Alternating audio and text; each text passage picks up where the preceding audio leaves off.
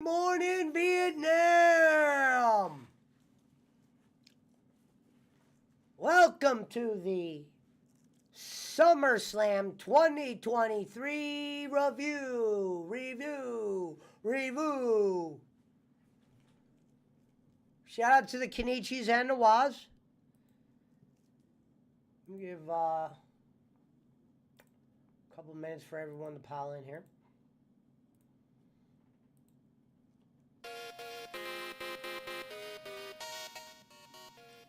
All right, there was a lot of people that did like the show.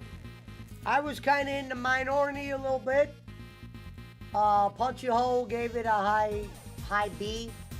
I would say B minus, teetering with a C. I'm gonna kind of dive into that a little bit. The whole general knowledge is what, Boss Man? Boss Man says B. You said B? Yep, B as in boy. Okay. I would say the one thing I think I said this a couple weeks ago is the bottom line is with today's wrestling, I'm just not going to probably ever like it the way I did, when I was younger. The True. feel of excitement, getting into a character, considering where they are with written promos on the WWE side. It might be hard to ever get into somebody, especially when somebody else is writing what you supposedly do well.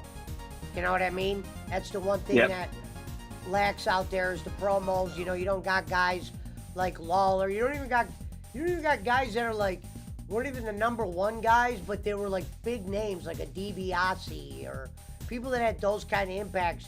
I don't even see guys on that level. People that you'll remember them in 20 years or whatever, or you might still buy something, some kind of merch, or remember their run. But I will say, the first thing is, they had Brock and Cody go as match number 2. Might as well have them start off SummerSlam 56, 59,000, whatever it is. Have them start off. That's not a big deduction when it comes to grade for me, but as good as Ricochet is, people would cheer Brock and Cody, and the place would have been extra loud. I'm not saying that it was quieted down by the end of that first match, but that match probably would have fit more at 2. Logan Paul and Ricochet was okay. I think the story leading up to it was probably the weakest thing. I also think Ricochet's also not used to being in those circumstances. This is probably his biggest pay-per-view match, even though he's been with the company for some years now. You know what I mean? So he's been kind of floating around. But second match was okay. The only problem with the Brock thing for me was it was just never explained why Brock attacked him. It just kind of felt a little bit forced, went on a little bit too long. This shouldn't have been 3 matches, I think. How it ended is good because if Cody would have lost him, he'd probably be hard to get the momentum back that he had, and that's going to be hard anyway with LA Knight on the up and coming. But the biggest problem with the show, I think for me, was a lot of guys, even though it was a long show, very long show, a lot of guys didn't get in there for such a long show.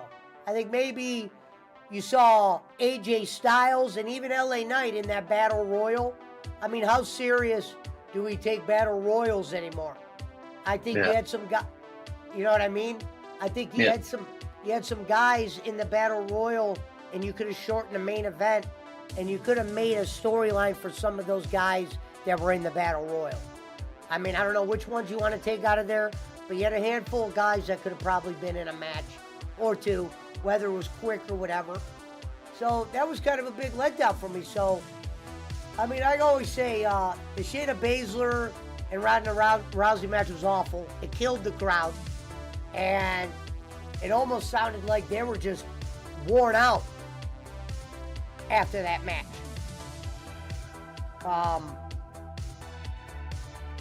59,000.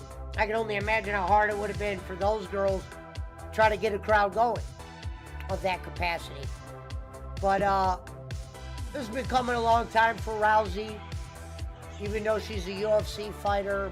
I mean, her in-ring stuff is from an eyesight, not like I'm saying, oh, she's a bad wrestler. It just looks, mediocre compared to Rhea. Like I said, stand Ronda Rousey next to Rhea Ripley.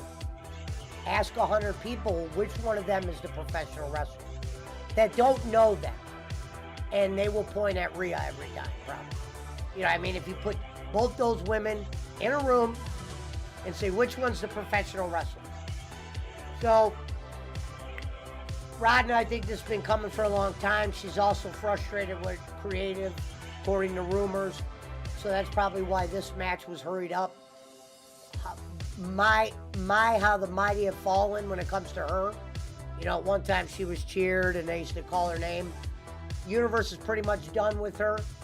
So she's pretty much probably an overpaid woman at this point. And she'll be gone. I don't know what you do with Shayna from here on. Like I said, I'm not a big fan with some of the women's shit, but sometimes if you use them right, like a Rhea Ripley, that could be interesting. You need to pair more of them with the guys. The Bianca triple threat. I always say triple threat for a championship match is always funny to me, because then that means the champion doesn't have to get pinned and you can have a lot of different things happen. In this match, I thought Charlotte was going to win it. It's obvious the WWE doesn't really take Asuka's title run serious. Because, what run did she have? She won the belt out of nowhere. Walked around with it. Nothing meaningful or interesting. You didn't have Sami Zayn on the show. Think about how hot Sami Zayn was a couple months ago. He was in one of the biggest angles, getting the biggest pop, got a title match. And now here's SummerSlam, whether Kevin Owens was hurt or not. You got to find a match for these guys. They're coming off that big bloodline story. Since they've been in that bloodline story, not much has really happened. Not their fault. Kind of repetitive. Sammy as a baby face, not as interesting.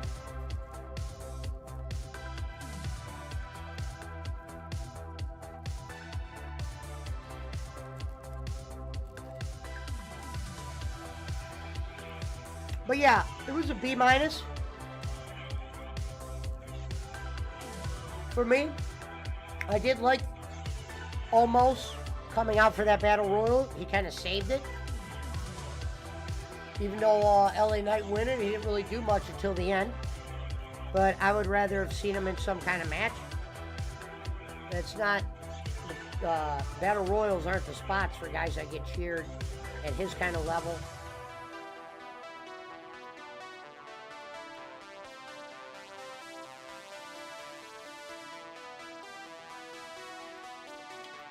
Pretty much, they're going to be coasting until their next big event, which will be Survivor Series or something like that. I don't know which big one comes next. But no one's going to be at that other one. Roman and Jay, it is what it was. Little surprised about the Jimmy twist. I don't know where you go with that. You went full circle. It makes very little sense, considering he didn't like him a couple days ago.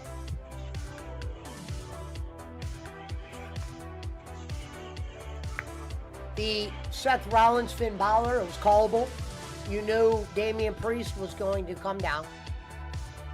And I thought it was awkward. It was like, he's throwing the case in. He's like, dude, it's like, let him just, he's not even in a pickle yet, Damian. You don't need to help him. I think it force-fed Finn the help there. When they do break up the Judgment Line, or Judgment Day, it'll be interesting to see how they break it up. Who will stay? Who will go? Will it all crumble?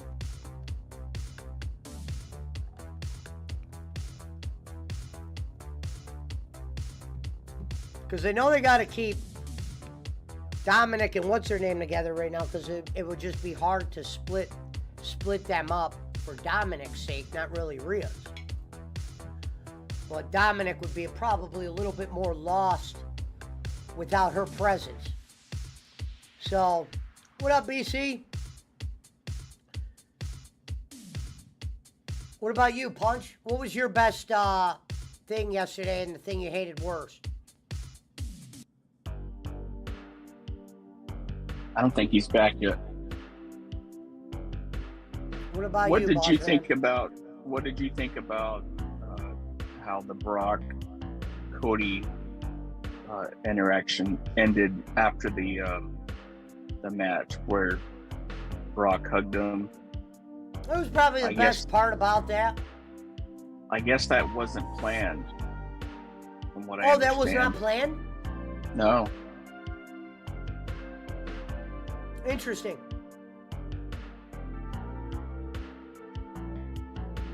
Fans will remember that for Brock's sake. Yeah. Well, like I said, Brock, I mean, yes, he does take losses, don't get it twisted. But Brock is usually a guy who didn't have to lose much. You kind of know, you like him being there, but sometimes a lot of his matches or angles he's in, it becomes repetitive because you know he's only part-time. So when somebody's part-time, you kind of know what maybe they have a great chance of winning or possibly how they're going to end it. Yeah. For such a big event,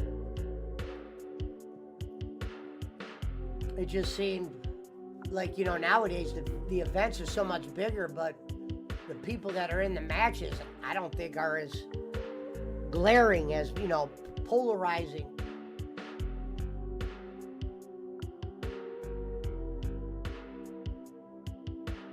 You know, and there's a lot of uncertain where you're going to go with guys. I mean, you had Austin Theory in a battle royal.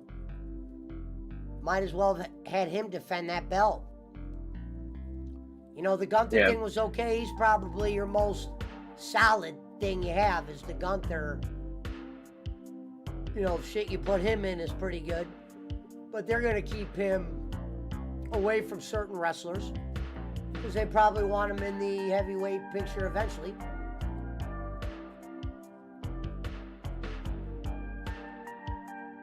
But WWE, more times than not, is doing a lot of stuff that you don't recognize. A lot of stuff that you question.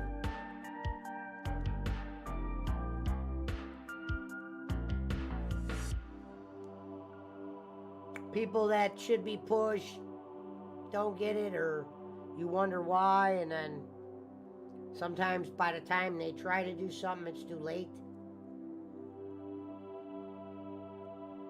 Because the reality is, not all windows for superstars stay open. Like, look what happened to Braun Strowman.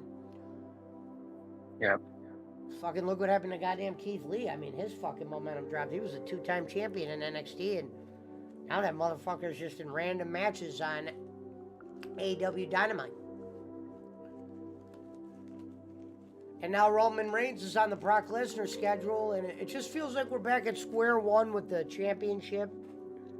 Like, I don't know what Roman Reigns' contract says, but if he's in contract for the rest of this year, then you know he's going to Mania with the belt.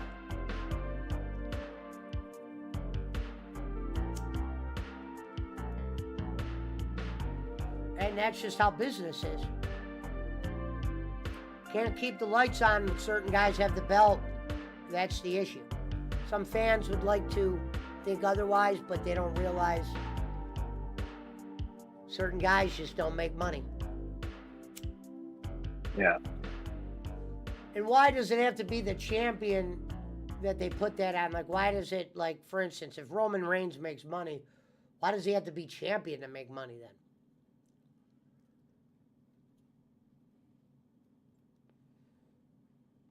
You know, it's very interesting to see where they'll go with Cody now that the Brock thing's over. Because even though it was a decent angle with him winning, I think there will be more interesting angles that he could be in, because when you're in there with a part-timer, and part-timer's Brock Lesnar, I think there's only so much you could do or say. With other wrestlers, you might be able to cut a little bit more promos, get a little bit more serious. You know, we know Brock Lesnar had no fucking history with Cody. Cody isn't the type of wrestler Brock would ever got in the ring with 4 years ago. Nah. Even if he did like the kid. That was just not a match, even 3. And Saudi, even though the fans probably don't look at it as serious, that's a big money night for them. So whoever goes out there usually makes big coin. Because I know Brock ain't going out there just for normal money. Oh, no.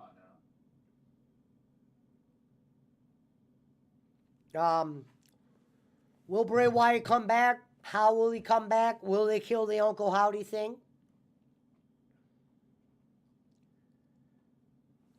Wembley for AEW is this month. And it's like, you haven't really seen too much promoting for it from AEW side. Tony Khan's calling it the biggest event of all time for wrestling. That's what he's calling it, literally. The biggest event of all time. I don't know if it's because they're going to sell the most seats or whatever, or blah, blah, blah. That's what they're calling it. Tony's a little mad about what Triple H said on the Cody Rhodes documentary. It's like, geez, Tony, you watching everything they're doing, man? It's like, have a poker face of some sort.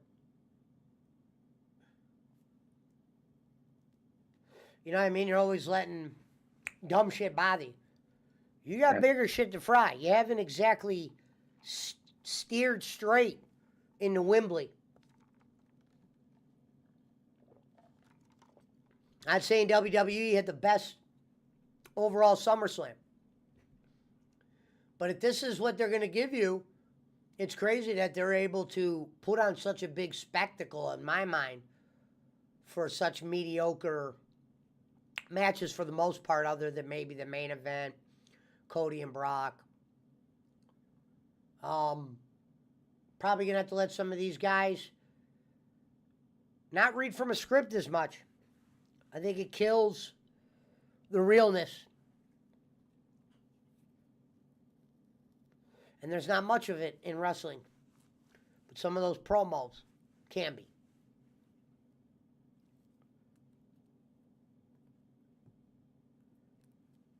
When you think about how long it is, the show was last night, you can see why they didn't have the Becky Lynch match. But there's an example of a lot of their big stars didn't make it to the dance this year. And according to, they have to share what they make. I wish Tony Khan had to do that, but I guess he don't. But Vince McMahon has to share what they make, and I guess they made record money. So I could call the product mediocre all I want. The fact of the matter is they're doing record numbers where it matters most.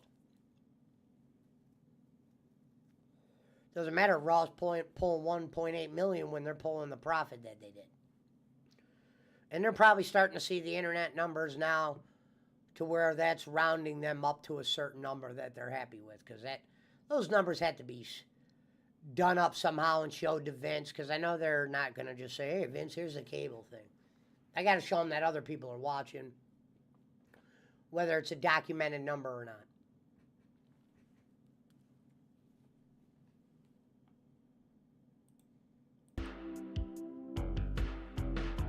They finally changed up the announcers. A little bit of an announcer shakeup. I don't know if they're getting rid of that one guy. Hopefully they are. Vince seems like at times he's afraid to put ex-wrestlers or wrestlers as announcers. I think ex-wrestlers as announcers sometimes do a good job as like a secondary guy. I'm not saying you got to make him the play-by-play. But boy, did he get really business when it comes to his announcers. These are guys like ESPN would hire. Like he's just picking from anybody. There's no character behind him anymore. You know, I always said, as good as Michael Cole can be, I grew up with guys like Gorilla Monsoon, Vince McMahon, Jesse the Body, Schiavone. It's going to be hard to take a guy like Michael Cole as a number one guy when you've listened to JR. And there's other ones too I just can't think of when I was younger, whether they were sit-in announcers or... Shit, I even liked WCW had Heenan, they had Larry Sabisco would step in sometimes. Larry Legend was a good announcer, I thought. Yep.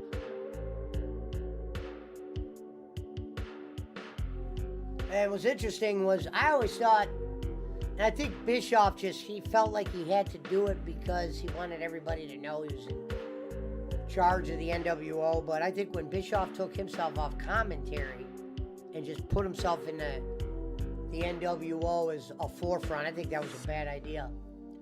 I think he should have just let the wrestlers talk then. He started taking a little bit of the spotlight, and not in a good way. There was fucking promos where he would start the show and there would be a motorcycle in the middle of the ring and he would just be sitting on it and he would just start talking about shit that you don't even give a... I mean, at this point, Eric Bischoff wasn't even really a big timer. It was just some guy that you're like, oh, this guy's running. It wasn't like he had history when you were watching him in the 90s. He was just some schmuck.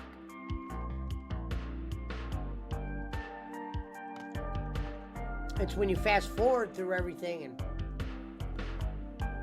he starts to gain a little bit of character.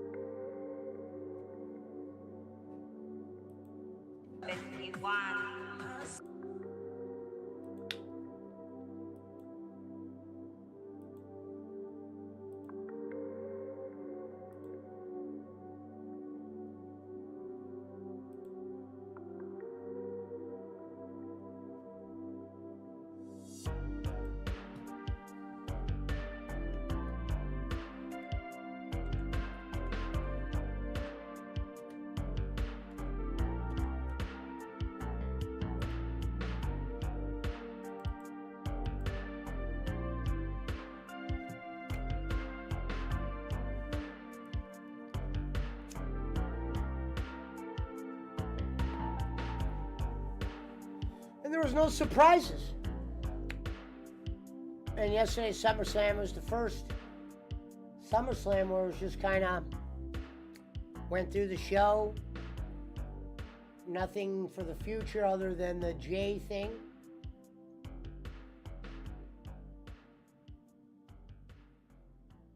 And for the people that might be tired of that, you really have no choice but to be, because there's really nothing else interesting that's going to kill time in the show. So you kind of still need something with that angle going on.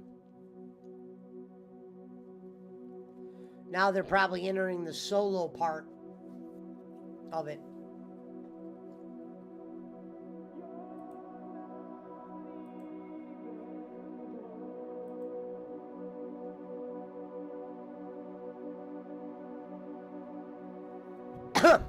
We're riding high, flying wives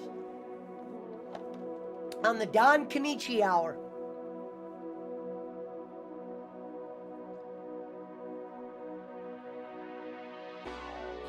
Oh yeah, I forgot they had the Io Sky cashed in the briefcase. My only thing with Io is when she just doesn't come across like a wrestler.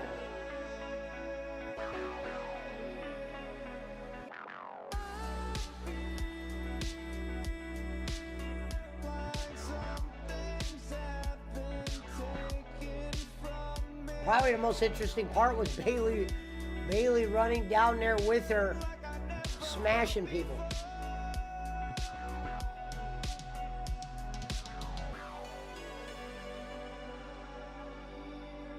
boy Karrion Kross was in Battle Royale. No sign of Scarlett. I mean, that's the best thing about him. They're slowly ruining that. If possible, it already could be over. Good try.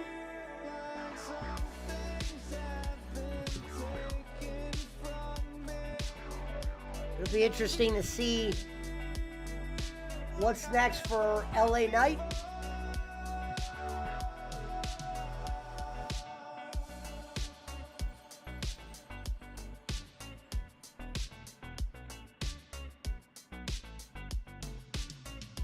He did better from that Bray match than Bray did. Think about that. Bray Wyatt was actually going against the right guy that night, as criticized as that match was.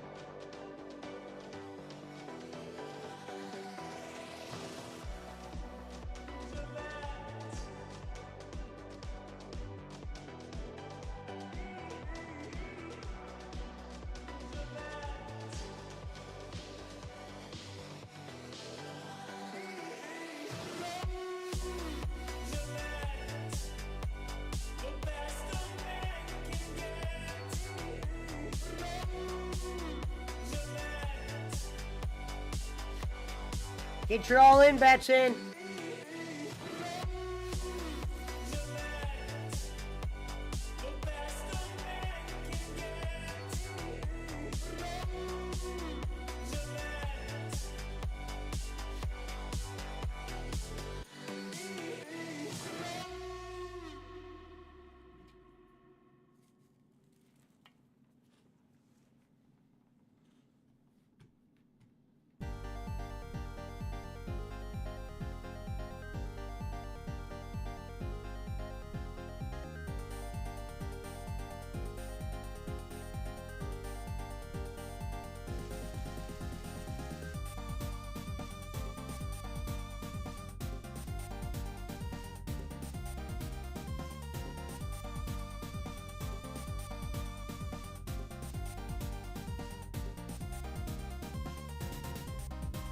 I wonder where that feedback's coming from. You there?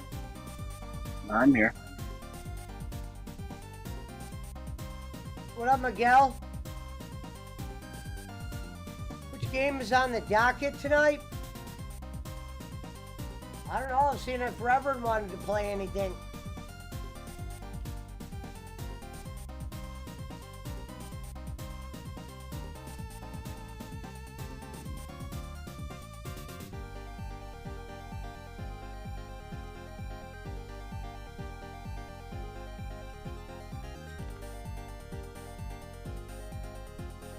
Thank you, Chef Travel.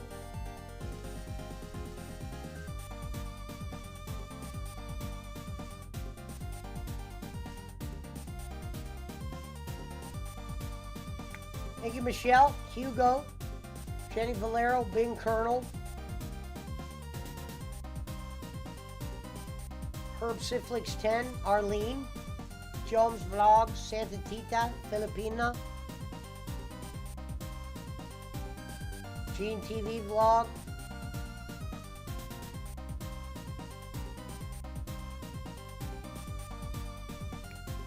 well, Punch is making some food or something. He's all over the place, said he's hungry.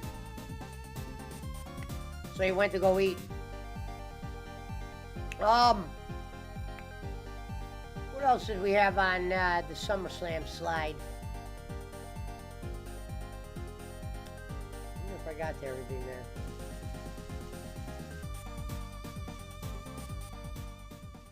Thank you, Lady Santa. Labs Gomes. Hello, Labs.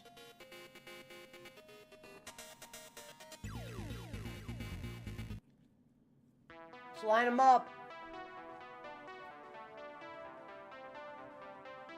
We lost Brad. Shout to 10 Snickers.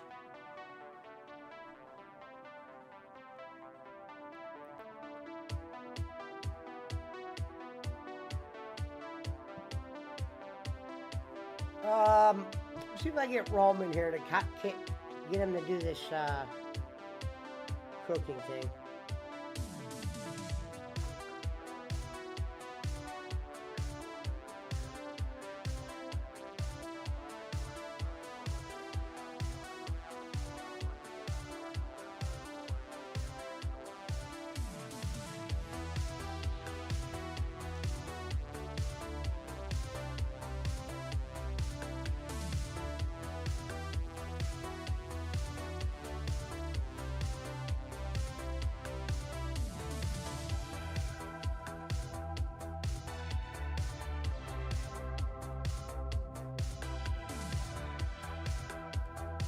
Shout out to Boy Con Vlog. Shout out to the Twisted Sisters.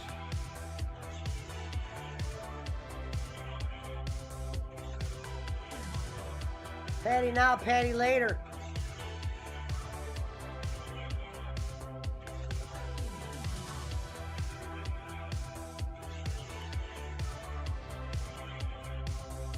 Oh, we gotta figure that one out. If I could just make that the Sunday thing.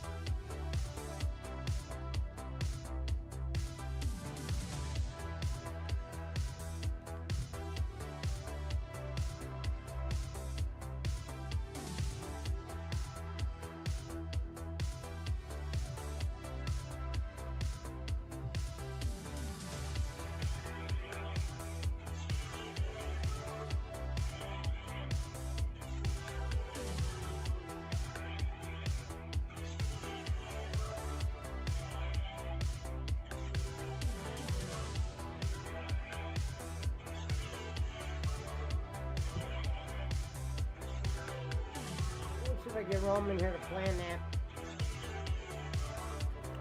So what's going on, boss man? You got the chat open? Yeah.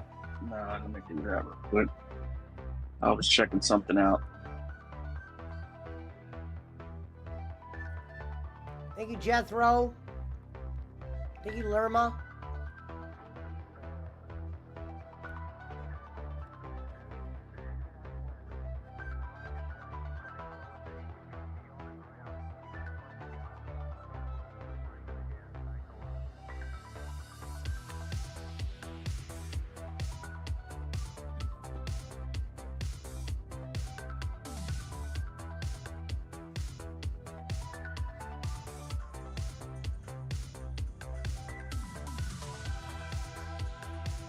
So, how do you think people thought or felt last night being at this pay-per-view for so long?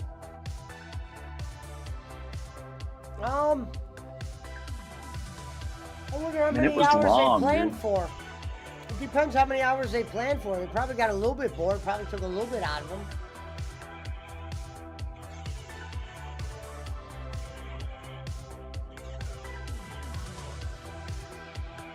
It depends. Maybe some people knew they were going to be there for 4 hours, but it's still a long time to be everywhere. What up, Yeah. Peso? Yeah, just do me that favor. If you're in Discord, just make sure you have the chat open so I still get credit for the Yeah, view. I usually do. I just forgot. Because Brad screwed me yesterday.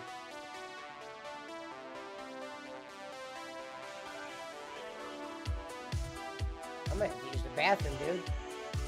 I fucking, well, you remember.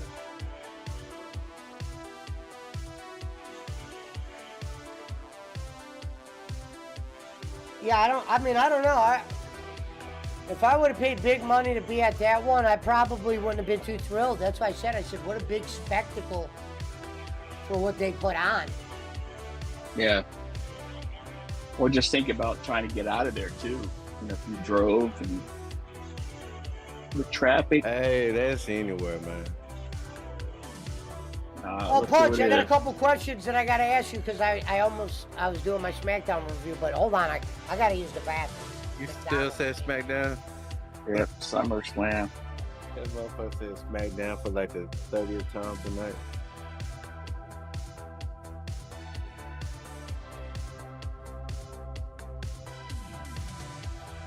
What'd you make, Punch? Right. I didn't make shit. I was making my homemade sweet tea with lemon and some mint. I ain't gonna cook till tomorrow. BC said like- Punch. BC said Punch is too busy texting Dion pics to Mermaid. Nah, she gotta pay for this. That's where you were, man. You gotta pay for this, you know what I'm saying? Yo, There he is. Who mom? This motherfucker taking the shit. The All chief is here. man, he just sent me a text message. So come on and hey, now that motherfucker in the bathroom. He in there doing with bowling. Yeah, she don't be in there taking the shit. You should have done that before he ate that nasty at McDonald's. Anyway, how y'all fellas doing tonight? I'm good. You out? You want you down for the night, bro? No. You want to chill out? Right now I'm playing some Batman. You want to run something tonight or what? Well, right now, I'm just now eating dinner, dude. No, not right now. I'm over here playing Batman right now. I was just talking about like later or some shit. We can hear. Yeah, cause we gotta do some real missions now. Cause I'm trying to get my shit up. I'm only like a level 5. I haven't really done any missions on the PC yet. I mean, I finished the missions before, well, the story mode, but I haven't No, I done ain't too talking much. about that. Oh, okay. I feel you now. I haven't done too many of the online missions. Shit. Yeah. I was just saying, I cause really want to do that bank one. Not the bank one, the casino heist.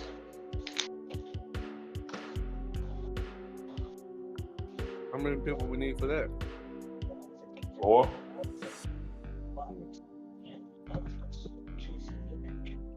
Well, Frank said he's getting trying to figure out a server. That way we could be on. cool. I would love that.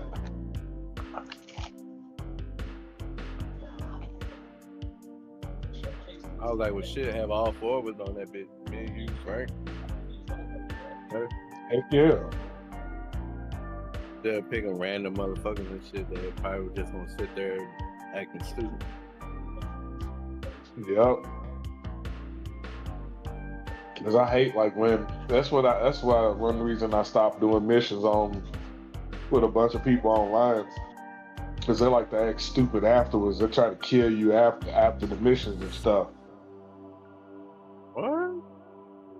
Yeah.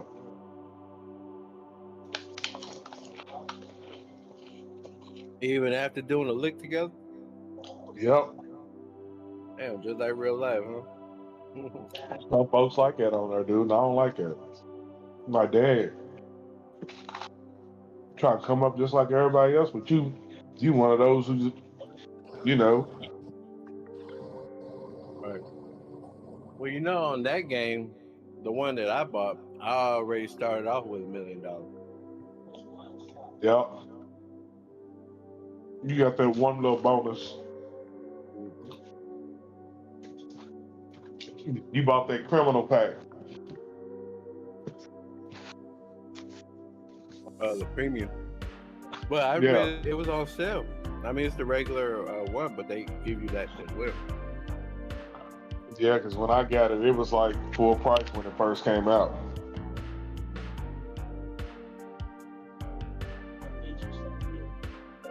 Pay $15 for it. It's on sale $15. Yep.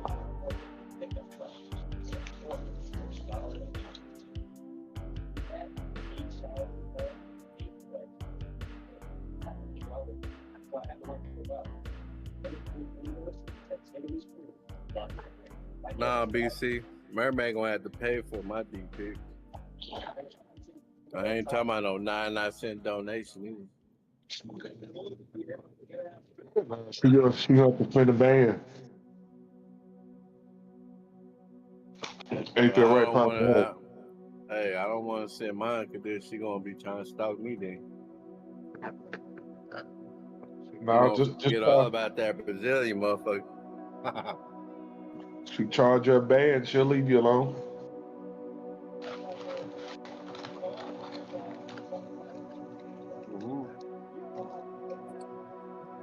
I mean, hell, if a bitch gonna give me 1,000, I might fucking stalk her. You know? Man, what's up? Shit, you know, little low. Nothing to you. But I can't There's a trust problem. someone like that to give me a wow. You know what I'm saying? Maybe at income tax time. That's the sugar mama. Ain't no sugar there. Gotta have the light on first, motherfucker. That's that sweet little mama. That's that stevia mama.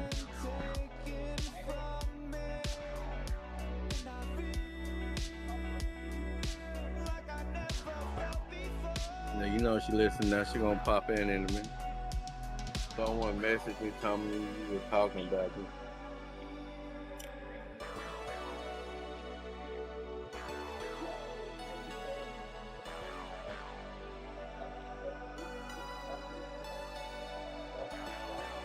Oh, if she keeps her mouth shut, I'll leave her alone. I'm encouraging all shit talking. I can withstand all that shit. At the end of the day, No, Pancho Ho, you know what situation I'm talking about. yeah. I feel you on that. As long as she keeps her lips closed, I ain't gotta tear into her. Alright, I'm back. Sorry about that. I had the shit. Alright, so No shit. Roman, I was gonna ask you was Sunday I was talking to Schmidt. Not this Sunday, or yeah, oh no, what's today? Sunday, yeah, next Sunday, obviously. We're gonna try to do the cooking thing again. Would you be able to come on? The what? We're gonna cook again on stream. Are you able to come on that night and make something? What's next Sunday? The 13th? Yeah. Actually, I have to be somewhere at 5. Oh, okay. because I have to. Actually, I have a concert to do at 5 Okay. in a park. No, I get you. I know you're busy on Sunday. If I didn't have, to, if it was a little later, because they said I was supposed to be like the first person performing. Okay. So I'm saying my set probably be roughly 45 minutes, maybe. Well, for some reason, if you want to, let me know if you get. If Yeah, I'll shoot you a message. Just remind me if you can. Yeah, no, I will. I'll probably message you on Saturday.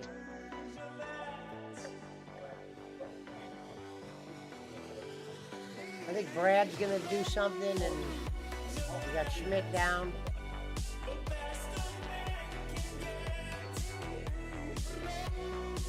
It'd be good to have like 3 though.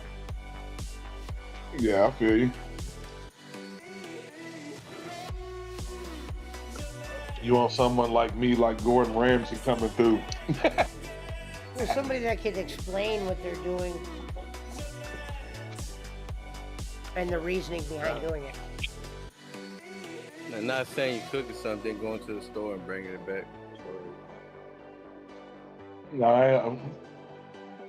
Pesci, know I don't do no fake and bakes, really. Yeah, That's that Boston and shit. that's why you would have been perfect for the show.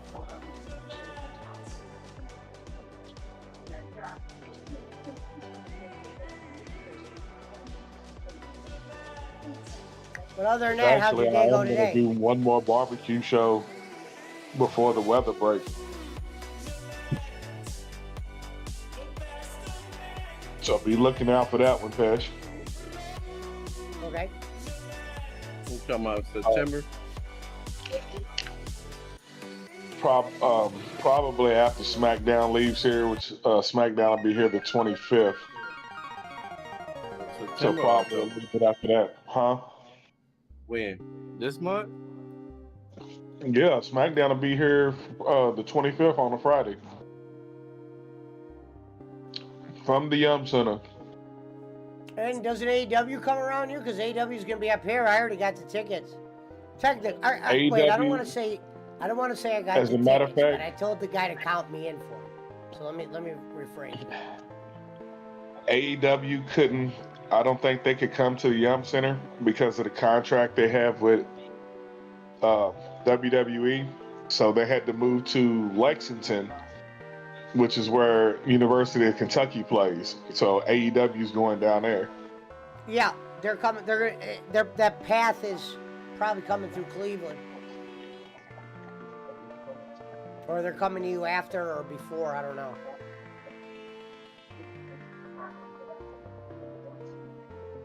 Well, I'm telling you, I used to have a problem with Popeyes on a Sunday.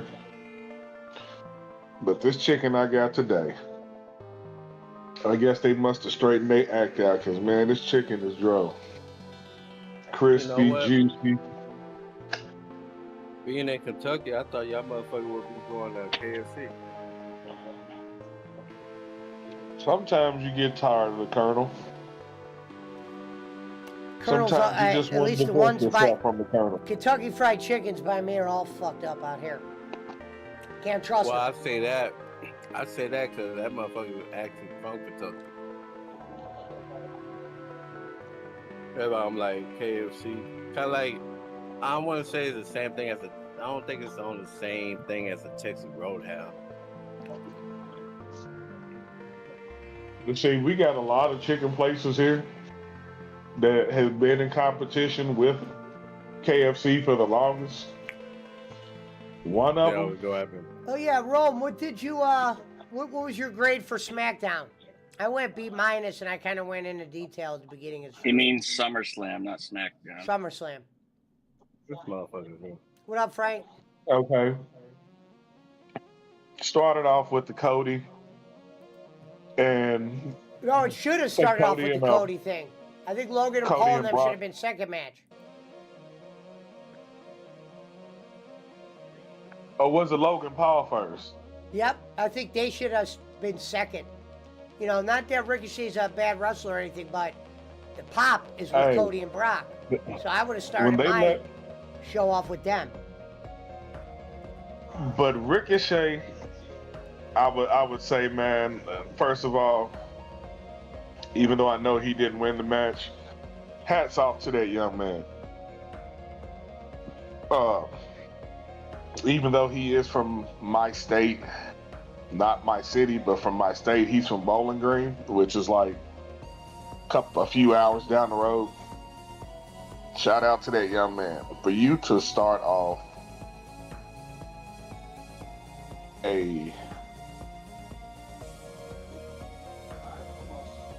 starting off a wrestling pay-per-view, that's an honor, first of all. Because they could have put some whack match first. But they gave it to Ricochet and Logan Paul. I'm not a Logan Paul fan. I don't care for Logan Paul. I don't care what you say about me saying this, but I really don't like Logan Paul or his brother. Both of them are a piece of trash. Okay? I just said But- they should have started off with Brock and Cody. Show went a little long I'm for glad me, they too. started. I'm glad they started off with Ricochet and Logan Paul. Got that out of the way. When they came out with the Brock and Cody, that was in the right spot. I'm glad they didn't put, the women match second. You know what I'm saying? Mhm. Because that would have killed everything. It would have been What was hard your for them least, to keep least that flow. favorite match? What was your least favorite? My least favorite match. Oh man. Let's see if we have the same one here. I'll tell you mine after you say yours. I mean, the Rumble was okay. They gave a push to LA Knight, which Oh, Rumble was he's fine. I thought the almost thing was stole the show. talking about almost. Yeah, I thought he stole the show. I like it.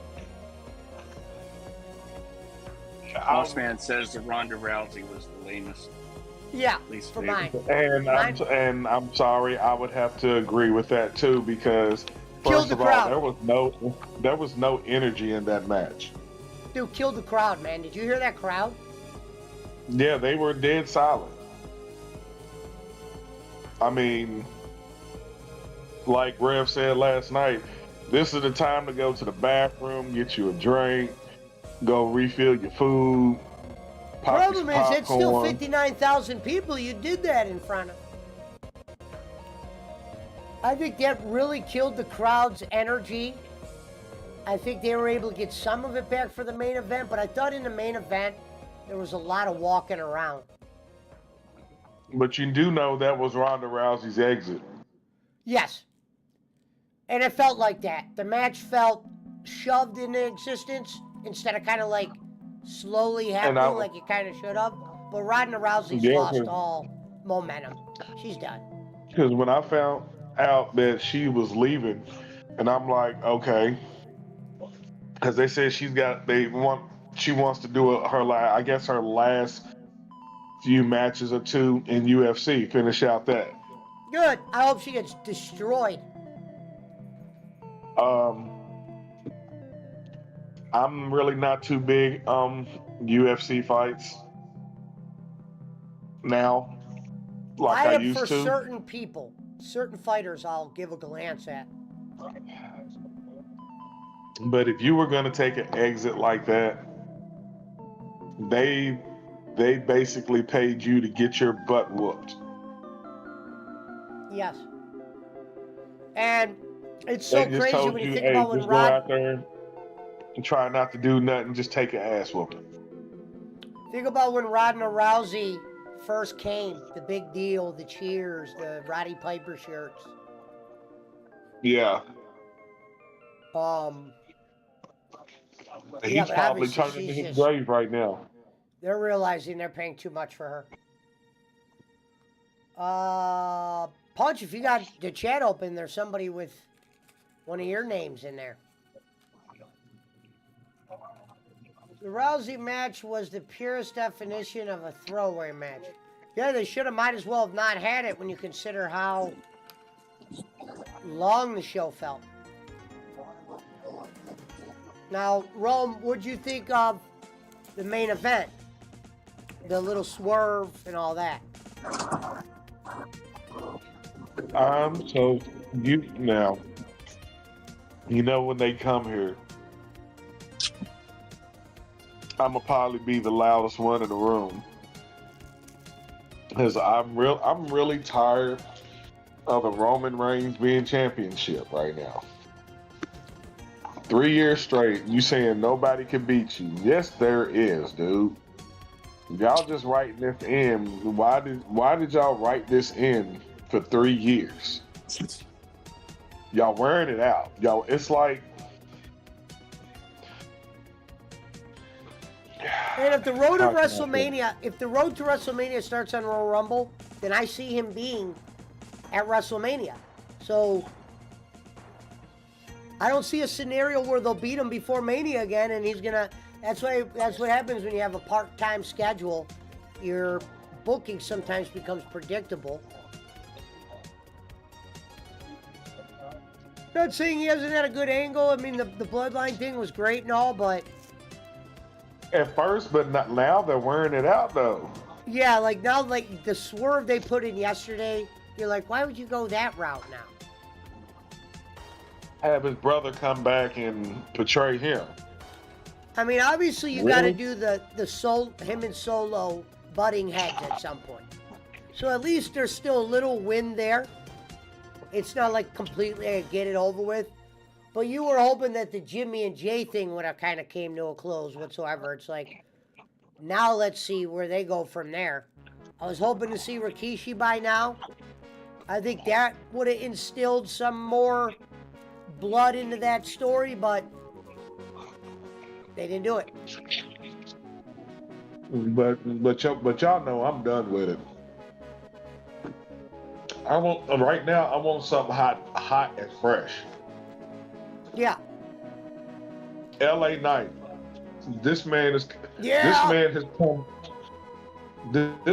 come from a dude who I didn't know, didn't like his character at first.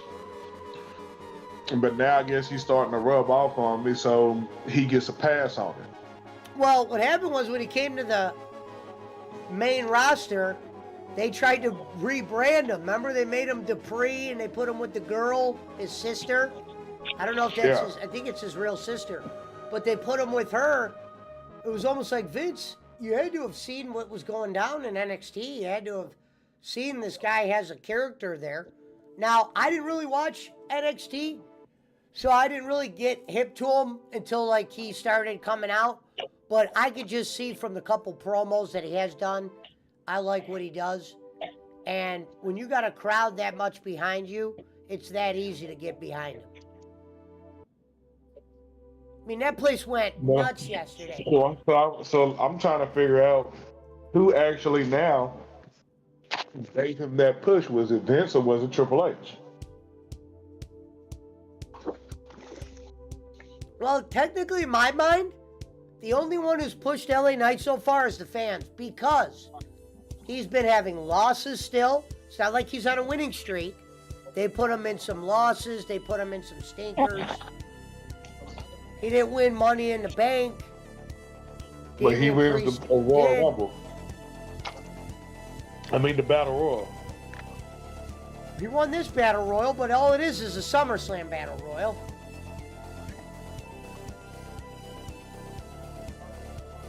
We got to see.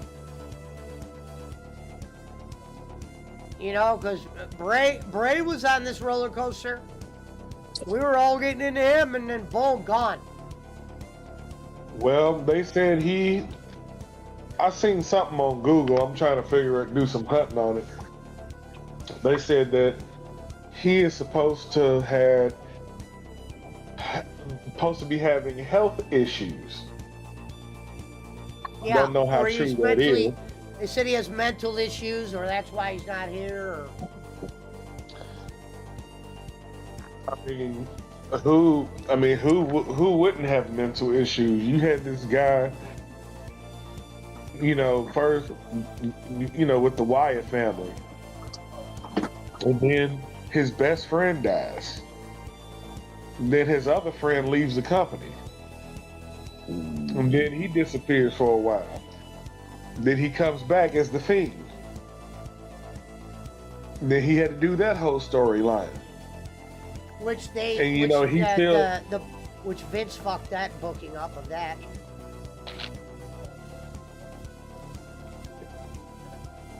And from what I'm hearing Goldberg from beat him in him, Saudi for the championship. That should have never happened. yeah, and I'm like, you had this man playing a Fiend character. He said that's what he created, but he really did not want to push that. Like he said, he didn't really want to be the Fiend. Frank says, But yeah, he's Vince going to be kind of out with pushed him health into issues. it. Huh? 50 says he's confused with the Jimmy betrayal. I think we all are. I think that's them trying to extend something that... What was supposed to happen yesterday in my book was not have it end, Well, but was go supposed to in, come out. you're supposed to go into the final stages, the solo. Yesterday was supposed to end with, I'm not saying Jay was supposed to win, but end the match with it going into the solo Roman Reigns part of the story. This should have been more about that. We'll see what they're going to do with it. The Jimmy was a little confusing. Yeah, we'll see how this new stuff is going after tomorrow. What up, Marco Rebel Games? Marco Rebel Games says the Bloodline thing is getting a little bit boring. I would say it's getting boring. We're just kind of ready for the next element. Sometimes it's predictable. I think people were looking for a little bit more shock value last night. It's been such a success when you think about how boring normally wrestling can be. But since the Sami Zayn part has ended, yeah. Yeah, It's they gonna said, be Jimmy, and like you Jimmy said last versus Jay night, at there was WrestleMania. And it's like y'all said last night, there was no tag team action really last night. No, that's why I said you didn't even have Sami Zayn wrestle yesterday. Think about the booking, biggest,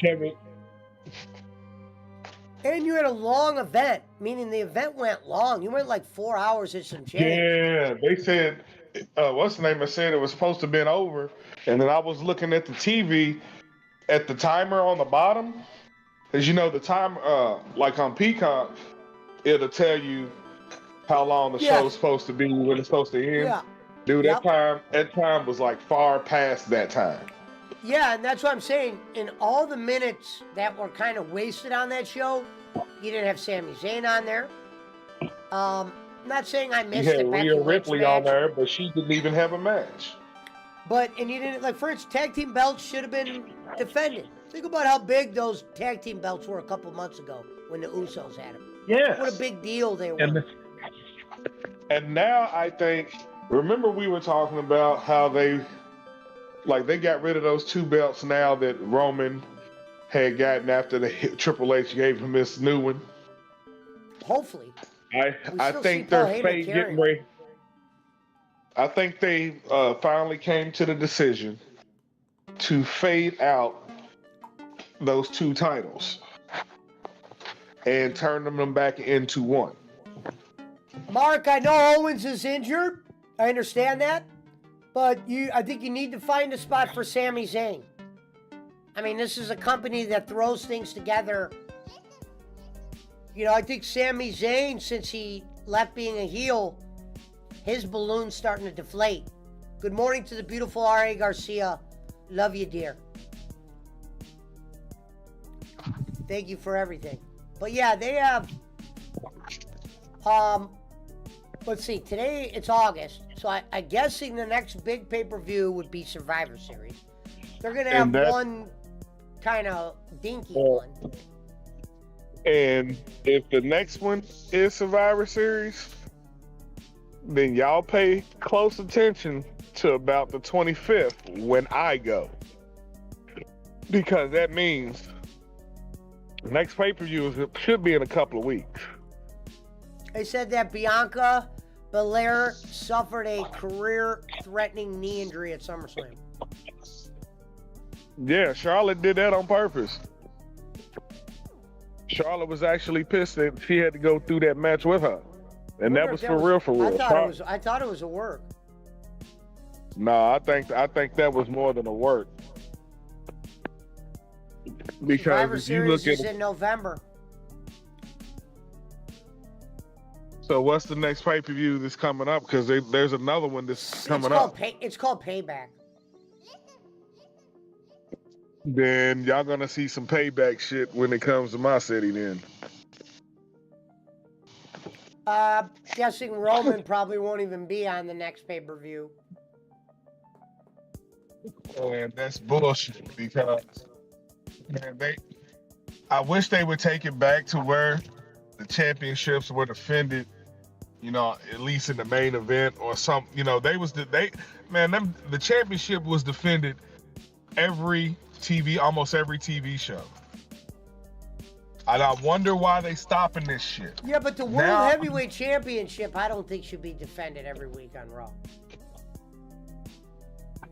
Talk about the one that Seth Rollins got? No, I'm saying any heavyweight champion, even that one, if they defend that weekly, that heavyweight championship, that'll get watered down. You defend like an Intercontinental or a United States.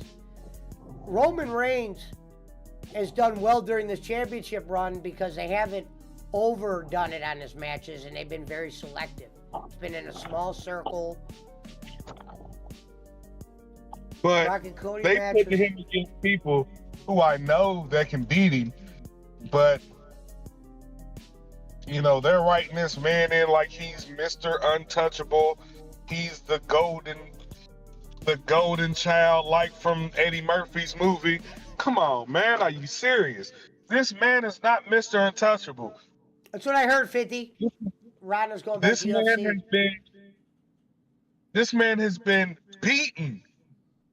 But every time he gets to the point to where he's getting ready to get beat, here comes either, you know, the Usos, or here comes Sikoa, or Paul here comes Heyman or Kane. Yeah. And I'm tired of seeing that shit. Let this fucking man take a loss. If y'all really say, you know, y'all want his character to be like that, let him work his ass back into it. Hell, he gets a rematch. Yeah.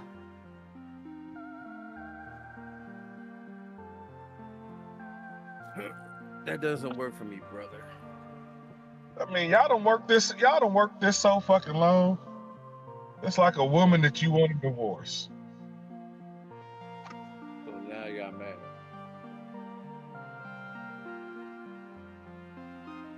You know he was holding that bitch till WrestleMania. I don't understand why you got tripping. When he come here, he might not have it. Y'all know what the plan is. He's going to give it up on the 40th. WrestleMania 40. Yeah, but the belt shouldn't be defended weekly, though. Have some meaning behind it. I mean, it's Seth Rollins that defended his on TV. Why can't this motherfucker? Last time he defended it on TV, I can actually answer that question. Because they don't see, that's why Vince makes that Seth Rollins championship so they could just defend it every week, because it means nothing. Because the real champion is Roman Reigns. That's why I always said, if there's two belts on your program and Brock Lesnar has one and you have another, Brock Lesnar is your main champion. There's no, we're co-champions. No, Brock's your head guy. Roman Reigns has a belt. AJ Styles has a belt. Roman Reigns is the head guy. I don't know why they feel like, to please the fans, they make a belt with less meaning just so it could be defended on Raw and shit. Look, we're defending a championship on Raw. I'm not saying Roman shouldn't have to do that. I think the belt should be defended on Raw maybe once a month. with a little program in between, maybe have 2 matches.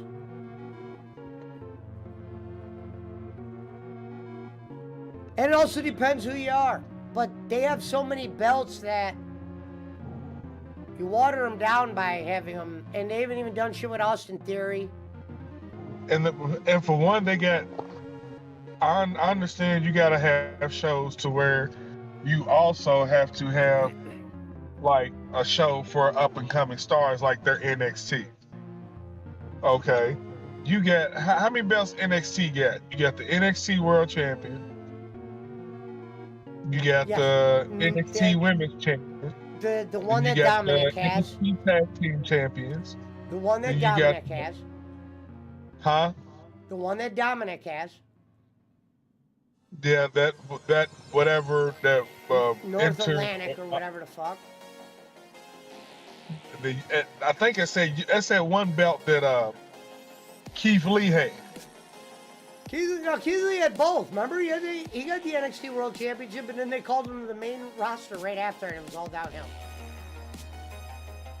Literally downhill. Like he almost didn't stand a chance.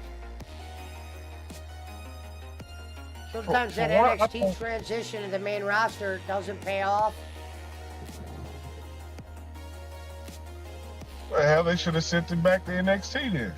And now, with Dominic helping raise that rating on NXT, and they got over 700,000, and they're technically only 100 and a few thousand away from AEW, expect to see more main roster stars on NXT going forward. So this point forward, they should forget certain stars is on certain shows. They should go back to where it's just all one fucking brand. There's no Raw brand, there's no SmackDown brand. There's no... I've been screaming that. It makes no sense. Have your best guys on Raw, your best guys on SmackDown. Deal with it. You only need a few belts. Like, I wonder how much money they get.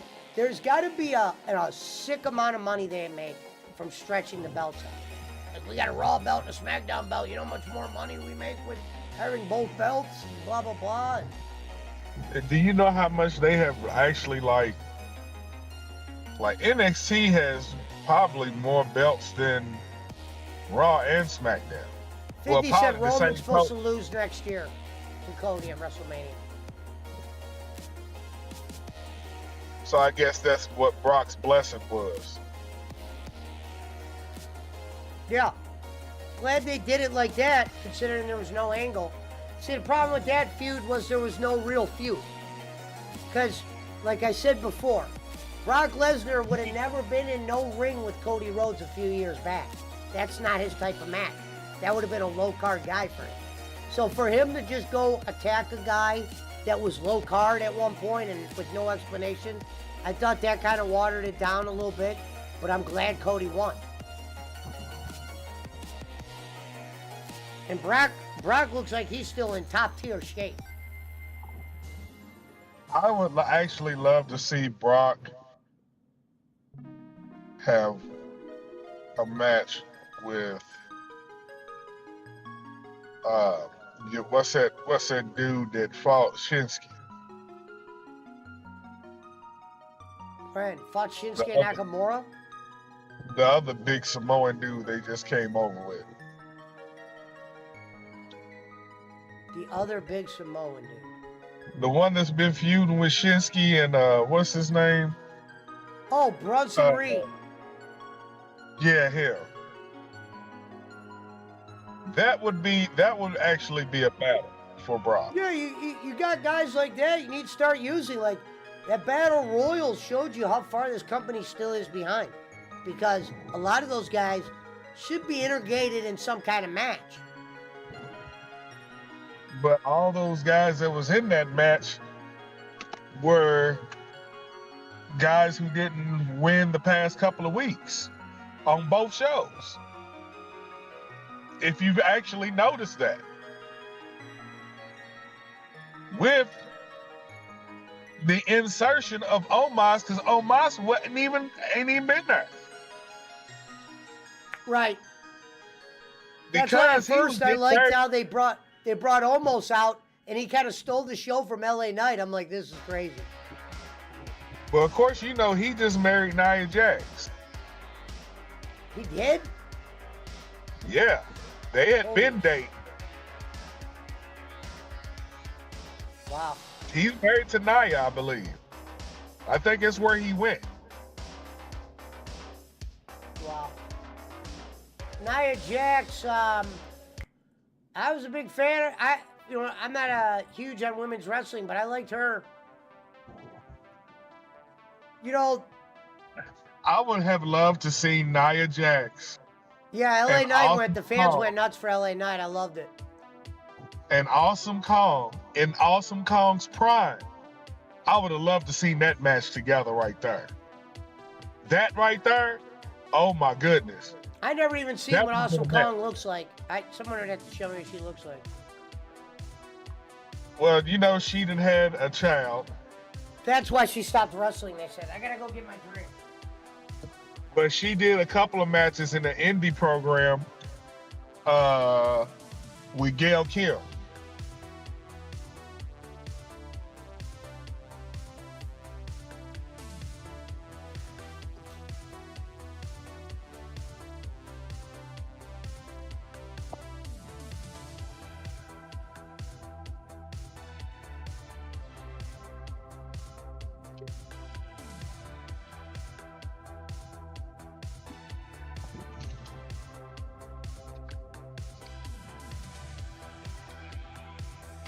All right, I'm back.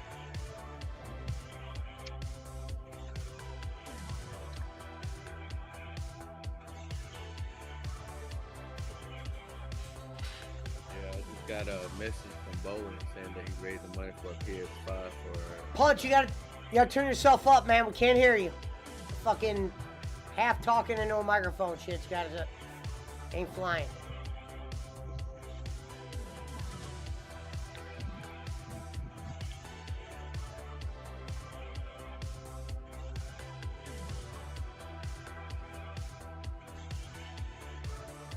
But yeah, I would say overall, for as many people as they knew were showing up for this thing, mediocre.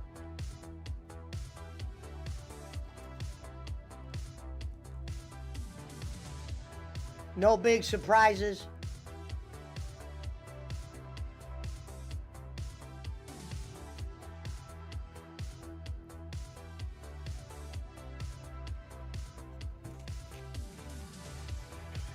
Io Sky, problem is, if she's by herself, I don't know how entertaining this woman will be by herself. If it wasn't for Bailey, I don't think she would have cashed in last night. That was the best part about that cash-in, was Bailey running down the ramp, smashing people.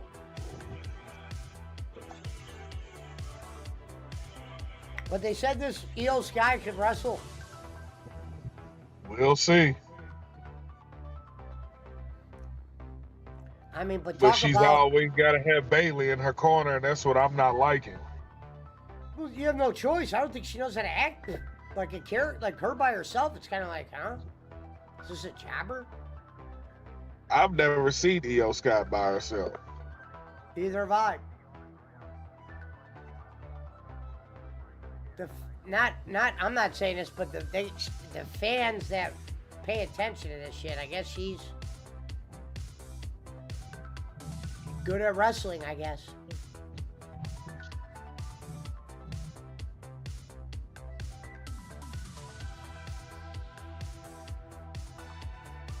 At least they got that cashed in and done with.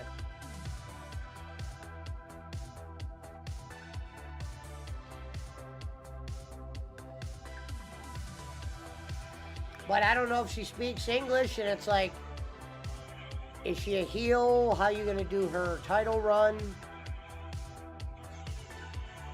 I just think you gotta have some kind of pizzazz if you're gonna be champion in a sport that does fake endings. Meaning, no matter what you look like in UFC, as long as you're fucking the other guy up.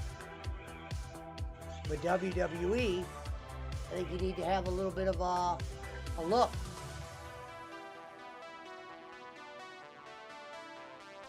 And EO yesterday looked like you let your kid out of the, outside to go run around, and she was just running around. It was like they helped her down to the ring. She looked like the Make-A-Wish kid that got to cash in the money in the bank for his Make-A-Wish. Punch, are you there? Yeah.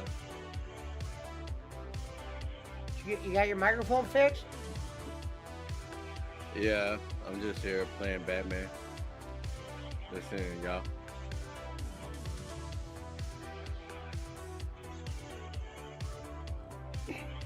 What'd you think of EO Sky? She thick to me. I like thick Asian women. She looks small to me. Well, I mean, I think she's 5'1" or some shit, but to go early, she's like a Hold on, let me, two-time NXT champion, so. Let me back out and come back in because this mic is like too sensitive. All right. Mountain Timer says Bailey is still there. Thank you, Susanna. Yeah, but she injured, though. She won't be back till Royal Rumble, probably.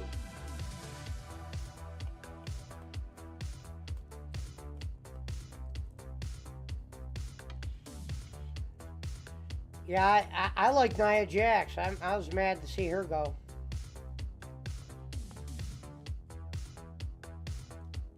You're probably the only one. I haven't seen Alexa Bliss in a while, but that's why they got Liv Morgan. Liv Morgan's just there, stand-in Alexa Bliss. She ain't coming back till after Royal Rumble. Uh-oh. She's pregnant. Alexa Bliss is pregnant right now. Oh, Punch, somebody with your troll names in the chat. Oh, really? Yeah.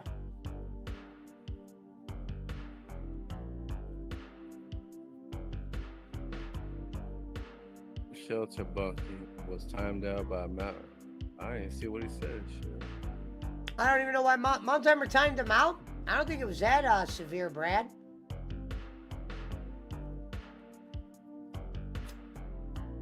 He said, tell the truth, Punch. That wasn't why you were quiet. Okay. I mean, it don't bother me. You can keep. Are you alright? I'm just chilling. So, pretty soon someone's gonna block you. Go ahead, get your lid up. Or like Bowling said, get your shit in. If they want to pay Go ahead, get your shit in. they want to pay Yeah. $3.99 to get their shit in, go ahead. We help a lot of good people around here. All of them. Yeah, that's just someone saying hello. You know how Brad is. He's got one hand on the bottle, the other one on his phone. He said that's just so. That's probably Gonzo, because he's on him and Mermaid are the only two that keep bringing up my roommate and the Shelter Bunky, which y'all can't show your cars up here, brother. They're showing your car.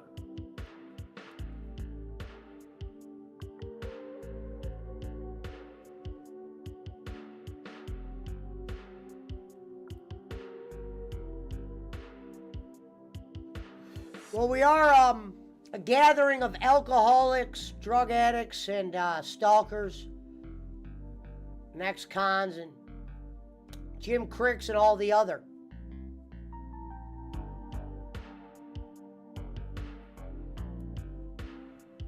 But yeah, overall, I almost called it SmackDown again. SummerSlam, mediocre night.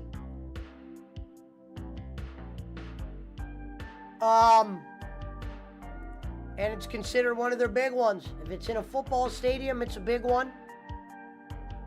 Shout out to football, be back next month. Expect ratings to go down. Expect AEW to get pretty much knocked off the block once Saturday night college football's back and rolling. Oh shit, Ariel is around. Not to Voila. disappoint you, Great Value, but my life doesn't revolve around you. Yeah, but he did say it could be Ariel, and you were happened to be here, Ariel. That's a crazy coincidence. Every time though, damn. Gonzo Well, said say if it's me, he would tell you, and that is true.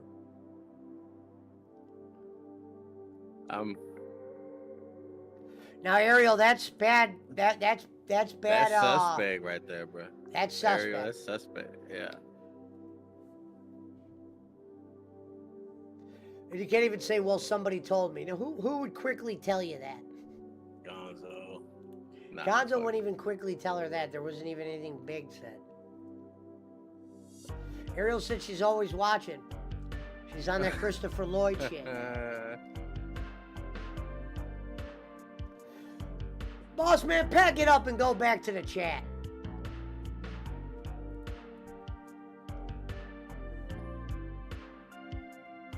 Well, what'd he say?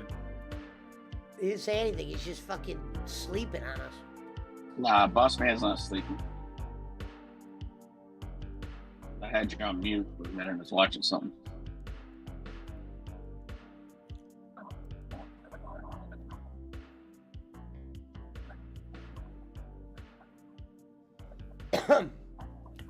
What about you, Punch? You want to cook for the cooking show? You know what, Gonzo? Ariel, I was gonna say something, but I was like, nah. But you know what? It's Saturday, it's Sunday. When you said, how can I hop from one name to the other? I was gonna say, well, the same way you hop from one dick to another. But, that would be too cruel. She said, how could I switch accounts that fast? It's easy. Hey, same way you hop from one dick to another. Come on. Get your head out your ass, Ariel. I just want to see you happy, that's all.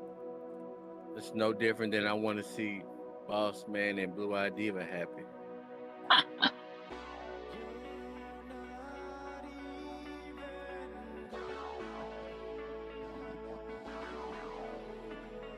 I have some bad showings, but I don't think I had some showings that bad.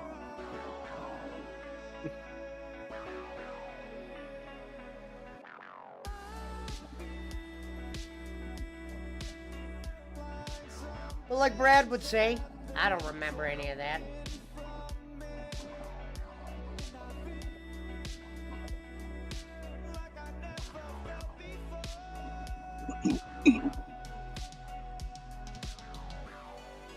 She said, nah, that's you. I heard you can pop lock ABD drop it.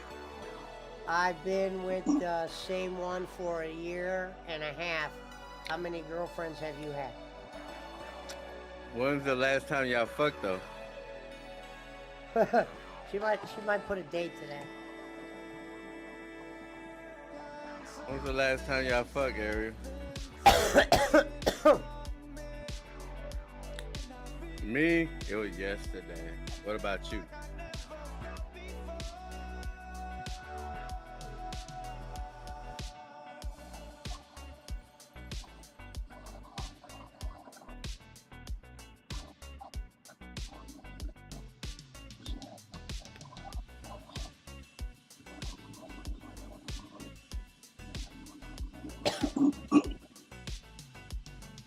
About 20 minutes ago. When was the last time you got some?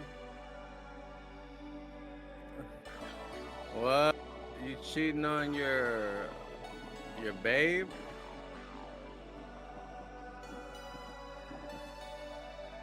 I thought you was with Pena, mermaid.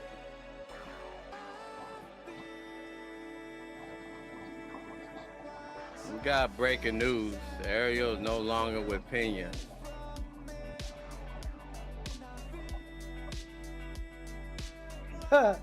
He said, I am. She's talking about Pena, obviously. Punch. Put the building blocks together.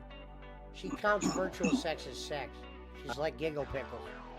Put the square block in the circle hole and don't fit.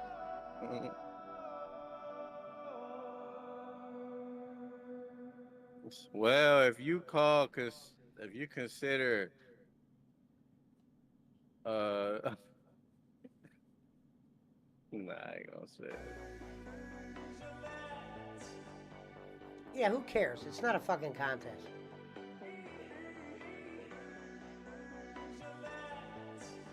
No, the Ariel, the Kool-Aid closes soon. This Sunday, right? Ariel, I don't think eggplants and cucumbers count though, bro.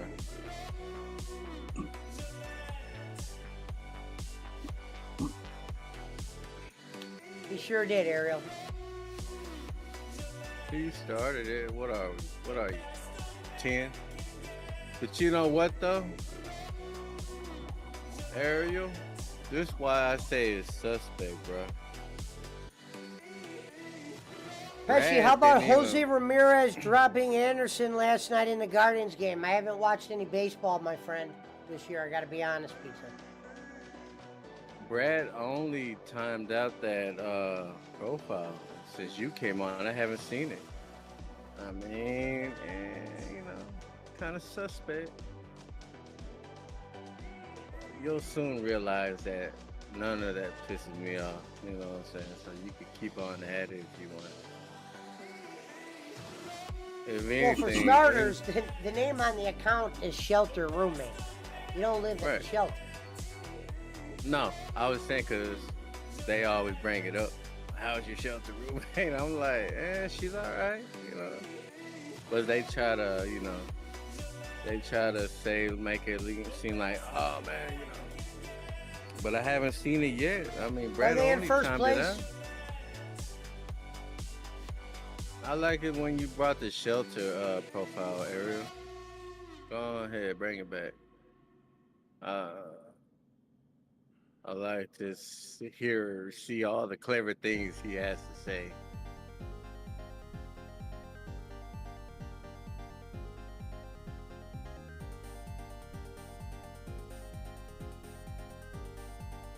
Gonzo said Anderson can't fight, but all that was Ramirez's fault. Uh-oh. More here. Hey, man, shout out to the Smoked Wisconsin cheese. Smoked Beechwood, Wisconsin cheese. That shit's so fucking good. I don't know why the fuck I've been settling for that Harvardy cheese and shit. Gonzo said Shelter Roommate was funny 2 weeks ago, not so much now. True. I gotta be honest, Gonzo, coming from the bowling alley, I'm over troll accounts. For me, I'm it's just kind like, of pissed that all my shit, like all my trolling accounts, not even that funny though. I mean, you know, I liked it better when it was Mountain Timers Change Club funny, or Leave My Daddy Alone funny type shit. You know what I'm saying? yeah, a lot of repeating. I mean, the Shelter Roommate, man. Come on, man. Come on, something.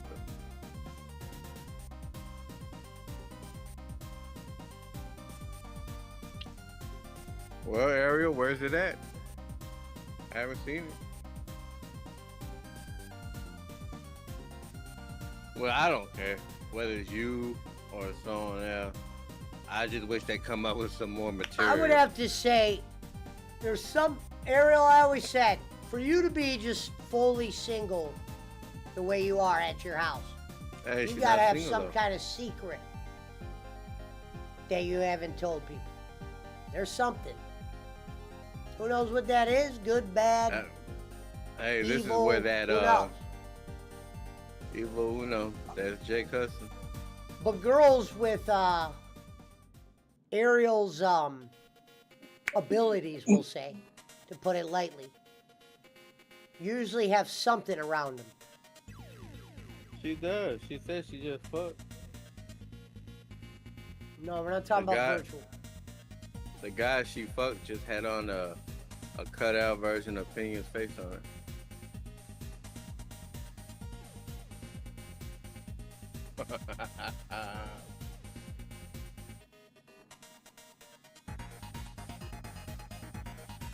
We're not talking about eggplants and cucumbers over here, Ariel.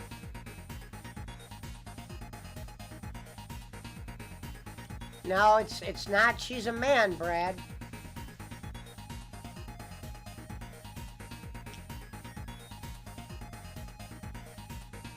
I have no ambition for anyone else. Liar! Mike don't have enough money for you to be with him forever. You could be bought. Yeah, and why is it that when you're trying to raise money, he's encouraging you instead of, here, baby? There's nothing wrong with it, Ariel. Maybe I am wrong. All I'm saying is, if a girl gives me some pussy, then I'm gonna help her out with her bills. That's all I'm saying. She said I have a job. Yeah, I mean, but that's good. But you like had I a nice said, run without one. Me personally, like I said, if I'm fucking a bitch and she giving me some pussy, I don't got no problem helping her, baby. Here goes $5 for your 4 for 4. You know what I'm saying? I ain't got no problem doing that. Throwing down, as we like to call it. There's got to be a skeleton somewhere.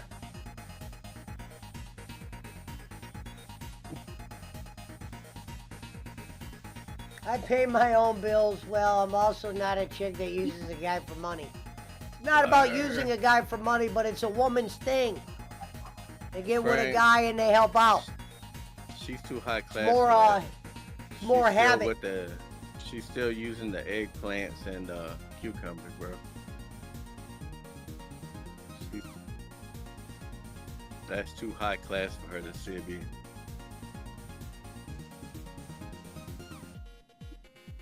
I have 6 toes. Yeah. I was trying to answer that one myself one day. I was like, there's gonna be a reason why she's keeps it virtual. Hey, safe sex. Don't gotta worry about no virtual diseases. Could it be reputation? Man, you know what? Adding mint to your tea, that shit tastes so fucking good.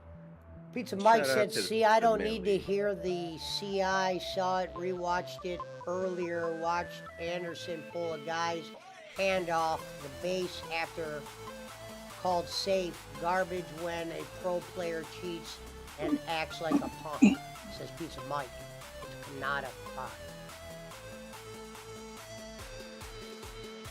Shout out to Ariel, the wrestling mermaid. Paranormal perspective. Jesus. How the mighty have fallen. I like the better wrestling mermaid, Everybody did. even though you never talked about wrestling. What was her name in the Russo clique? Oh, what? Just happy with what I got. Alright. That's fair. Yeah, I can respect that. And to be fair, Ariel, I have secrets why I'm single. Some people know them. Some people don't. But there's probably a list. See, I'd give you 20 reasons. Strong ones. Most females don't like the fact that I smoke crack. So that's like 98% of them. That's why I hang out with dope fiends, because they don't mind it. As long as they don't try to kiss me. It's hard to kiss someone with no teeth. I'm just saying.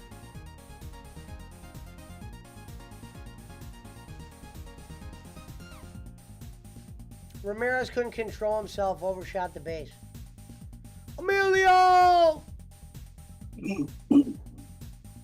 Remember Night of the Roxbury when Will Ferrell and Chris Kattan kept telling the Emilio Estevez story? That was great. No, I never seen it. Is it GP or woman? She definitely is being passed around from Boss Man and Punch these days. Yeah, it's hard to trust her. Like, I tried to go there the other day and Schmidt's truck was out there, so. Oh yeah, I it's was Schmidt. like, Schmidt's her I don't know, her fucking overseer or her virtual bodyguard. Yeah, you remember that Pizza Mike Emilio? And then he's having sex with the girl, and then he starts telling the Emilio story, and he even does the Emilio, which is kissing him. That's great. Was always be summoning Schmidt, but she never returned my phone calls.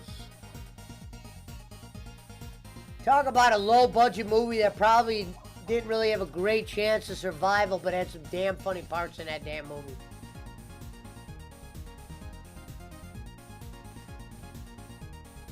He said Schmidt's truck. Yeah. This truck be out there, bro. You know what, though? That catfish frying motherfucker. I can't hate on him. That's what she likes, then go on ahead. Just because I don't know how to cook smoked salmon. I can't smoke salmon, baby, but I can make a mean brisket. True story. Shout out to RA. Shout out to Barkley, wherever. Barkley said he was going to show up for SummerSlam. He never did. Both men staying quiet so he could screen record everything and show both. Barkley will show up at like 2:30 when everybody's asleep.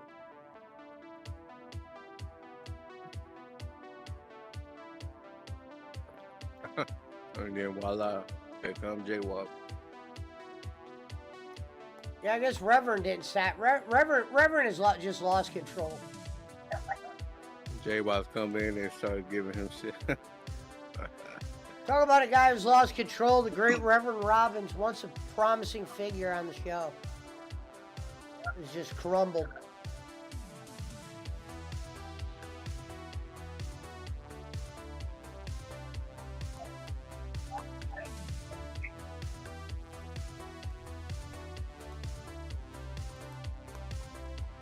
Ari Garcia, who sits on somebody got her a gift chair on her stream, and the chair literally lights up.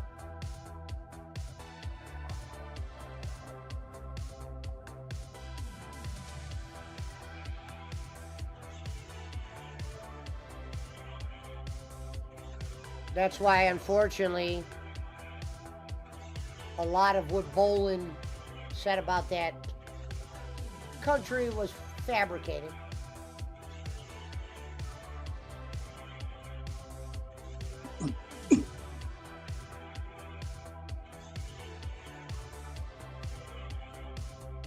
And now supposedly we have breaking news. I hope this was just the alcohol talking. What's funny was, so Schmidt and Jacob Waters were in here last night. And Schmidt goes, I guess they're still trying to link up Jacob Waters with Bolin, have Bolin do a show on Jacob's channel.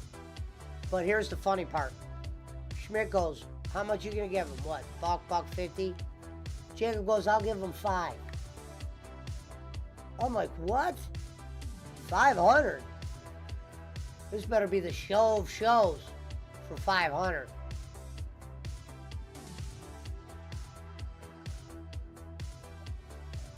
Yeah, like, I don't know about it. Well, hey, I mean, if you like it, I love it. But I'm like, bro, what are you doing?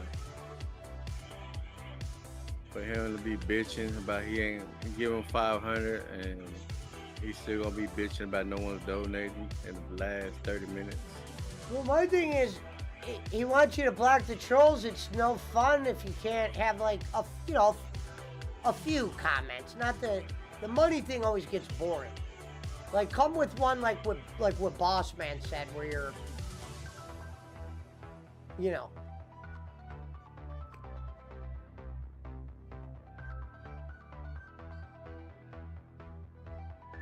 Rev is quilling again. Rev doesn't even know what he's talking about half the time. Just talking to hear his own voice. That's why I always think he's on some kind of substance.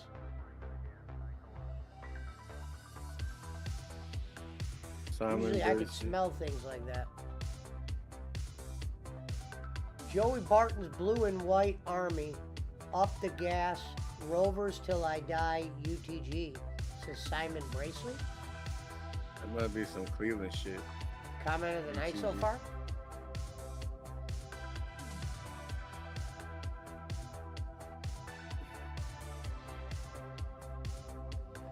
Well, yeah, 500 for Kenny. That's a little bit expensive.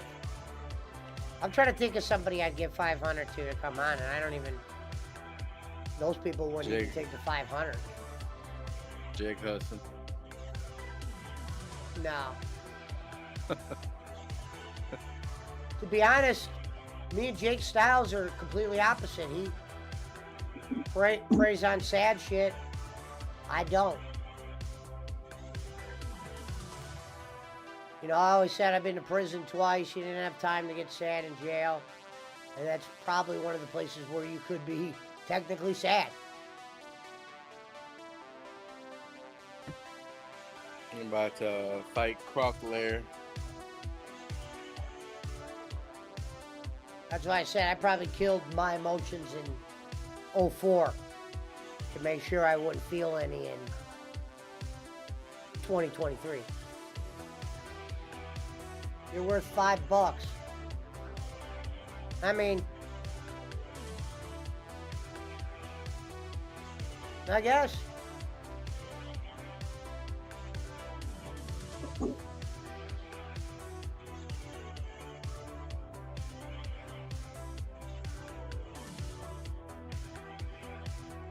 And then Rev, remember, seems like and then another thing I've noticed is he's notched up the fibbing.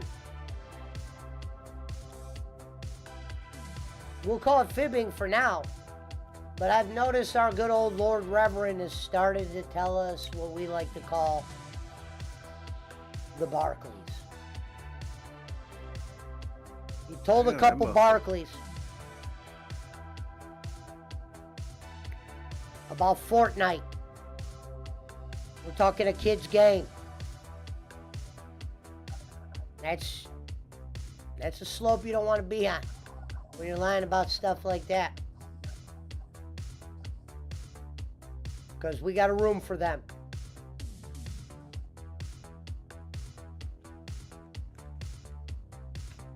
I think even Brad stayed in that room a couple times before. Timmy in Tibet could use 500.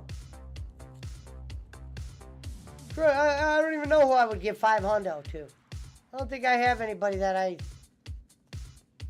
like that I would just.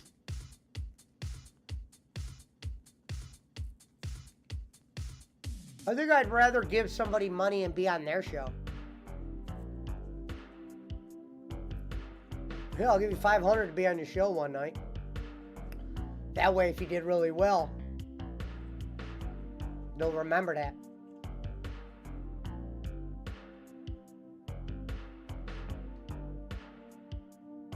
That's why Kenny always wants to do the clip show again. I just said, I'm just not going to deal with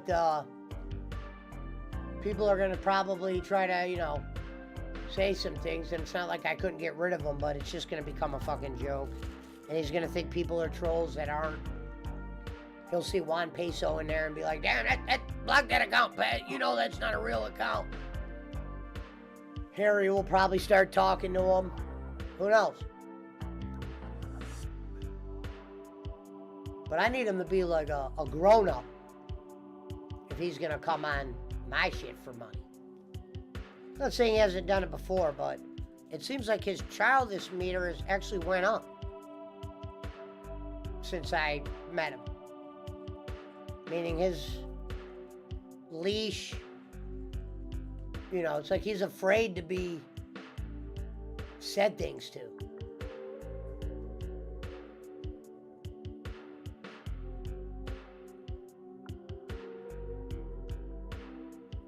Simon Bracely says, who is the best James Bond?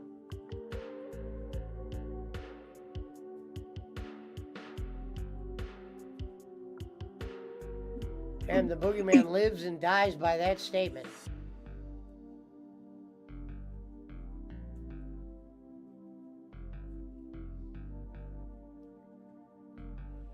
Well,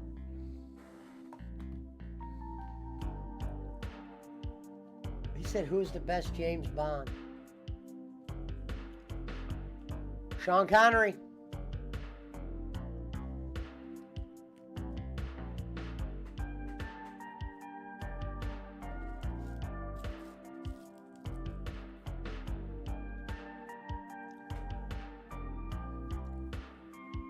Now I'd pay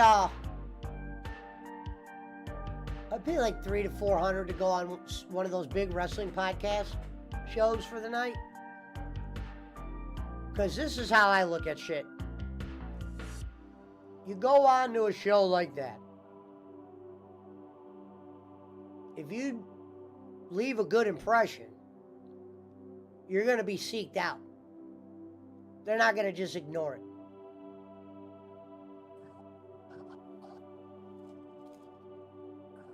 When I was in broadcasting school, one of the things I used to do, and I regret it today because I went about it the wrong path, was I would try to one-up people, and we would do the broadcasting thing, and you would do on-air stuff.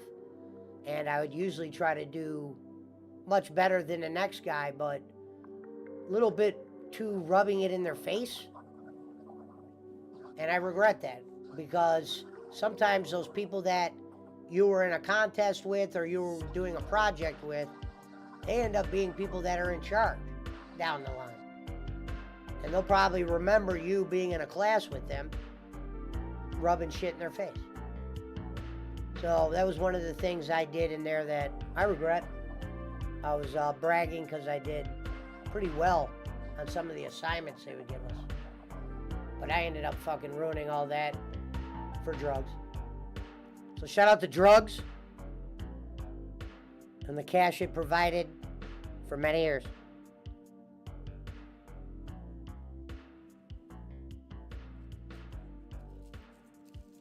Man, this shit here is fucking tedious. Shout out to drugs might have been comment of the night on accident.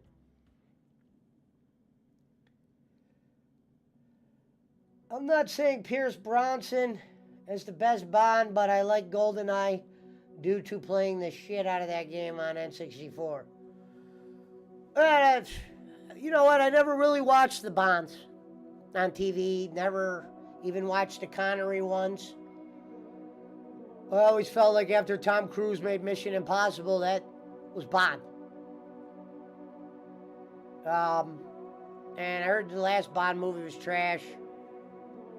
Never was my cup of tea. Russo was a good booker, says Brad. No, he wasn't. He was a good guy to have around you for an idea or two.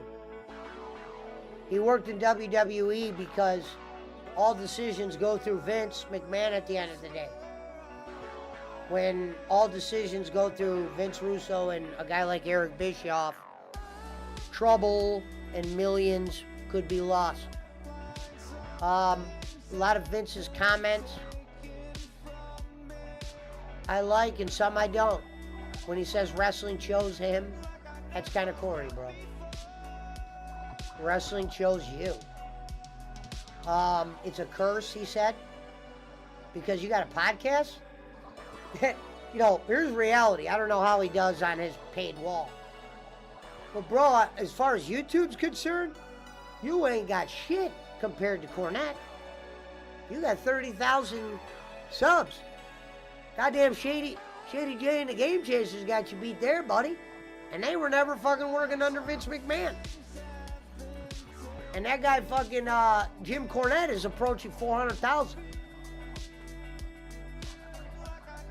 That's why I thought it was funny when Eric Bischoff a year or two ago, because I'm listening to old podcasts right now of Eric Bischoff, tried to shit on Jim Cornette and said he had a small audience. No, he doesn't. He's probably the biggest fucking one on YouTube. You idiot. You ever seen your views on your videos, Eric? They don't even compare to fucking Cornette's. You ain't even on the same realm. No pun intended, Vince Russo.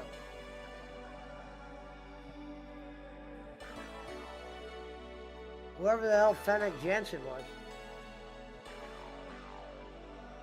You remember most wrestling fans hate Russo. I don't hate the guy. I don't hate him. I think Vince just kind of... I can see why he rubs some people the wrong way. He's not a guy that you can't do business with. It's not about that. He's a good guy.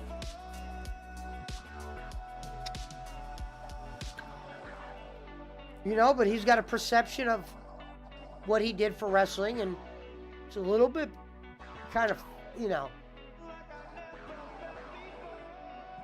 Like I always said, during the Attitude Era, there was no scripts for Austin and Rock. So even though he was writing the show, and he probably wrote things for them and shit like that, I'm not doubting that. But when it came to what those guys were saying and the general premise, Vince McMahon and Austin, they weren't getting no lines from Vince Russo. All that shit came down to Vince and Austin. You think fucking Russo was giving Vince orders? No, that's why Vince Russo worked for them, because he was filtered by Vince. It don't matter how good you are, the one thing Vince could do, and rightfully so, you only live once, he treats his company as his company.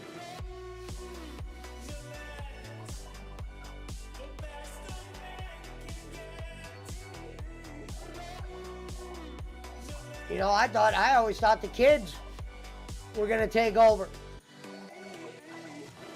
You can see what happened with that. They'll always get a job. But you see what happened there.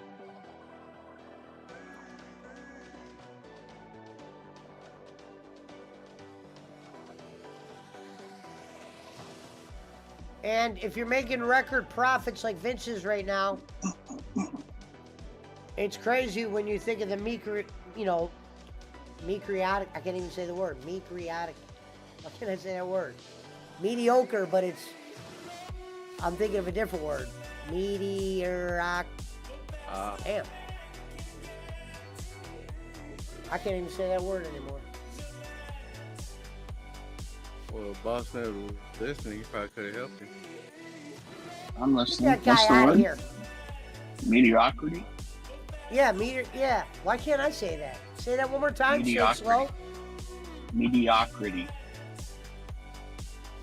Mediocrity. There you go. Mediocrity. Sounded weird. Brad says, did you say meteor? Yes, Brad. Go lay down and drink some milk.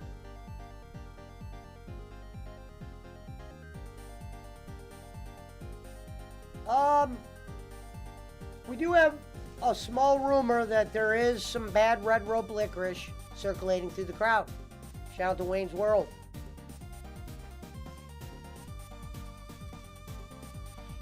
But what I was saying about mediocrity was that's what the product comes across to me in WWE, but they're making record numbers.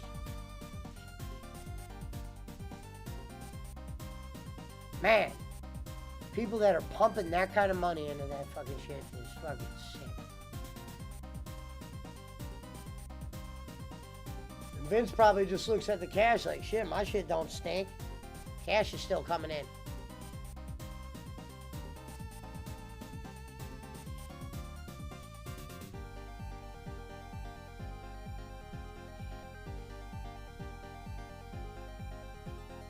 So tomorrow I'm interested to watch Russo Isn't Worth 500. Hell no. Fuck no. You want to know something funny? And I'm not even saying this is live. I'd rather have Kenny on my show to do the clip show than have just Russo on, period. Because I know if I had Russo on my show, I'm only going to get a portion of the guy. I'm not going to get no fucking... You know what I mean? Rightfully so. When you said go lay down, I thought you were talking to Pablo. Fuck, man. The Boogeyman said, who is the guy from San Diego that Bolin, and I don't mean Bolin, claims owes him money for promised donation? Well, it's not Bossman. Because Bossman already paid his dues. And he's got me mixed up with someone else. Well, he just said the guy from San Diego. He didn't say any name. Yeah. There used to be another guy from San Diego on his show, but I forget his name. I actually am proud to announce I actually did not watch Ken last week. Might have been the last two.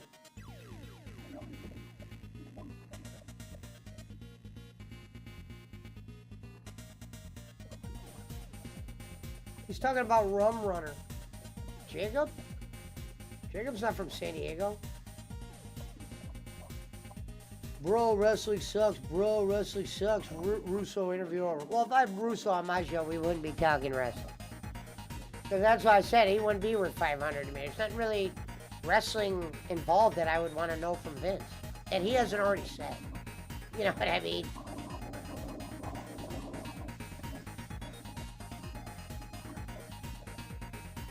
But Dutch Mantel would have been fun to have on.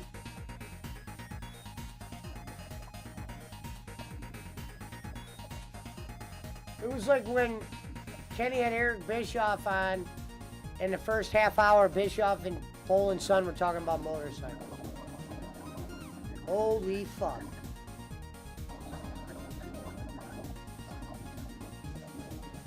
Boogie doesn't know his geography. Well, Brad, what do you expect from a fake account? And I like Russo. So do I, Gonzo. I actually do like him. I have actually shit in common with the guy. He said, I just skim the KB show as it is tough to watch too much of it. Well, when I'm saying I didn't watch him last week, I've always put him on, I think, since the day I started coming around him. So for me to do that, that's a big step. Like I said before, a couple things he did this last 60 days that, as immature as I may come across, there's some things that are too immature for me to want to deal with.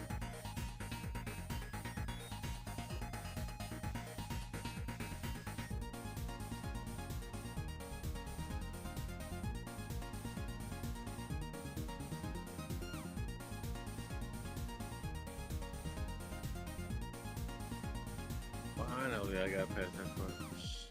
God. Fucking hate this part.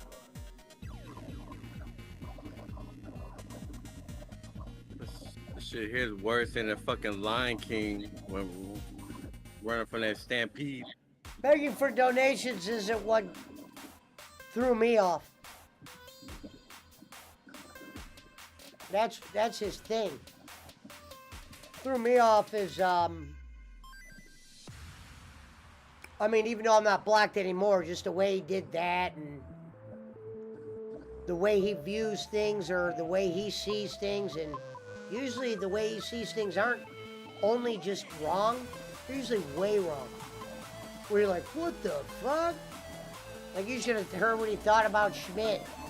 He thought Schmidt was losing his marbles off his rocker. Pesci's gone, I'm telling you. Run for your life.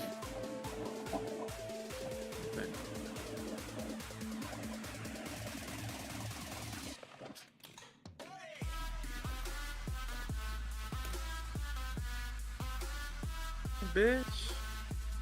The problem is, he gets worried about what a troll will say. He thinks that there's weight in the stuff they write when it comes to the money. For bowling? Yeah, because it's only usually a money comment. If you would tell him, look, there's going to be some trolls tonight, they're not going to take shots at the money, they might take shots at your appearance. He'd probably sign up for that.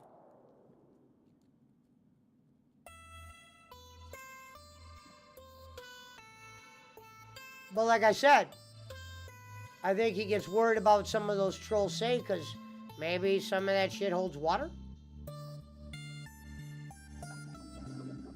To a degree.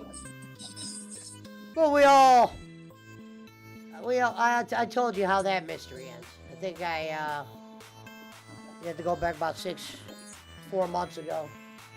I go into detail. Schmidt does drink a lot. Yeah, he does. And he does do a lot of rambling. And sometimes he'll be like, he always goes to the 5, like, you ever notice when Schmidt goes on a rant, he'll start talking about something 1950s, racist.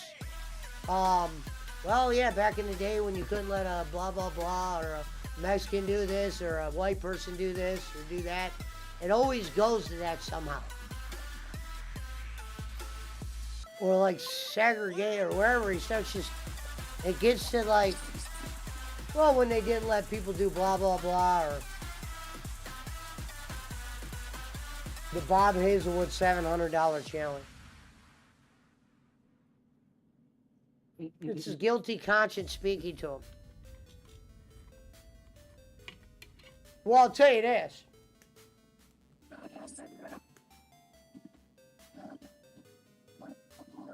I think if you've given as much as he's given, and it's really happened, I think you would just know. And me personally, I know there's shit that has been given. There has been a paywall established.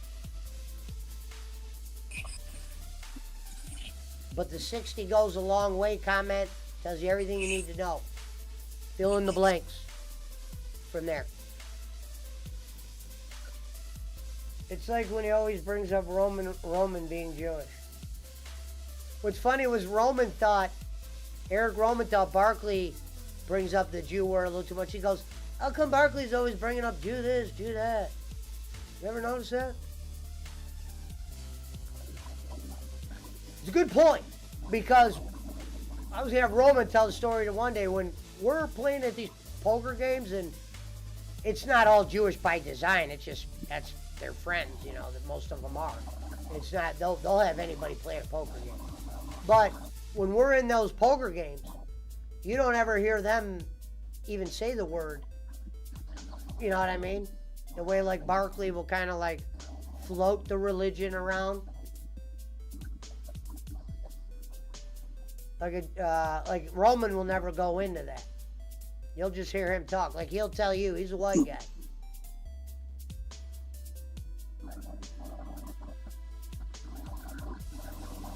You're not gonna send JJ any money, bro. That ship is gone. Because JJ owed Bob, as far as bowling's concerned. You're done. And JJ would have been fine. When he says living under the bridge. The guy's not a drug addict. How do you not have a job? Name me one guy that has his shit together, like JJ, that doesn't have a job. I mean, there's something not stirring the Kool-Aid there.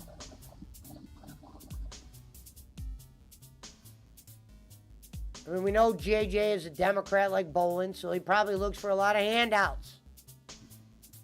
Well, ask Sleepy Joe then. Shit.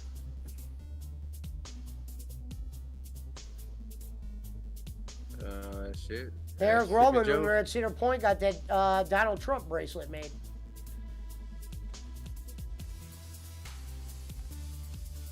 I thought Sleepy Joe was supposed to be for the Americans.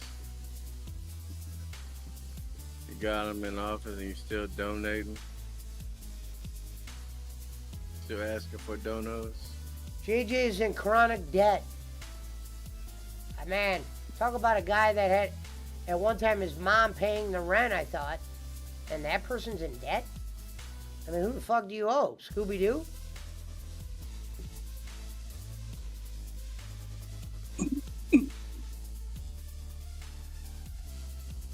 JJ was good to have around. I missed the little side things I would have him do for me. I think I'm more upset that he's gone now.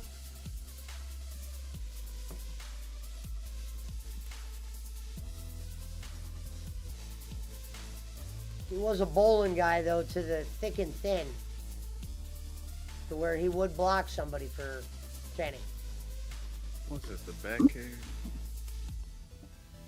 Like, imagine that. You're 60 years old or whatever you are, and you're asking another grown man to block another human being.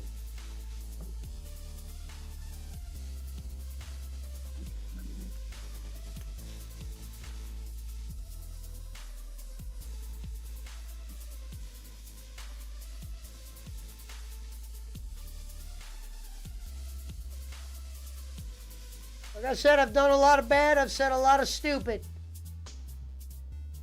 Well, Kenny's top 10 list of dumb things he said is way better than mine.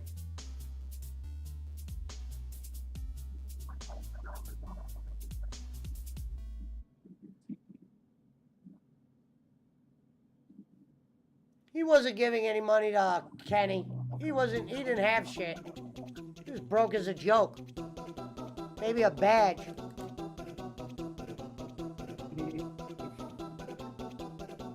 Bolin was very up front about who was donating. And JJ was not. Oh shit, I got me a new weapon now. What is this? The Ultra Bat Claw.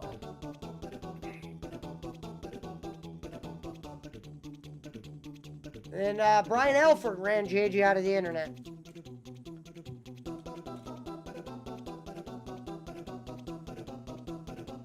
Brian Alford, who Jake destroyed the one night.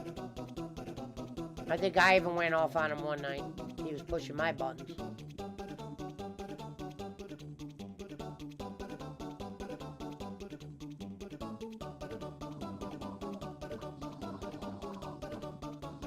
He was donating his time to Bolin to a certain level.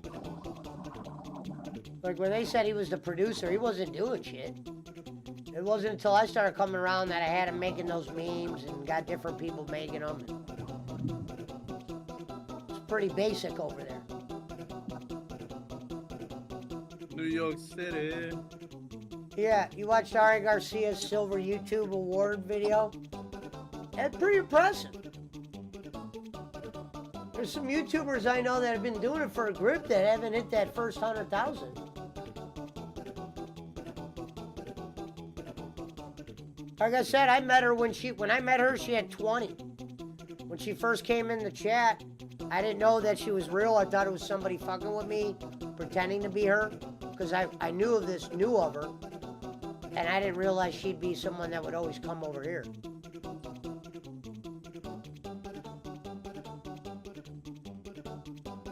A lot of those streamers that were around that first wave when I was around, they're not even streaming today as much. Some of them either because of where they live in internet. Well, we lost a large chunk of them that aren't streaming. Shorty's not streaming. Queen Adele isn't streaming anymore. You don't see Shashai as much. No more Cell Apps. She'll be in the chat here and there. Sky Girl can't stream as much because of being an airplane attendant.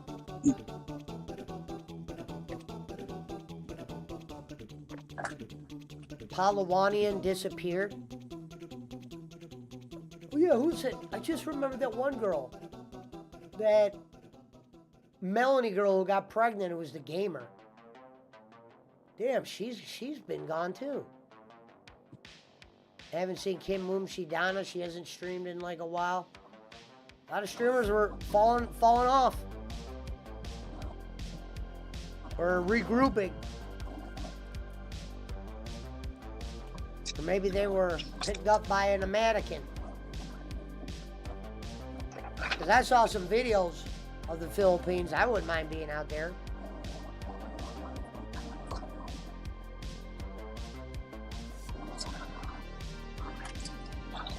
Brian Alford was a tool.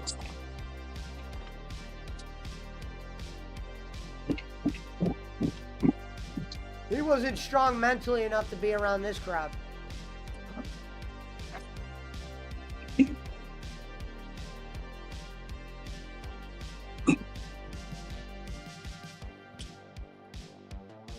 Definitely was a tool.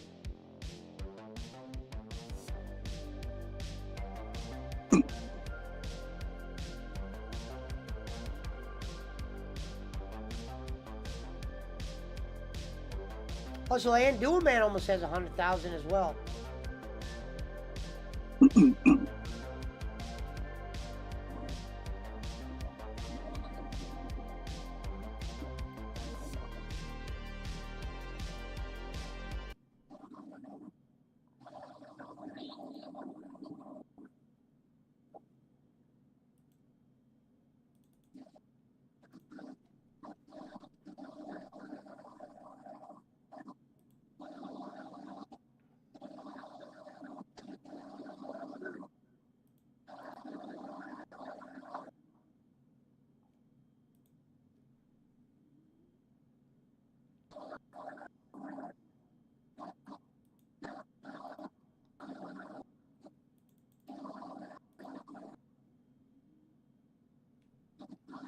Yeah, she is killing it with the 100,000.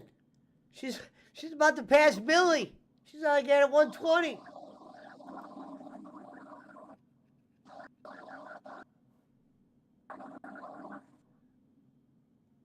I always said though, it's that community.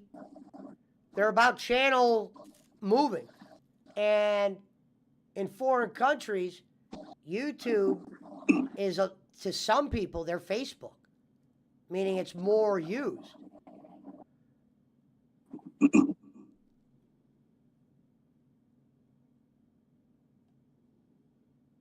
But at the same time, it's always about the live people watching you. How many people are following you? I think that number could always get high. It's just like Facebook or anything else where you can follow somebody or Twitter. You know what I mean?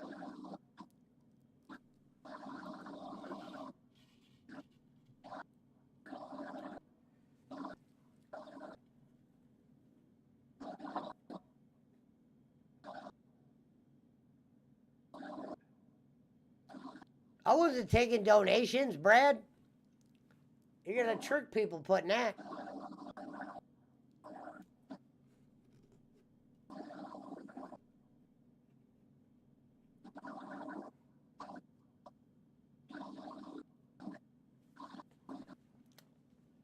I would have to say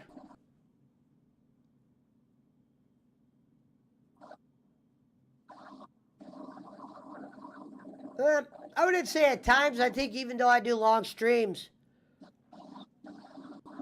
I'm lazy at times and probably could do more on them.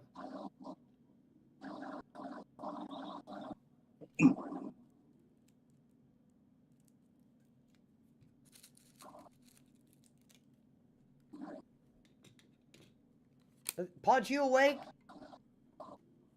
Yep.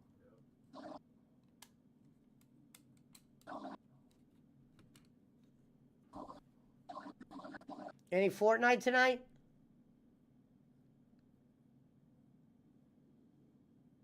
Ain't nobody donated. I mean, I'll play if you want to. Nah, I'm in this Batman game right now. I'm trying to at least get to fucking Poison Ivy. Can't do that shit.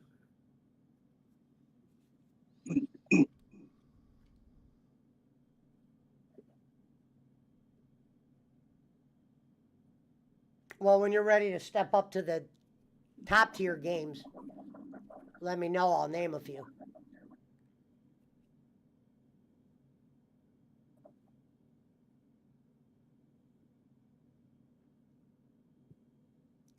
Best and worst match of SummerSlam. I fell asleep during the stream last night. Well, obviously, I said earlier, the Ronda Rousey match was god awful. Ronda got slammed on the mat. This one moving it. She just kind of like bounced around like a fucking rubber band. She just, for being the baddest woman on the planet, doesn't come across that bad. Fans weren't into it.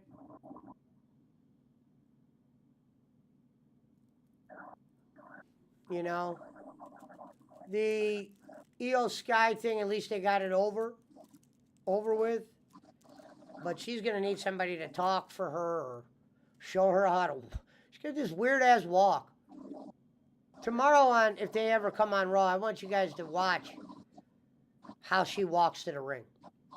She's got this weird ass walk and it's like very awkward. It's almost like a walk where you're like, do you need help to get to the ring?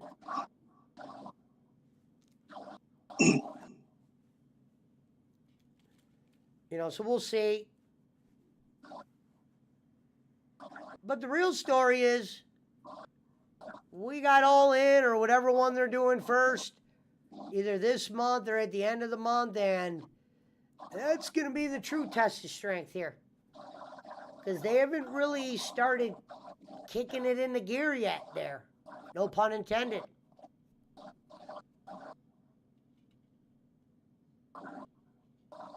I would hope for a storyline or two leading into the biggest, well, like they're calling it, their words, not ours, the biggest event ever.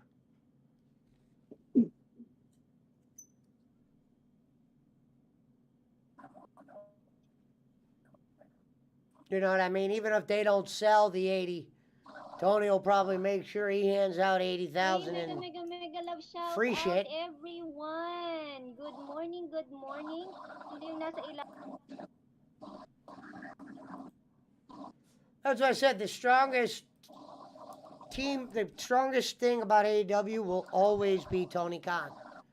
Because without that dollar, Casino, one thing I'd like to ask is they probably haven't realistically pulled for Tony.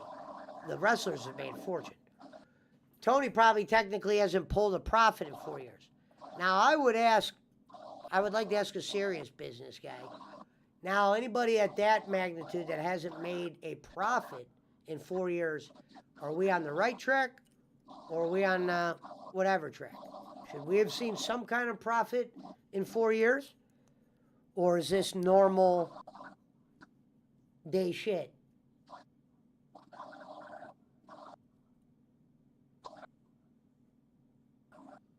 Yeah, Alvin. I mean, the Bloodline thing is just like, it's time for phase 2. It's time for the solo part of it. Problem is, I think people are a little bit frustrated because now Jay turns on them and then you got to go somewhere there. I wouldn't look at it like that. I just think they need to kick it into gear or whatever. Because the bottom line is, I mean, you got to do something. So it's better than them not having anything to do because they don't have the next opponent up. They haven't built no champion for Roman. To be fair, when what's-his-name was saying that champion should be defended weekly, you shouldn't just get a title shot just because we had to have it defended weekly. Title shot should be earned of some degree or have some kind of good story behind it.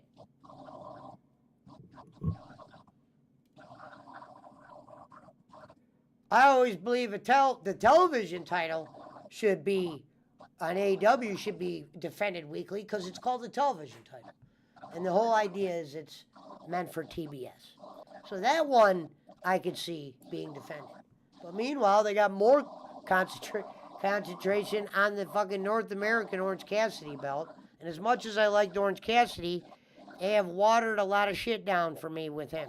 Because the way they just threw him out there every week like he was stone cold. He didn't throw him out there in a way where he could elevate himself. Tony Khan is, even if he is infatuated with him, you've done some bad there, Tony.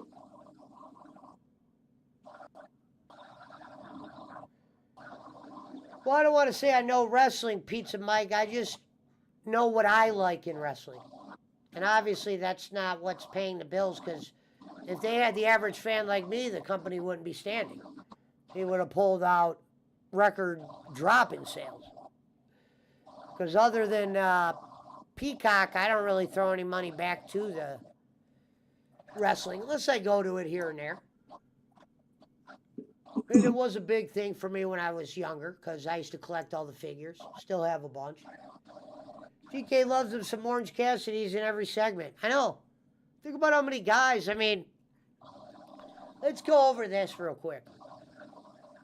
The Embassy has been coming out the last couple of weeks. Somehow Brian Cage is in that faction, but we haven't seen Brian Cage. Signed to a contract. We don't see him. We see guys like AR Fox and fucking Gravity and fucking whoever is in the Clown Crew. Not saying that they're bad wrestlers or whatever. But you got all these guys like Keith Lee and Miro. Now they're trying to pick it up with Miro a little bit now. And guys like Buddy Murphy and Aleister Black. And you still kind of pulling out these Buddy Waynes and these Nick Waynes and these guys fucking the Aussies and blah, blah, blah. Or he'll pull somebody from Japan instead of working on what you got. You got guys like Hobbs and shit and Wardlow that could be big, kind of like draws for your company.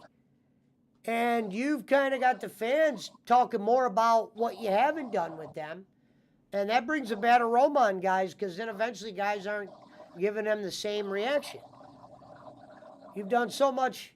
It's almost like, hey, how do you screw up a Hobbs and Wardlow? What was worse than the Hobbs and Wardlow feud for the TNT belt? It didn't mean nothing.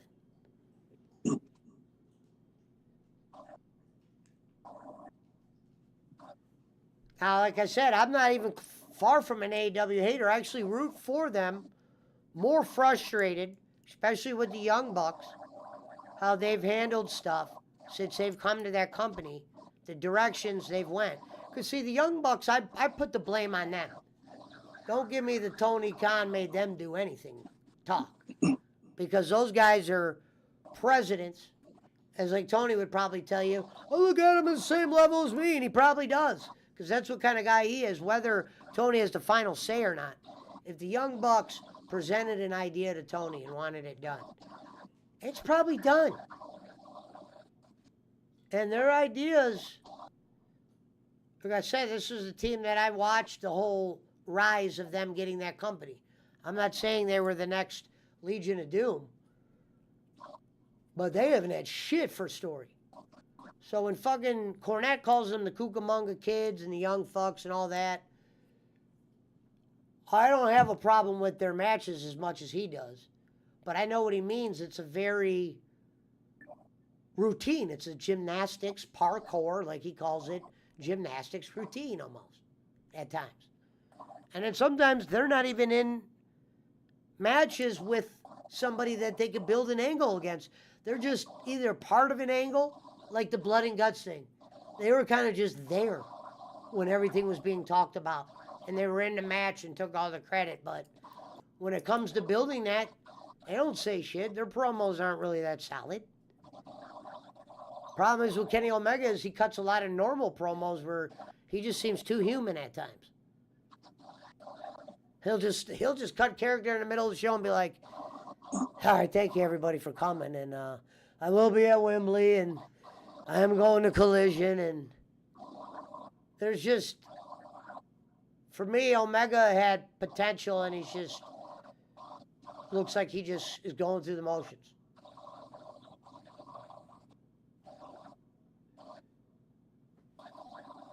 J.R. Thunder from Down Under says, Giddy mate. So this will be the true grade of AEW. The video game was definitely a fail when I was watching it that one day and you see a bunch of wrestlers that aren't even wrestling right now. One guy's in another company, one guy's dead, and he's a big part of the thing. I mean, I understand there's going to be dead wrestlers in the game, but Brody Lee is one of the parts of the campaign. Where I bet you that had to have been hard for AEW players to play through that part. And the Dark Order was off TV forever. Centerpiece of the game. Brian Cage is in the game. We never see him. All right, Daisy. So they got some ground to carry. It starts this Wednesday. I didn't even see what happened on Collision.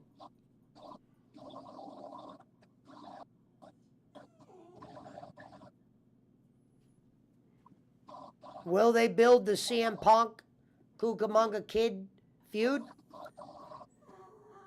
Because as far as I'm concerned, if that doesn't crack off soon, you're really behind the 8 ball. And even though they sold the seats to that show, doesn't mean it's going to be a good one. A lot of those people are probably just shocked wrestling's going to be there, and they picked that shit up. They probably don't care if there was dogs wrestling turkeys at this place. They were going to be there. Hello, my love. I miss you, Ati. There you are. I miss you, sweetheart. I gotta go let this dog out.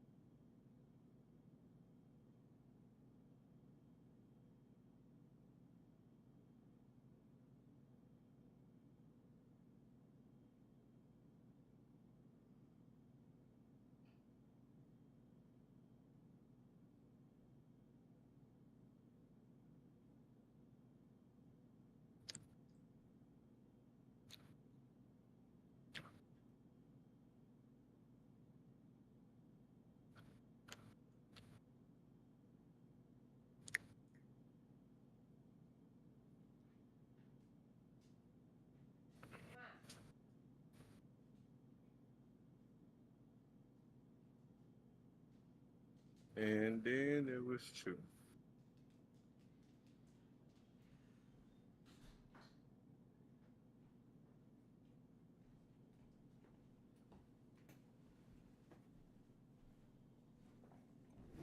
All right. So back on the Wembley thing. So basically, you there, Punch? Yeah. So basically, Wembley's, I think, at the end of the month, and then they have another pay-per-view within a week apart. I don't even know how they're going to do that. So I'm just looking at Wembley, expect the other one to be a disaster. Now, the real question will be if they don't build angles strong into Wembley, will the fans kind of like, will there be some backlash because of this? Will they like the show no matter what? You know what I mean? Will anything feel kind of real and not just put there? And I wish AEW, the mistakes they made, I wish, of course, they wouldn't have done them. But they're all over the place when you look at it right now. All over the place. You know what I mean? And all the factions, I'm not saying makes it worse, but none of these guys are having their own thing. It's their thing with three other. You have a great wrestler like Claudio, no single matches for him, just these three ways, blood and guts.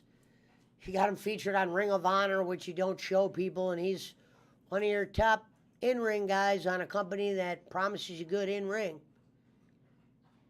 And we'll see how far that could go with no storylines. But they have a lot of guys that could be used at a big event like this. And we'll see if they use them. But for us not to have a small idea of a couple things that's going to happen going in, this is huge for them. You don't want to look silly here. They're always just going to point out how many people were there. You know what I mean? Tony Khan also has NFL football starting, and he's pretty hands-on with the football. So I almost wonder how he's able to even do both. I know you got guys in place and secretaries that bring him up to speed and all that. But he claims he's all in on the football, and when you see the money that football brings, trust me, the Jaguars pulled a profit year one, unlike AEW 4 years in hasn't pulled a profit. I wonder how billionaires view that. Unless you look at it like, well, I had to be a billionaire for this business to make any sense. But I don't think the video game panned out the way they thought. That shit looks like a Tinker toy outside looking in. Like I said, that one night when I was watching Wraith play, and you're just in this half-hour thing with Brody Lee, it's not no quick thing. You're in a half-hour thing with a guy that passed away. Kind of like unexpectedly. It's not like playing as Ultimate Warrior or something like along those lines, or Andre the Giant. You got a guy that's got a segment of the game that probably brought down morale a little. Then you got all these other guys that kind of just weren't even really in the picture, and these are the wrestlers you could pick from. There's a couple guys there you'll like. I'm not saying it's bad that Cody's in your game, but Cody's in your game, and he's not AEW anymore. So I guess he's a freebie. So I guess coming in late for that game paid off with the Cody part.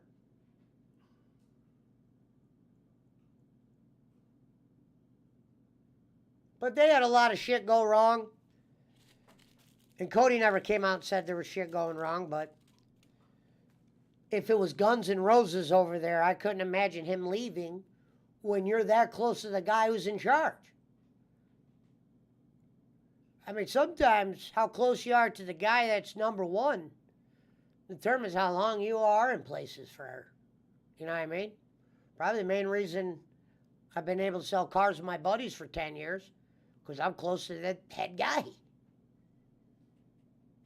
So it doesn't matter if I do well or mediocre, I'm going to be trusted.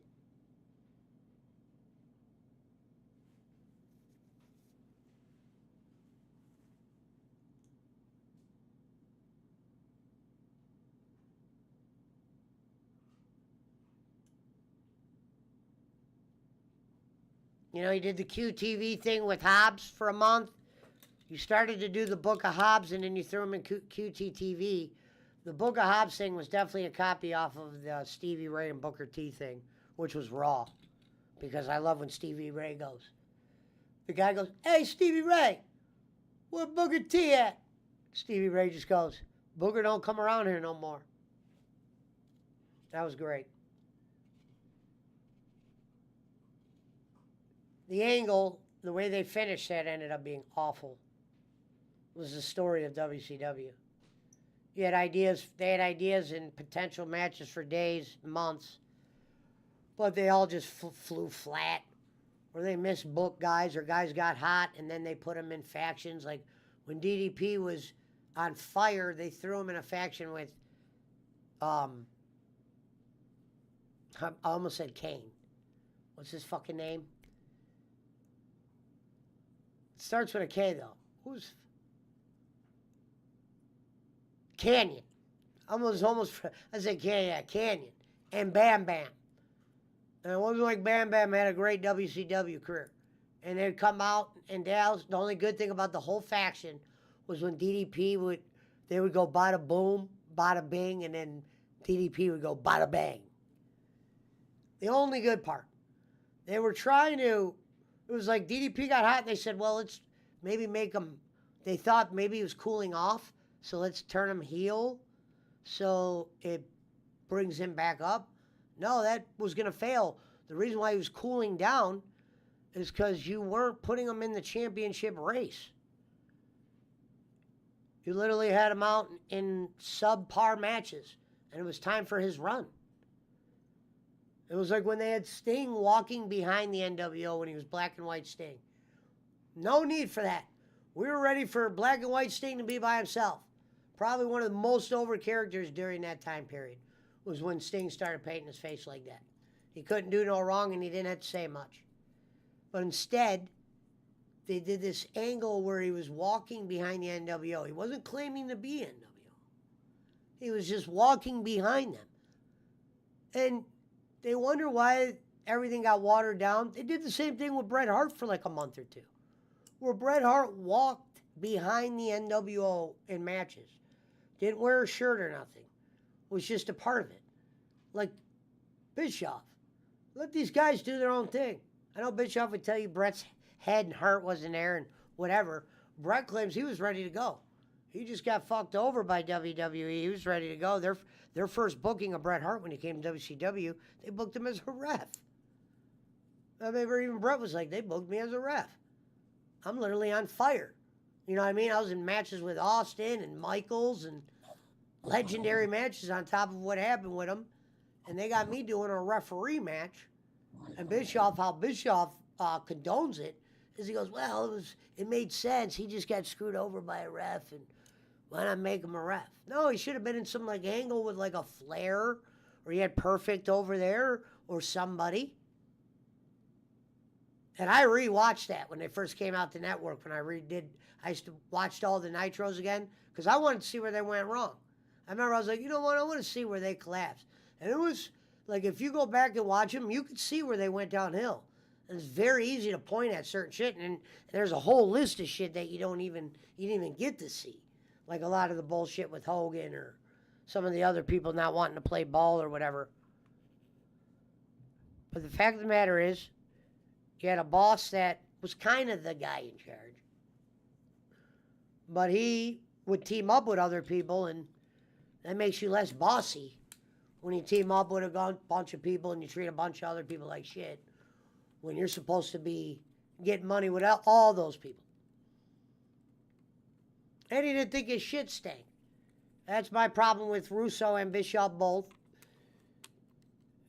Is for as much shit as they did do or didn't do, I don't think they talk about the bullshit they did enough. Like Bischoff will always say, when Time Warner bought TBS, shit changed. And I'm not doubting that. But it wasn't like they were telling, like he would say there's all these things we couldn't do anymore. It wasn't like you guys were doing too much shit outside of the box, and you guys were still doing shit. So the shit you said you couldn't do, you could still do. It just wasn't translated. There might have been some stuff Time Warner told you couldn't do and put restrictions, but you guys were already sinking. Bischoff was already making bad decisions. You were watering down the things that were making you money. Like the NWO could have went on way longer. They watered that down themselves when they started throwing like Boss Man and shit in there, and not Boss Man from this channel. Because what happened was, remember they'd hit the NWO music in the beginning, and everyone go nuts. Then what happened, there was this short period of time before they added the second NWO music. They would hit the NWO music, and people would cheer or whatever, but some of them were waiting to pop because they would hit the NWO music, and then the big boss man or fucking IRS would walk out. Yeah, these were two people that were just put in there. And Bischoff would probably tell you, well, I thought it would help elevate them into something. No. If they're not working right now, they're not working right now. You don't need to put them in NWO. They're garbage as it is. Conan and them were able to, and Buff, NWO might have helped them, but they could have easily been put in factions as Buff Bagwell and Conan and probably got over themselves. But for them to get that chance, they had to be in the NWO. That was another thing where WCW lacked. They didn't need to add Conan and Buff to the NWO. If you were going to add Steiner to the NWO, then that needed to end with him going against Hogan, because he just went heel and he started dyeing all his shit blonde. So that should have been about the Scott Steiner rise, should have ended with a match versus Hogan.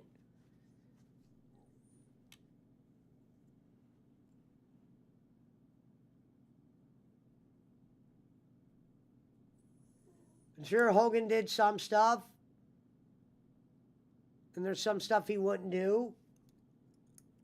There was guys that Hogan wanted you to get, like they went and got Warrior, and that didn't work out. Because it was like, if there was one guy that wasn't ready to wrestle, it was Warrior when he came to WCW. That might have been the worst shit ever.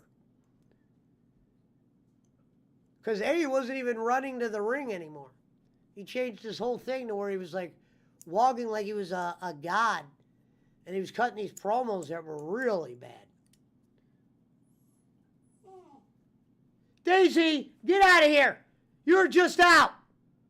I'm not getting up, down, up, down, up, down. Get out of here.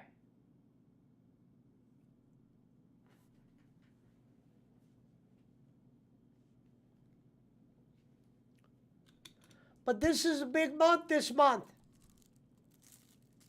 We're all elite going forward. WWE is going to be pretty much picking their ass until Payback. They don't know how to throw new fish into the sea to get a little spice. Start letting these guys talk to each other, yelling at each other, shitting on their girls and shit.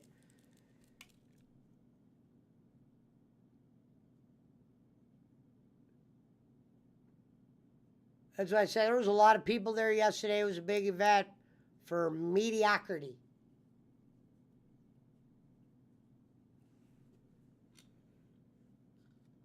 Will AEW fall in the footsteps? Will Punch Your Hole pay $60 for Wembley?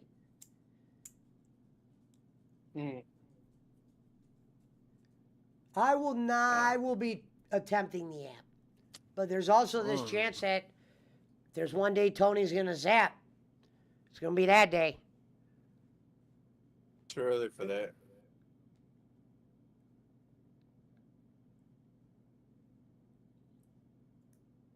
Thank you, Shanae.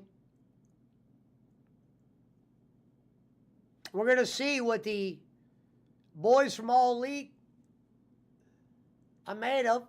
Now, they got 2 shows this week. So we need to start building Wembley now.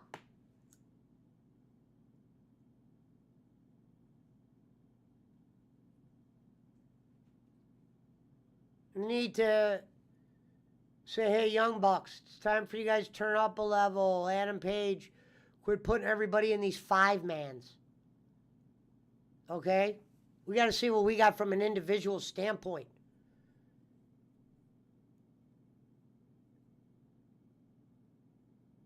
A lot of 5-ways. Takes away from you're a wrestler. Sometimes the guys get hurt before you can put them in the solos. Like Daniel Bryan was gaining momentum in those solo matches. Not saying a tag match brought shit down, but it took away from what he had going. Everything the Young Bucks have done, I feel like the last 6 months has just been like, they almost feel like those just another team.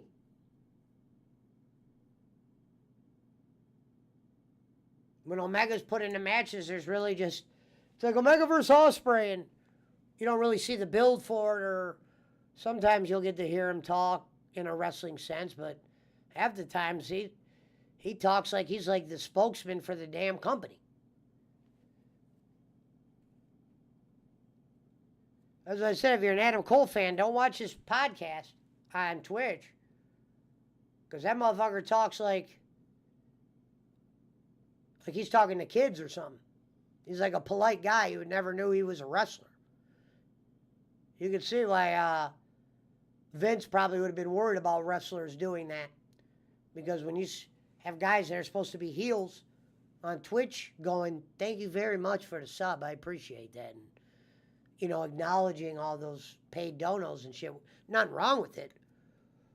But if you watch him on his show and then you see him go on television and try to be this like angry heel wrestler, I think that's hard to do.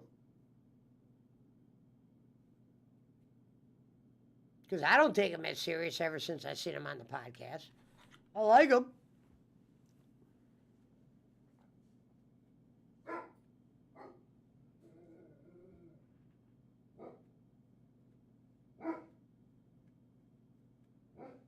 You know, what are they gonna? They said Adam Cole and MJF at Wembley. Until then, are you gonna have them start beefing, or how's that gonna play out? Are they gonna start a back and forth?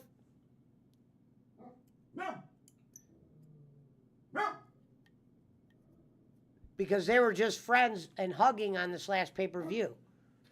Are they really gonna have them go into the main event at Wembley just an ordinary match?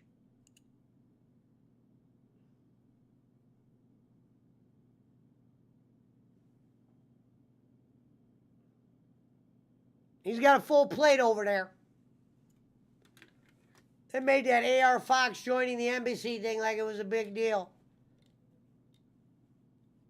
And Prince Nana, I mean, he might not bother me because of how corny he is, but Swerve really didn't need Nana. Swerve could have been, if he was going to do a faction, even though his faction changes every 3 minutes. You know what I mean? And he comes out and he points, he does the face expressions. They under-delivered there.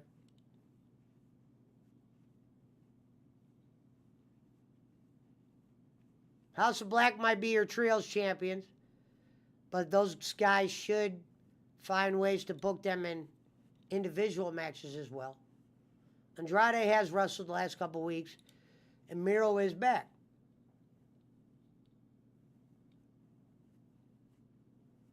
Let's see what their plan of attack is.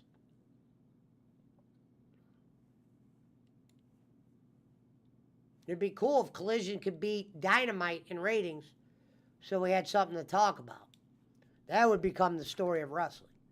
If Collision beats Dynamite in ratings. Bragging about beating a motherfucking C-show. Well, what I'm saying is if Collision could beat Dynamite, it would bring up a lot of talk. That'd be dumb as fuck if that's how they're thinking. Well, we beat NXT. Okay, that's supposed to be their SmackDown, though, bro. You know what I'm saying? That's supposed I'm to be not even their talking about NXT. I'm talking about if Collision beats Dynamite in the ratings, the podcasts are going to go nuts. My bad. Yeah. I'm saying the podcasts are going to go nuts. I thought she was comparing Collision with NXT. My bad. No, hell no. No. NXT you got to give credit to. Because that show's garbage. And they fucking are only 100,000 away, or 150, whatever you want to say, from AEW. I mean, NXT, there's always people leaving or going out or getting hurt or whatever, but it's not something I would watch weekly. Now, what Dave Meltzer's trying to tell people is, yeah, we did see the number jump up for SmackDown people, so don't act like people don't still have cable, Dave. People still got it. But Dave's trying to make it seem like, and it's true to a certain degree, that the average television viewer is disappearing, period. Not just because they're watching something different, but because the average person is not getting cable. And their demographic that they target, more than not, have no cable. And the Young Bucks said that. So we give the Young Bucks credit, and I've said this before. They said years ago, I didn't know our fans had cable. So it wasn't like they promised to be ratings movers, because they said all their fans are on the internet.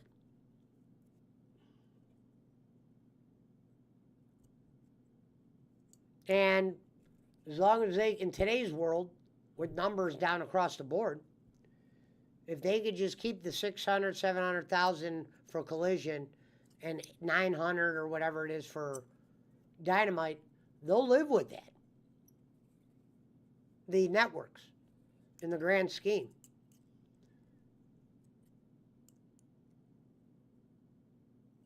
Because unless you got the NFL, you're not pulling nothing crazy anymore. There's nothing pulling anything bizarre.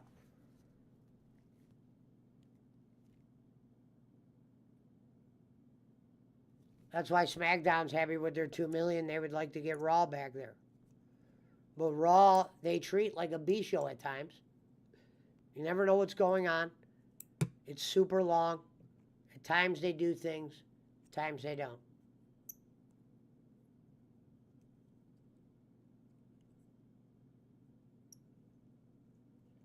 Hottest angles should play on both programs. They don't always do.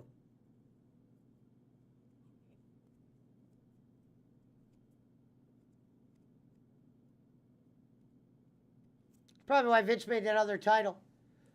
USA was probably like, well, we want to give you less money if we don't have a championship on Raw. Because we feel like less of a draw at that point.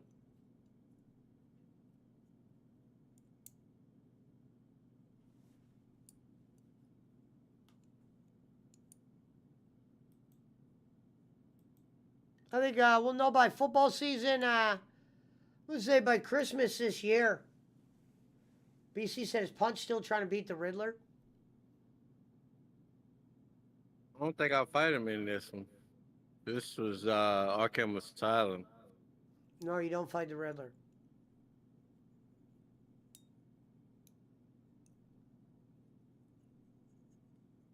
You'll hear him the whole game. All right.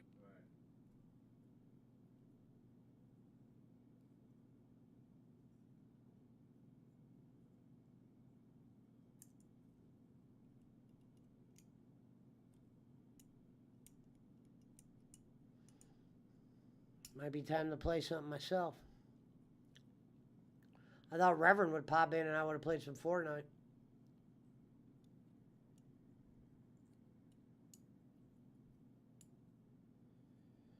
Barkley said he's hooked on that plane simulation game.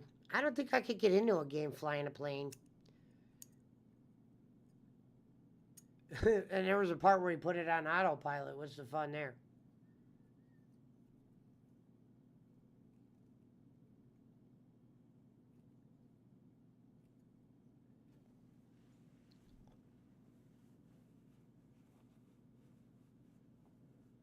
Well,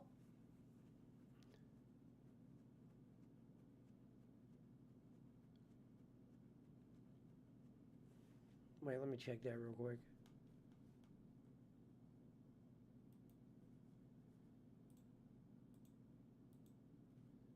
It's a good run.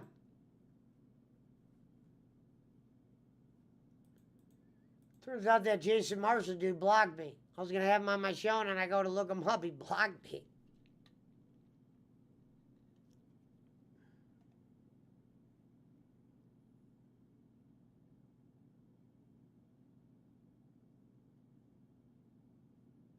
Fuck this shit, man.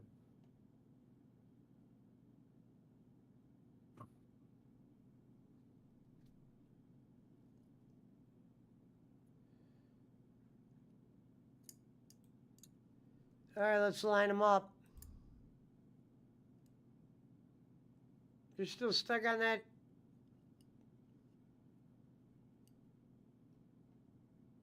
Duck, motherfucker. This shit ain't no cakewalk. You know that.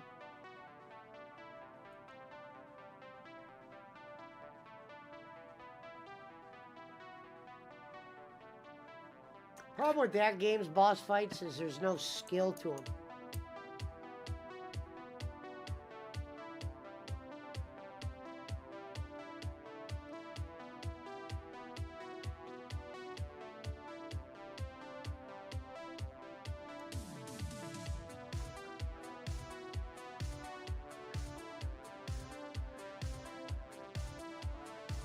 Shout out to Mint.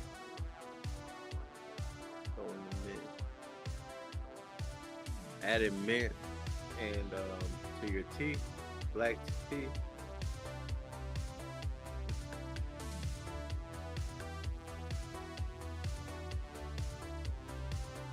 Makes a world of difference.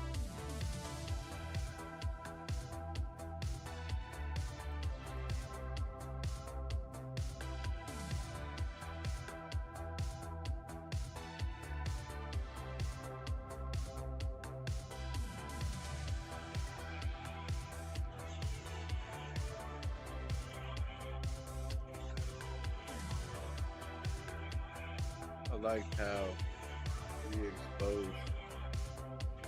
Say that again? I liked how I cracked the case of who was behind the shelter profile. Yeah, without a doubt. It's definitely her. Dude, it was too quick. It was boom, boom. Hey, all I did there was laid out the bait. That's all I did. I'm not peeing. I don't fall for bullshit. Big.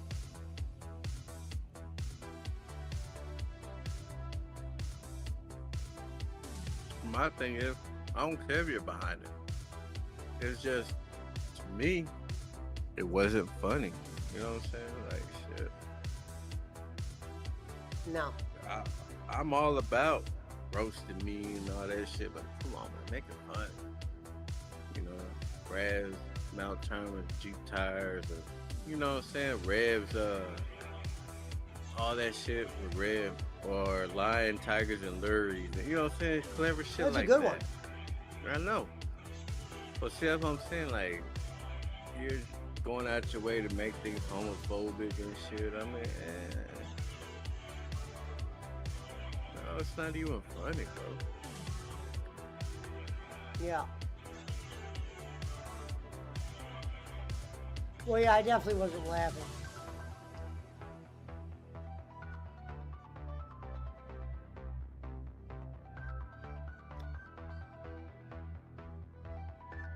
Yeah, but when she said, I've only made one account. Burp, burp, burp, burp, burp, burp, burp, burp. Hey, I didn't hear that. I didn't see that part. I would have been, hey, you forgot who you talking to? It's just like when someone coming in here and brand new, hey, I'm new to the show, guys. What's up? Like, yeah, okay. Out of the blue, you just found the show.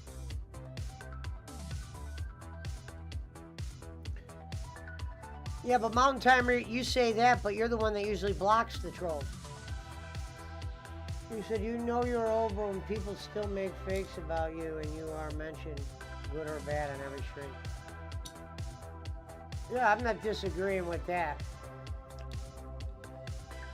Brad, I remembered when I was like, I'm like, man, it's sad that because I was like saying that DJ Eric was more over than me because of all those fake accounts he had.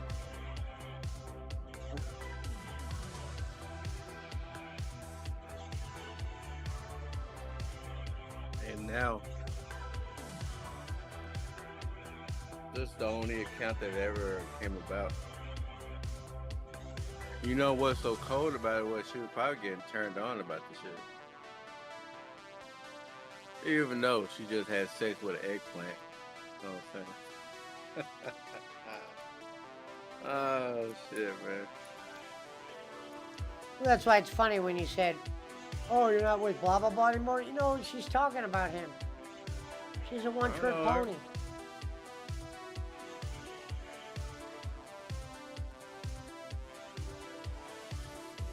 You see?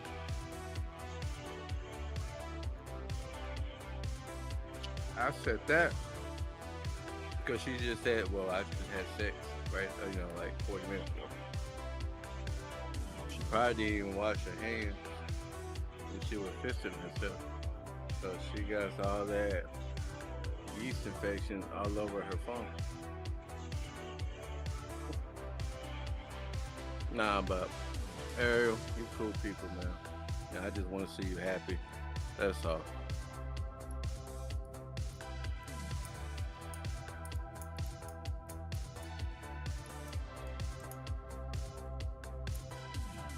Well, she went back to real life, Brad. Some people scared her that weren't me. Yeah, I prefer her. Yeah. I blame Ariel for running away all the bad bitches. That was a big part of it.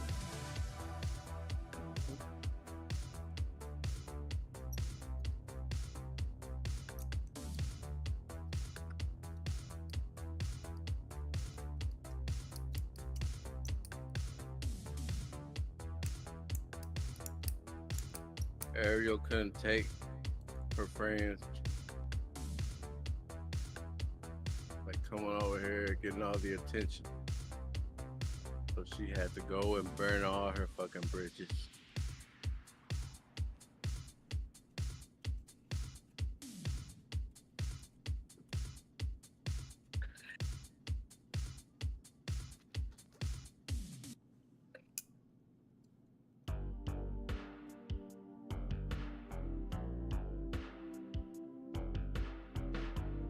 Brad says sometimes the truth hurts. Look at my life.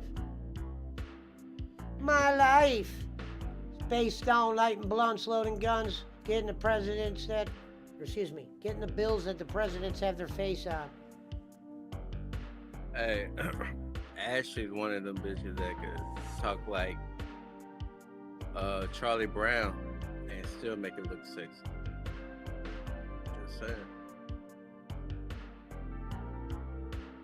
Married woman she was. Ooh, what a lucky man he was. Ooh, what a lucky man he was. Yep, he's a David player. We're gonna do some shit different this winter. We're gonna change it up a little bit. We're gonna get a little bit of action going. I got some ideas floating around. I gotta go buy this second microphone and we're gonna start there.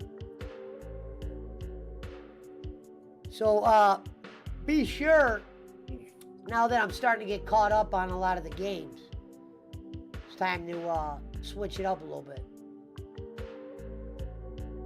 We can honestly say that Ashley has a way better life than Divine Tiffany. For sure. It's an odd comparison to bring up. Well, we're bringing up the snow. We're talking about the snow bunny, though. That was the only other snow bunny that I've seen. Well, besides the Madeline or whatever. Who dated a WWE superstar, Boogeyman?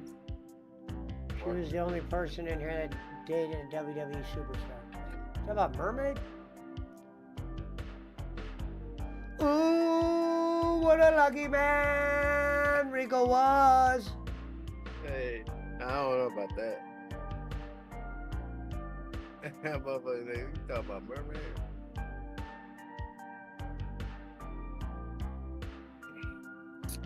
And then she woke up. Like Bruce Pritchard said, that damn bell had to ring. It was like, well, that damn alarm clock had to ring. What a lucky man Bolin was. I don't know who's more lucky. Pena We're bringing back Jim or Crick this winter. Rico or Pena. Who's more lucky to have Mermaid? We're bringing back the sports. We're bringing back the action. I'm about to shake Reverend up a little bit. We're about to get him back up to speed. No more of this fucking floating around, farting, making noises, disappearing, saying you'll be back in 5 minutes, lying about video games, etc. Need to get him back in top tier.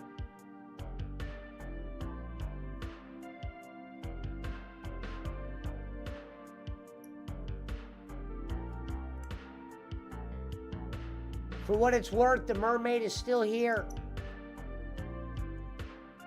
Mermaid, I know you're listening.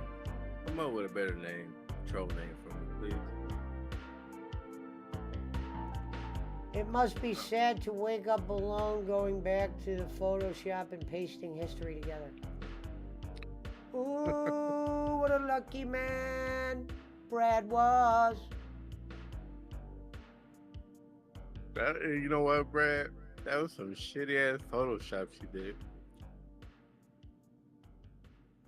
What a lucky man Gonzo was. At least she could have gotten Boston Spencer to do her Photoshop shit. That look like some shit I would do. I would say most of the shit she does doesn't bother me. I would say that was the only thing that she did that was kind of cringy. It was funny. I mean, we made it funny. But when you put it on the teeter-totter of chaos.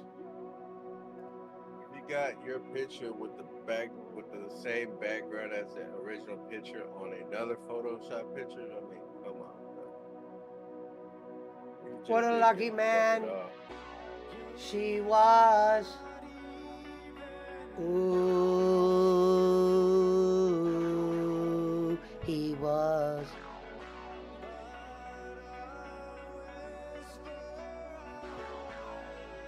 Unfortunately, because I'm blocked by Jason Marshall, he will not be coming on the show. So much for that.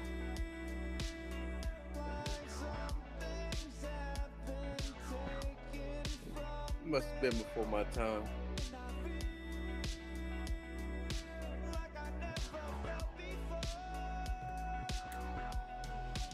Ooh, what a lucky man she was.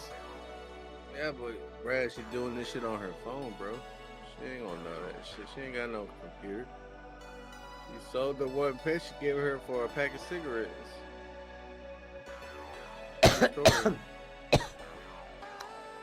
She sold my laptop for a pack of smokes and a fucking yellow squash.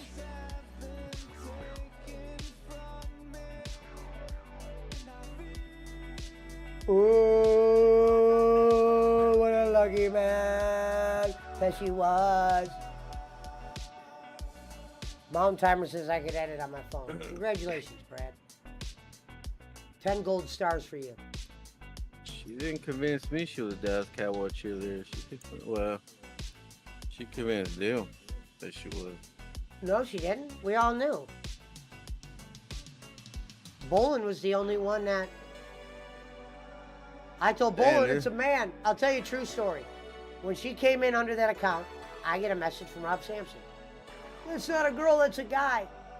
So me being a fucking jerk-off said that. It's not no girl, Kenny. And then she offered to come on, and no camera. She did audio, so that shut that down. But we knew she was a fake of some sort.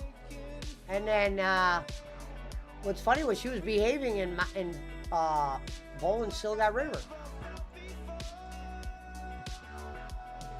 Yeah, well, I'm saying I came at the end because I don't even remember her on the show. I don't even remember. She got blocked with a badge. Well, I mean, that don't mean shit over there. True. But the bad thing was she was actually behaving for the most part. Ariel just got caught up with the wrong crowd. That's all.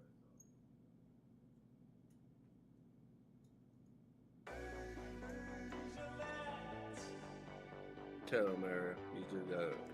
No your mind skills. wasn't That is right. why she's dating a pegger high class. Wait. According to her, she had sex like 40 minutes ago at that time. She goes like, "What about you?" She No. said that dead serious.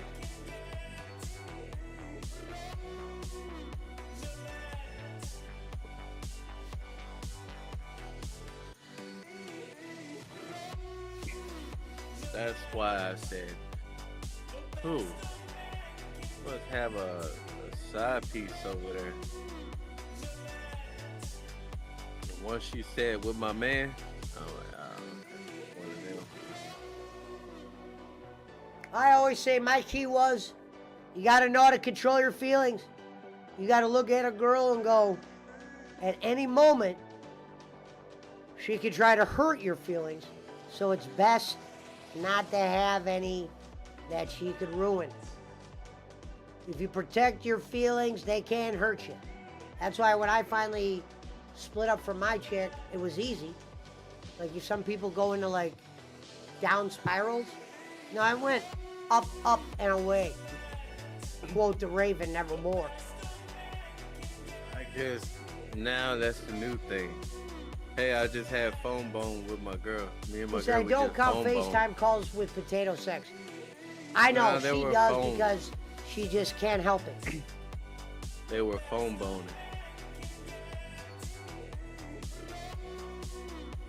She had her eggplant and she was ready to go, boy.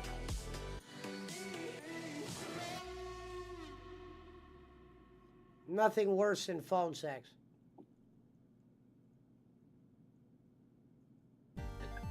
That's what I'm saying. I'm thinking she was getting into that shit more when she was putting down that shit. It was probably turning her on. Like, Ariel, you already know, bitch. You gotta pay for this, bitch. He said, but I also see potato monthly.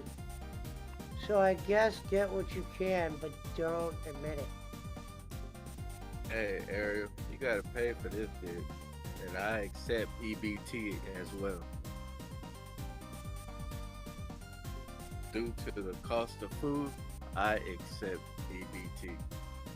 I don't smoke cigarettes, so that's off the table.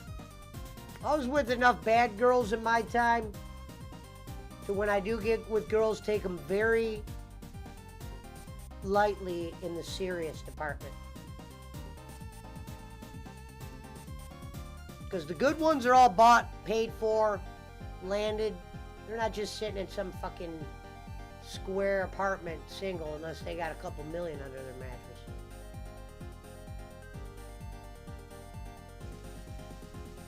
I was talking to one bitch, and she got mad that the guy who took her out on a date, she was upset because that man, this motherfucker took me out on $100 date. Like, he paid for it. And I'm like, you're mad because he took you out on a date? You know, that he paid $100 for? I'm like, bitch, you stupid as fuck. That's what's wrong with you females. And you ain't giving him no pussy, and you mad. I'm like, that's a double whammy. You can't tell be you mad. once- No, I'll tell you, can't do that. this one chick, not my ex, but another one, I'll tell you something they got mad at me for. And in reality, she should have never got mad. She said, basically, she said, when I started talking to her or whatever, she said, you're very secretive. She used different words, but she said, you're very secretive. And I said, without beating around no bushes, I said, it's because I don't trust you. And then she goes, well, we've been around each other for the last 3 months. And I go, you got to pass certain tests. She actually took that personal enough where It was never the same talking to that chick again. But how could she take something personal that's true? It'd be better than me saying, well, I'm just doing me. I just told her flat out. Can't be trusted. I think I ended up being right about that one. That shit when you start asking questions. You know, like, where you been last night and all that shit. Like, damn, bitch, you the police or what?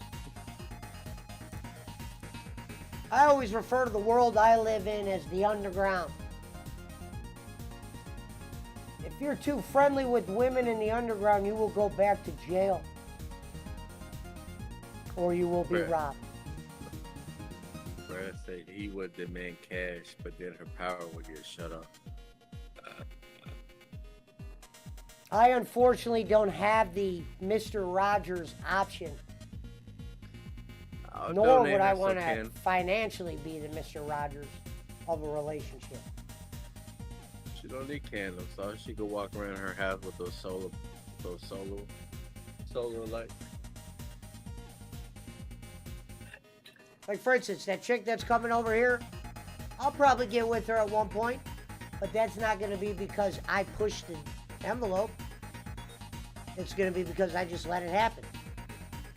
Yeah. And I won't even have to be her boyfriend.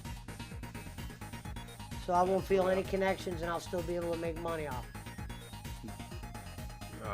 She think she gonna give you her roast beef for zone.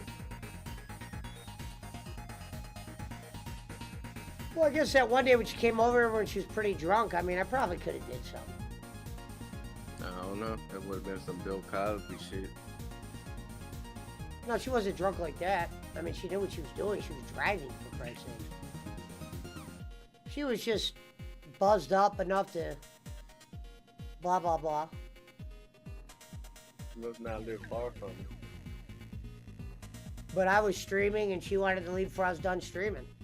And I wasn't ready to end stream just for some chick. I mean, if she gonna give you some pussy, hey, y'all. You know what? Kind of tired. She would have had to have said something. I think she was borderline. I think she wanted to do something, but Hey, all she would have had to done was just put her hand on my thigh. And that's where you get that boing. I'm like, time to end the stream.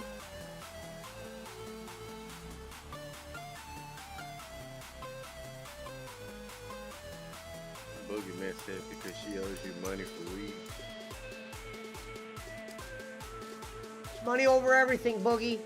Surprise. This ain't the Mountain Timer show. Women don't come first unless they got the cash.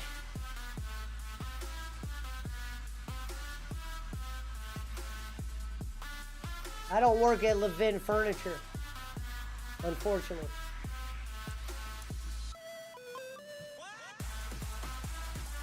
Who the hell works there? We've seen the Kaniche, we've seen the Wah. She doesn't owe me any money right now, Boogie, man. If I ever let her owe me money, it's 10, 20 bucks. And that's usually because I'll give somebody more and say, just give me the money later.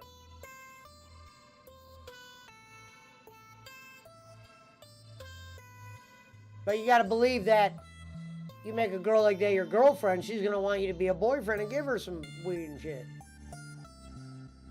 Hell no. Hey, if she throwing that pussy, I wouldn't mind throwing, like I said, throwing her a little 20. There you go. For your troubles. Better than $40. Well, she hasn't put no pussy on the table yet. She's only put money. So until that day, That's what I'm saying. I'm not gonna come across as the thirsty person. That's what I said. I'll let her do her shit. That doesn't mean you're thirsty, bro. You're just a friendly trade off. Pussy for weed. Ain't nothing wrong with that. Motherfucker been doing that shit. That ain't no secret. You hoes know what the fuck they're doing. And so does some motherfuckers that got it. Ain't no different than any hustle. You know, there's bitches out there that fuck for food. You know, when the rent due or the light bill due, there's motherfuckers out there moving their head up and down on something.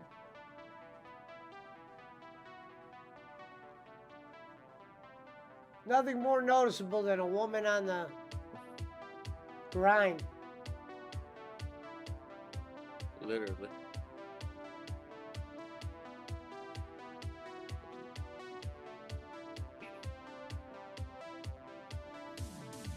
We'll see.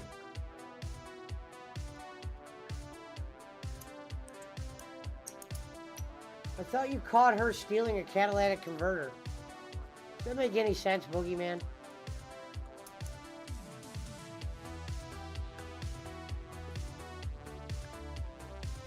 He said if it happens, there will be some green exchange in some form. This I'll promise you. If I have sex with that girl, it's not because I give her pot. Well, either way, it don't matter. That's just how it is. That's like saying you pay for pussy, one way or another. Very true, but I'm telling you right now, I have no intentions in giving her free weed. So I will say this, friends. The day I have sex with that girl, I will have no money on it because she just wanted to have sex. So when you use the pay for a pussy expression, it won't work with me. You ain't gotta take no bitch out of here. You're just trading it up. That's all it is. Now, if it's some type of, you be like, yeah. Well, hopefully, before she goes Rev over Robinson, shout out. before she don't. She's gonna make her beg. I'm not gonna make her beg. I just said, for instance, she said she wanted to come cook food or whatever. And I go, okay, that's fine. And I said, I'll get a microphone. You can come on the show again soon. You'll have your own microphone. She said she really wanted to do that. I don't think she knows how to cook. You gotta talk louder. I said I don't think she knows how to cook. She doesn't look the type that. Well, my thought is, She's more she could defrost anything. I don't have no standards when it comes to cooking. So if you're willing to make a meal while I'm able to sit down, that's what I call fair trade.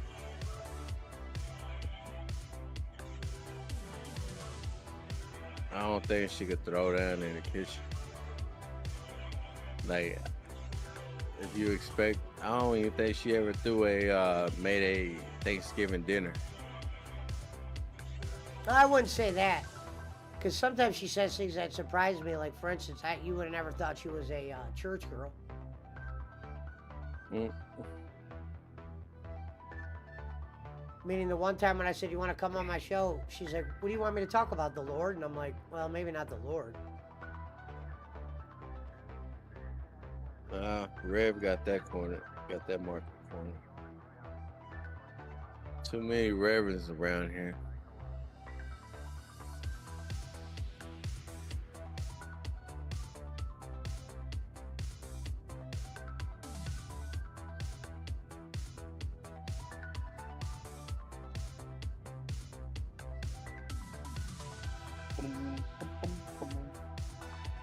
You can tell by her nails she can't cook. She had nails?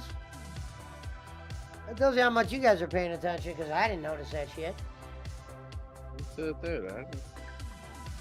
That you. No, I'm She like. know I've Rachel never- Ray. Oh, yeah, I mean, that's a given right there. You can tell by the tattoos. This is what she said. She picked up weed the one day, and I have a stove that I never use, and it looks brand new. Well, it is brand new, but it still looks like day one brand new. And she goes, damn, that's a cool-ass stove. I'd love to cook on it.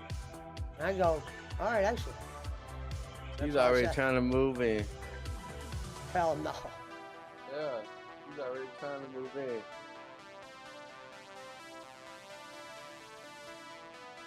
She's already No, trying she knows to I play don't half. care. I've never called her. Meaning anytime I've ever talked to her, or anytime she's ever come here, she's called me. That'll go a lot longer than fucking kissing their ass. All I'm gonna say, she ain't trying to give you no green, no weed, no money. She trying to give you some pussy for some weed. And like I say, regardless of what you say, that's how everybody's gonna see it at. Shit, I didn't pay for that pussy. I threw her a dime. No, threw her 2 I free didn't rolls. throw her a dime. I threw her a dime and got $10 too. Yeah, you guys must not know me real well. A lot of the girls I was with, the ones that even I was with, I wouldn't give free weed. If you were around me, you got to smoke for free. That was the trade. It wasn't like I said, here's weed, go home. Now you got some people Thanks that want for the- some weed, we can work out some. So any girl that ever got weed or something from me, they did a little bit in return. Usually they would find weed buyers. That's what I said. I'm different than most people. I got a different type of resume.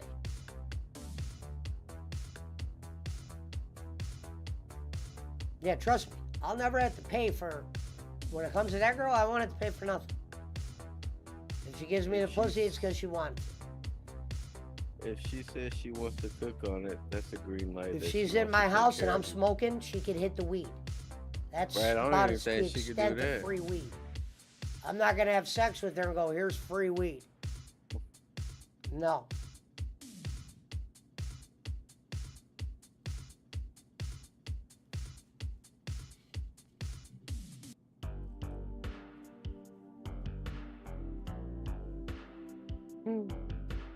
It's an interesting show. Thank you. Well, yeah, that's the truth on that. And there are circumstances, Punch, where people don't have to pay for certain shit.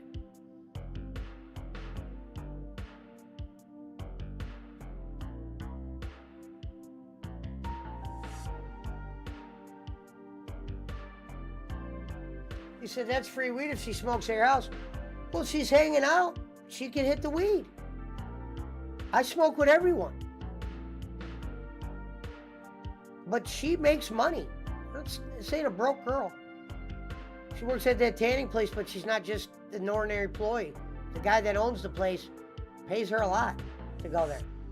Whether it's because he's into her or whatever, she has her own money.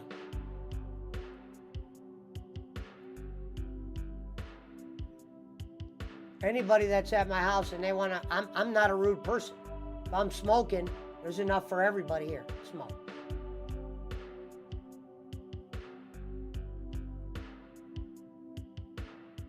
I feel sad for Roman though. Pesci will be fluffing pillows for her now. I don't fluff pillows for Roman. Roman just smokes weed and stays in my guest bedroom. Because he can't drive when he smokes. And his mom lives on the other side of town. I got a big house. I just have friends, Brad. I'm sorry that you don't have friends that you hang out with and shit like that.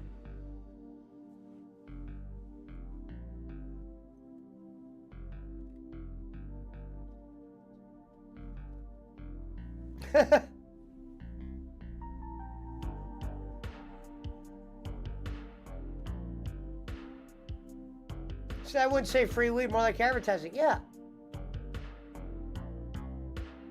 You would know if it's just a girl that literally is coming by to smoke your shit and dip or whatever.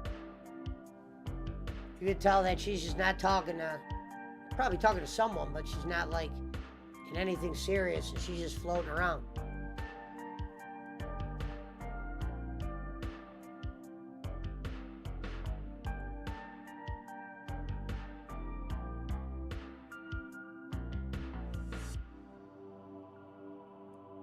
Alvin Marin says Mountain Timer has friends' names are Bud and Bud Light. Yeah, I don't just have girlfriends, Brad. I have guy friends as well. You gotta have a crew.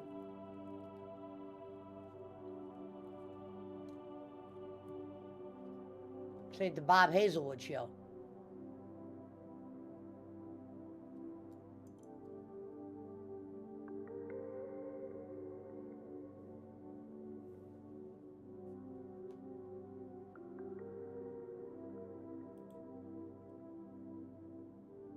Eric Roman's going to be moving again soon, though. He got that manager job.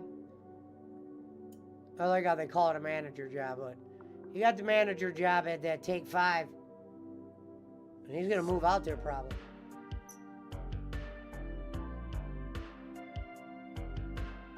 It's like a free sample of the table at Costco.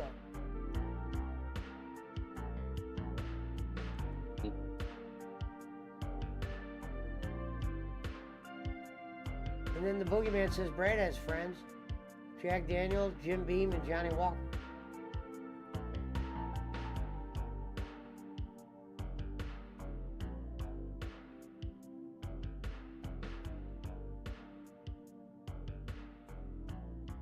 I don't even know who Johnny Walker is.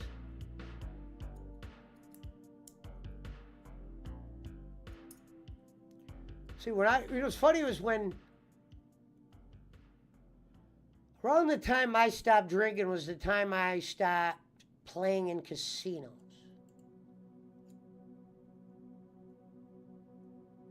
Remember one day I drank midday Christmas ale. I never drank weak shit. They used to serve Christmas ale almost year-round up here. It's that popular. And one day, I remember I was drinking that, and it was probably after about a 7-hour run at the casino. The way hours I stream, I used to take those. It used to be gambling hours, 4 or 5 hours in the casino at one point. Craps, poker, whatever.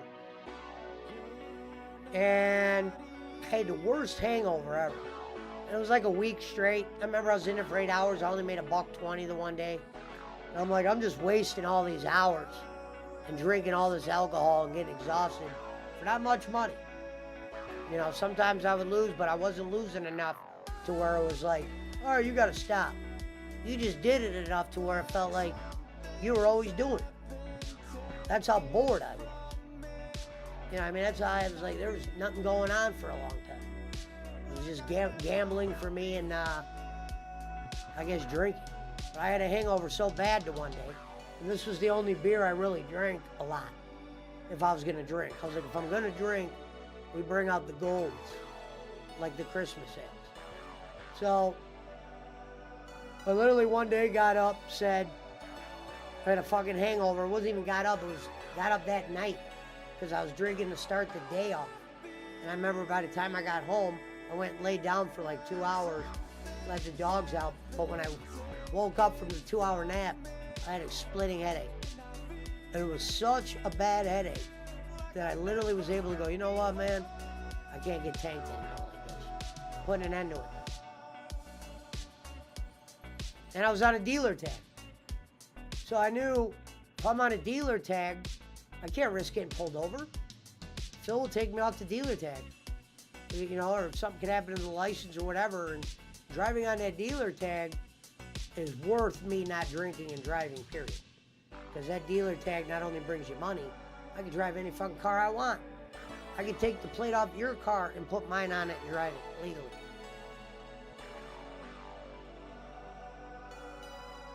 That's how slick the dealer tag business is. Now that cars are picking back up, I gotta start taping those car deals. Have to. I'm always afraid that the people will be like, hey man, I don't appreciate being taped.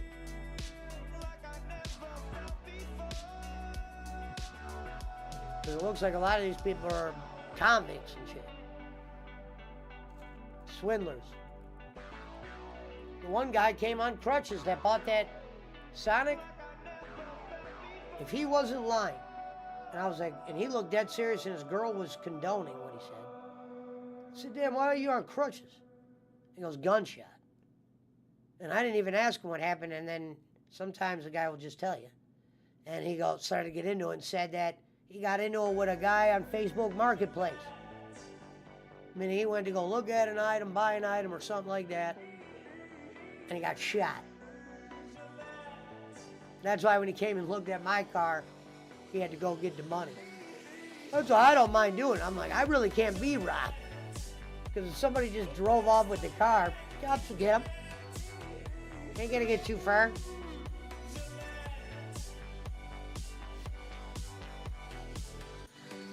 I never drank hard liquor, really. Be accurate.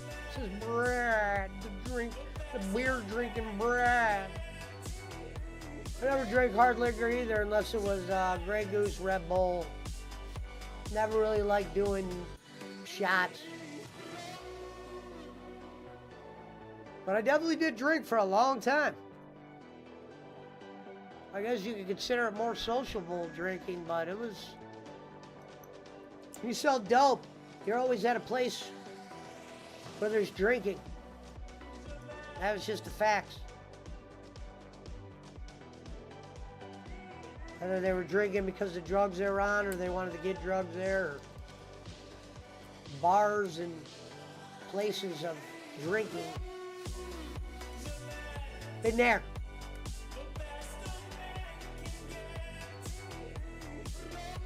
Alright, bro. I fuck with you, man. Alright.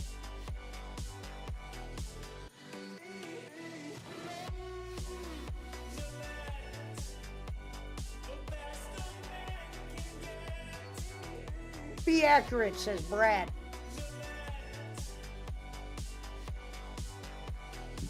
And then what's funny about drinking, you go so long without doing it. Every time someone's like, you want something, you want a drink? You're always just like, you know what? Probably start again.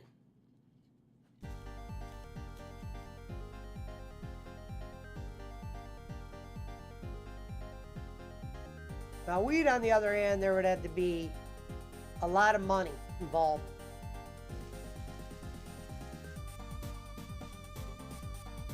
We ain't quitting smoking for free, or just to prove a point. Well, let's get back to basics.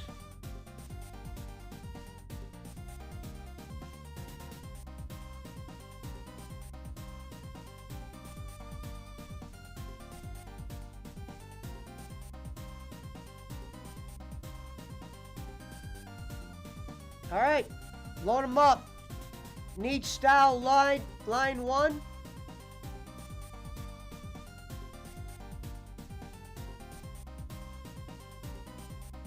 We got a whole list of... Look at all those franchises owned by Disney that they ruined.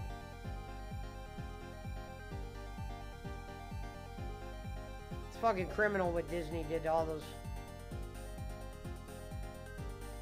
top movie franchises, shows, whatever you want to call them. They prostituted it.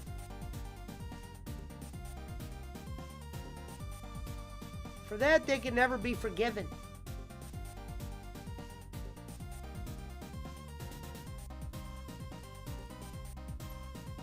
Who would ever knew the Mickey Mouse motherfuckers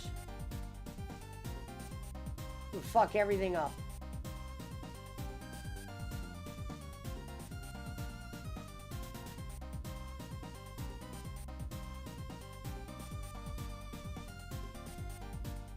Shout out to Squigs.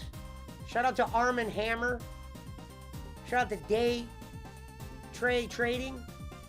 The Rivadirci brothers. Pakistan Patty. Tina from Tahiti. Timmy from Tibet. Oh yeah, what was the new one we got?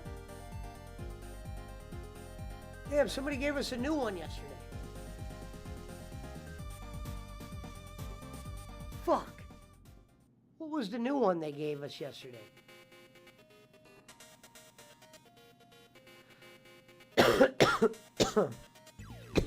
That's gonna bug me.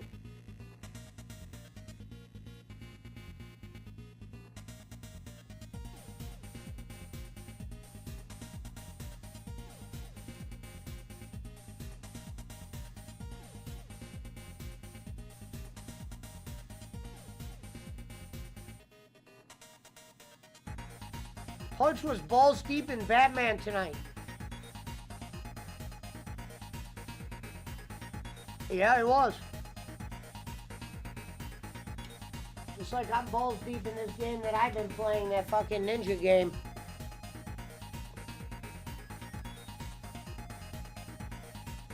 Well, Punch knows I one-upped him in the video game department because he's being all easy shit. I got Bloodborne under my belt. And that game wasn't no hoe.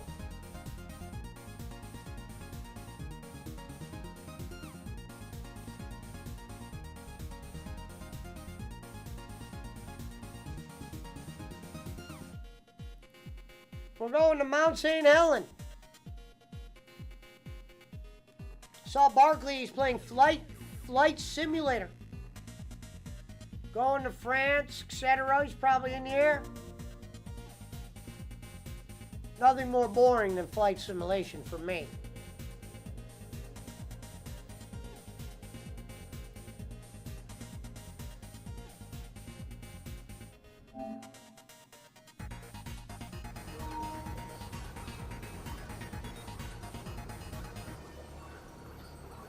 We got a big month ahead of us. We got some new things on the horizon.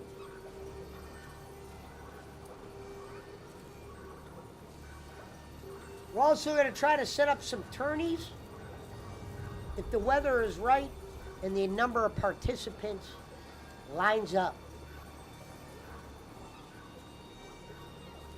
Because the competitive juices have started to rumble again. It's time to get some competitive games into the circuit. Compete, compete, compete going into football.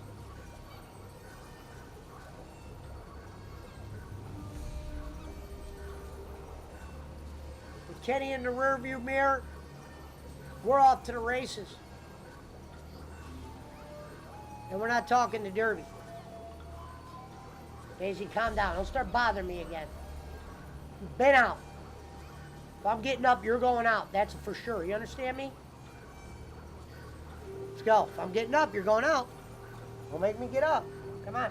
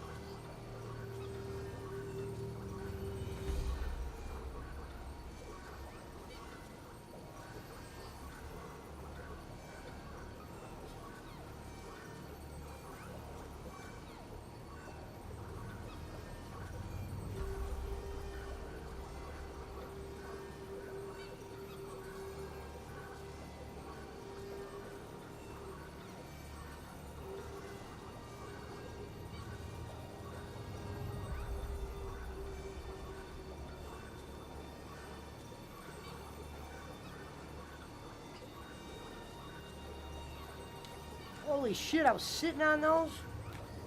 What the fuck?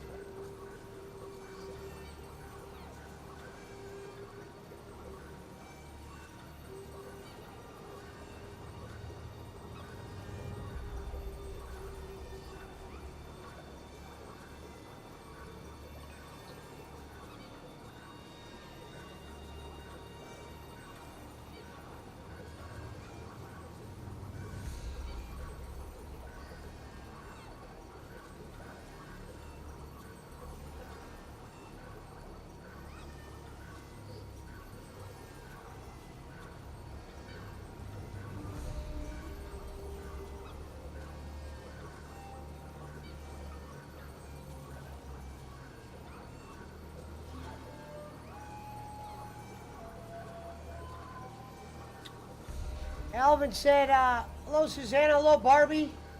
Good morning, Barbie. Hello, Susanna. You know, the Hall of Fame list came out. Who do you think will get in and Antonio... Wait. Think will get in and Antonio Gates? Who do you think will get in and Antonio Gates? What's that mean? Out of those people? Damn, Andrew Luck did enough good to be a Hall of Famer? Seems like he got hurt a whole lot. Played a couple good years.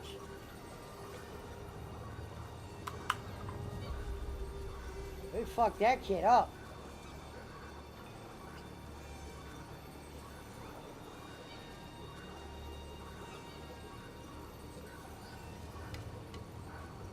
Yeah, I don't know who they're gonna pick. Thank you, Barbie.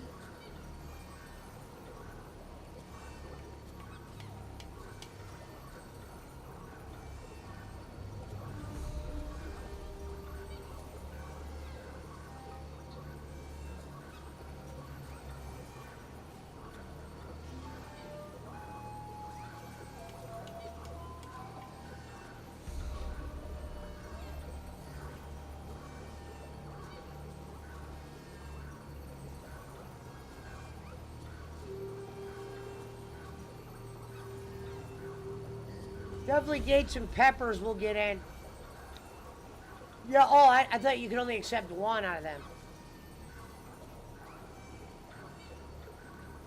Yeah, Gates will get in.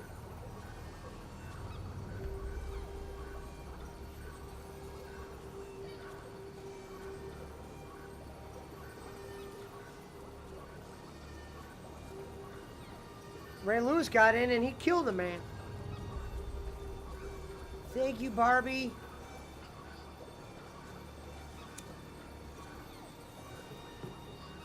Good old Ray Lewis. Him and OJ both beat murder.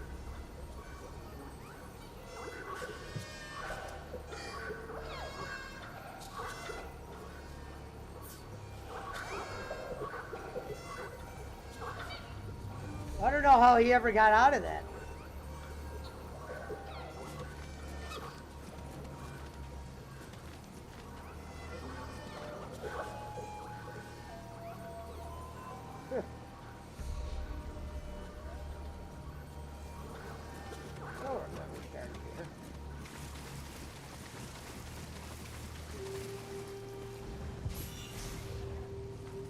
Thank you, Barbie.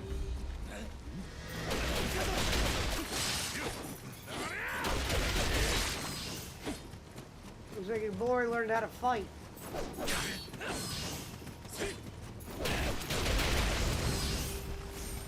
You guys ain't fucking me up no more.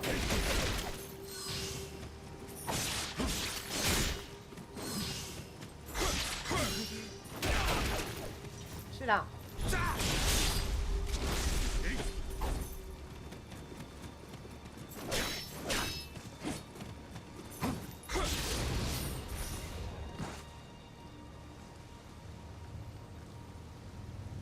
Standing outside of a shop.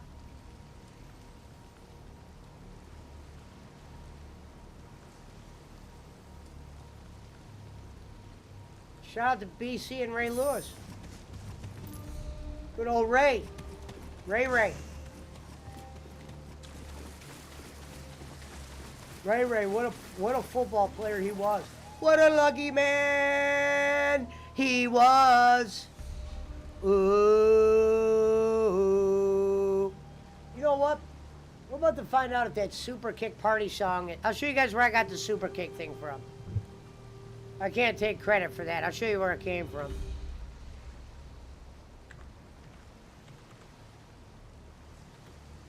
Wonder if the Bucks have all their shit like all funny and shit. If it's like, you know, if they're assholes and all their shit's copyrighted to the bone. I mean, I know probably some of their shit is. Super Kick Party.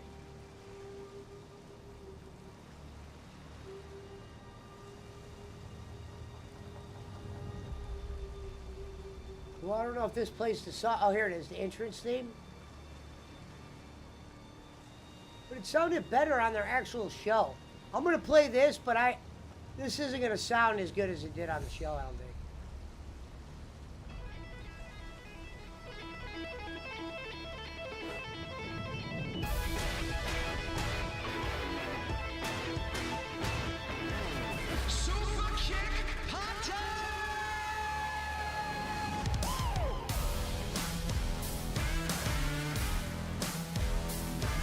No, this ain't what I used to hear. Super Kick Pot. No, we gotta find that. This is just another version. They don't even say Super Kick on it.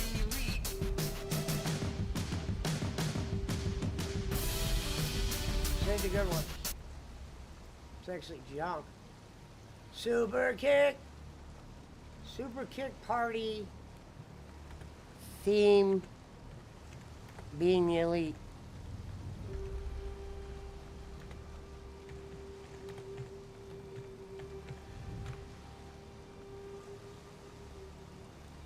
This might be it.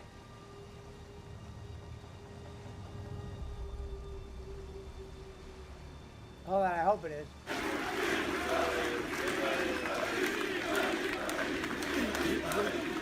The elite. This is when they were the shit. Here we go. Here we go, guys. This is it.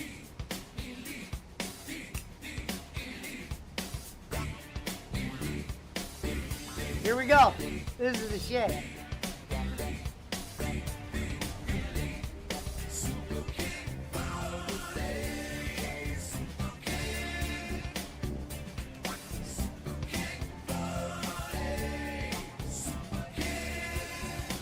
There it is, BC. Super Kick!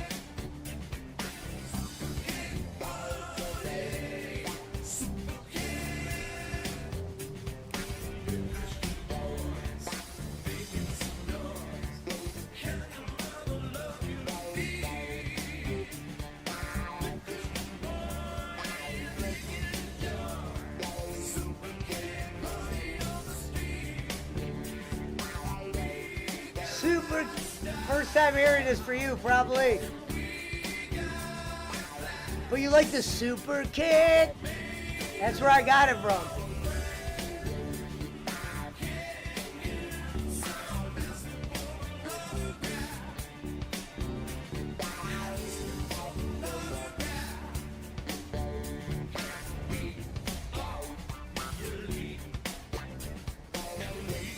And it's a video of them doing Super Kick. Elite. Here it comes. elite, the elite. Super Kick Party.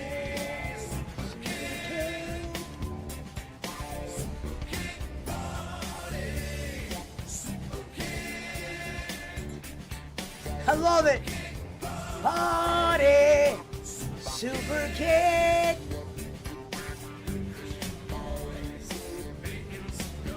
The elite. Kenny Omega's dance is like really awkward in this video too.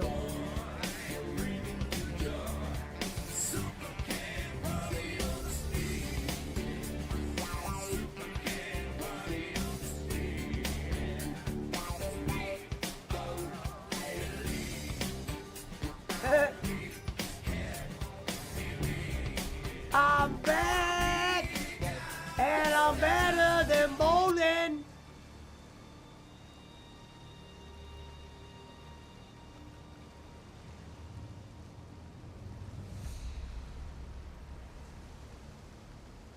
Shout out to the Being the Elite.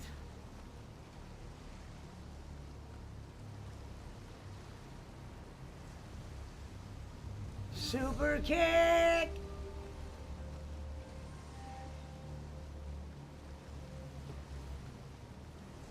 And I'm better than bowling.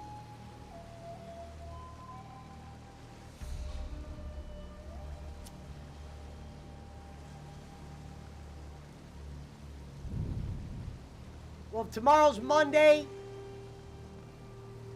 We got a full week.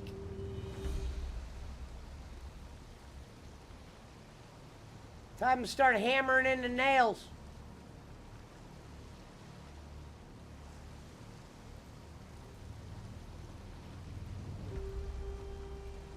Time to put the puzzle back on the puzzle.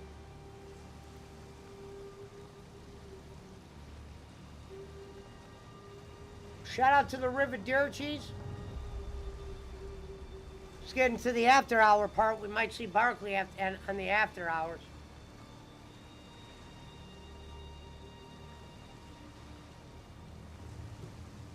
Super Kick Bradley. Super Kick.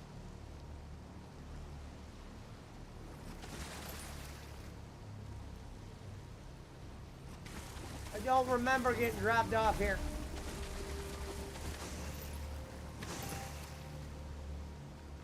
Very odd.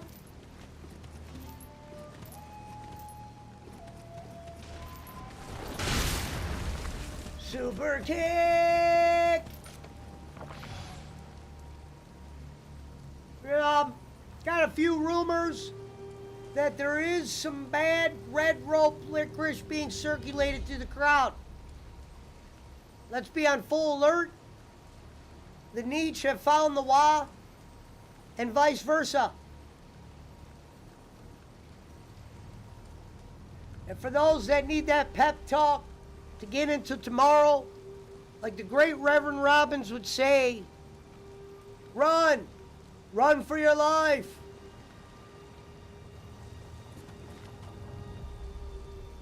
We only live by one rule of niche around here. The man who pays saves.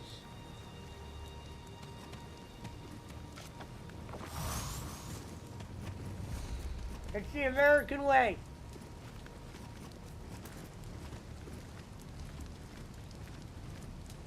Not enough Nietzsche to go around for everyone.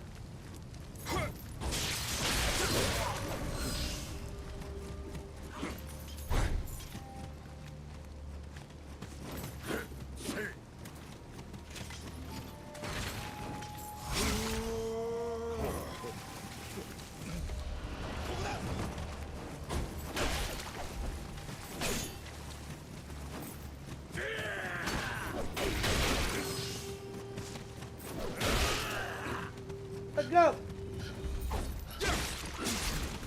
What the fuck? I didn't block that.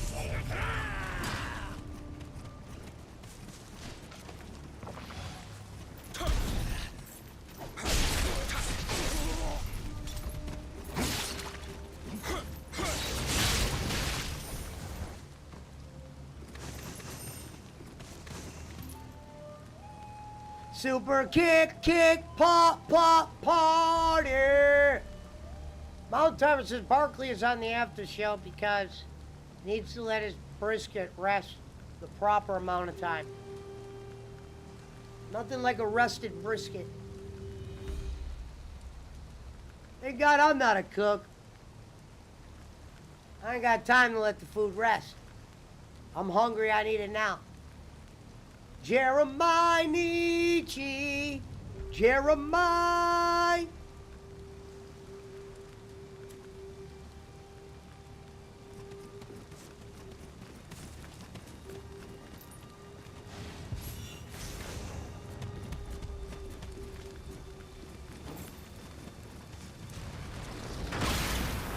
The hell? Who the hell's shooting at me? Nietzsche! There he is.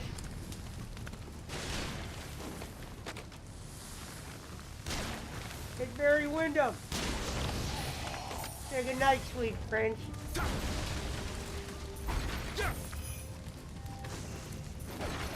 Jeremiah Nietzsche. Jeremiah.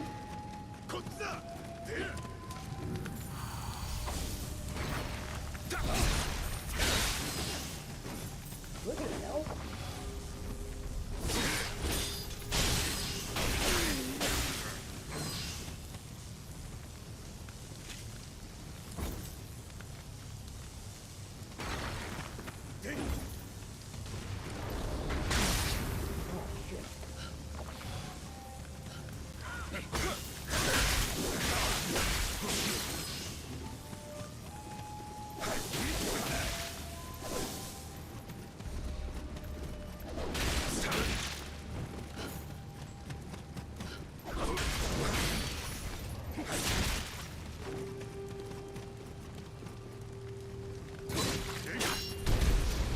That's your counter, man. I gotta learn why you only counter this sometimes. Supposed to be stronger at this point.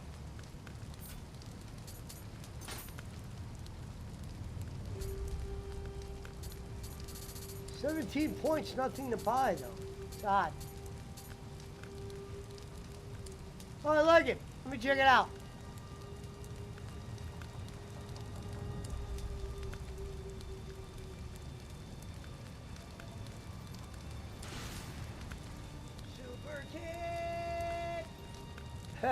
Super kick!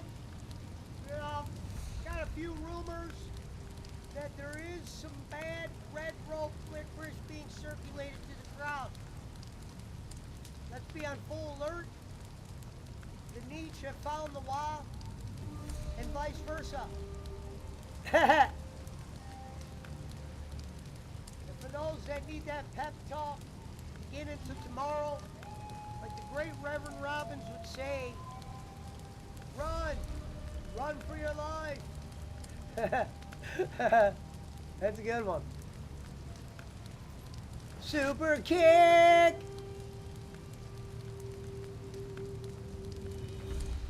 Born out of love.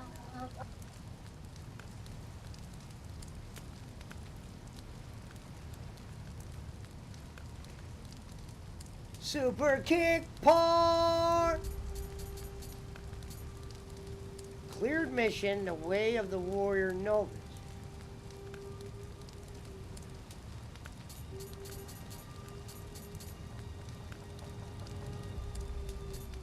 Wait, cleared mission.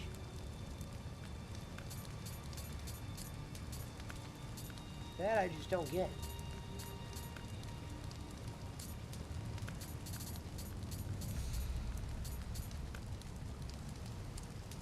Well, before we buy that. Super! What up, RA? Super kick party! Super kick! Shout out to R.A. Garcia. And shout out to the Revadirci brothers. We suit up for you.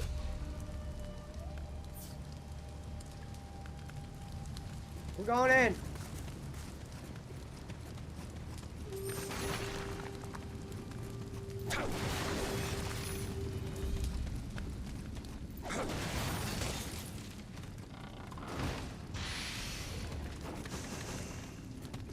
Okay, we're doing a smash and grab. Everyone's gonna have to die, unfortunately. But we're on an old prisoner kind of mission here. Say cheese right there, boom. Blew his head off. Thank you for coming. See you later. Konnichiwa means hello.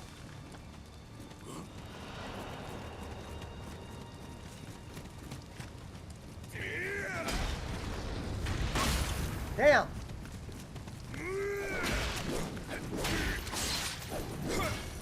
Not quick enough, my friend. Super kick.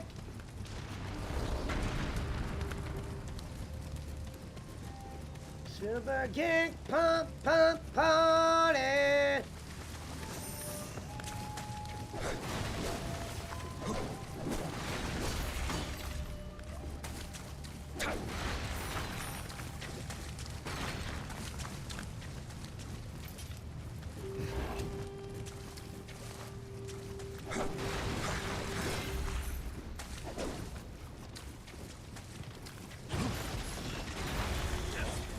Whoa!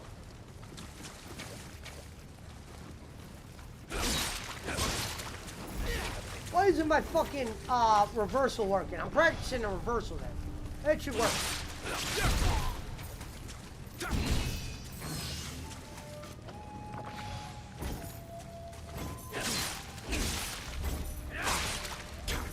It's not working. Yeah, I know I could kill this guy, but I wanted the reversal to work. There we go.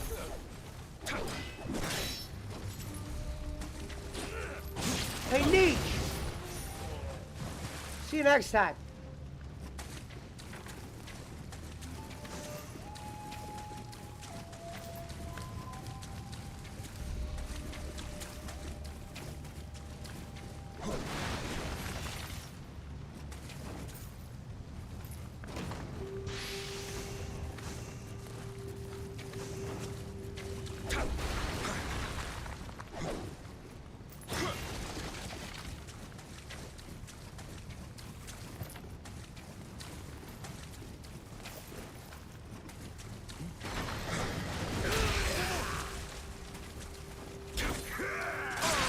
What the fuck was that?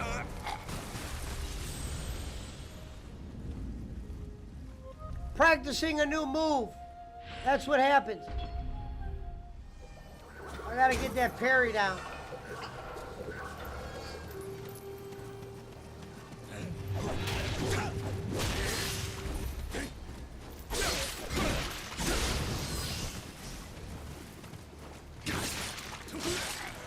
What?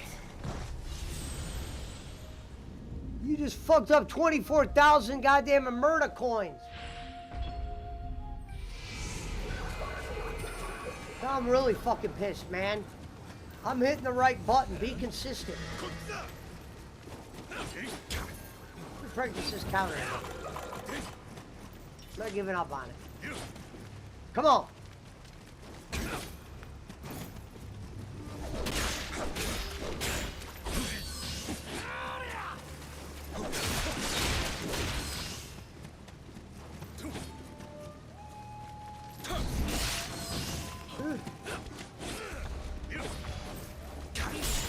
Got you, son. Thanks for coming. Got you, son. Thanks for coming. Have some consistency. Later.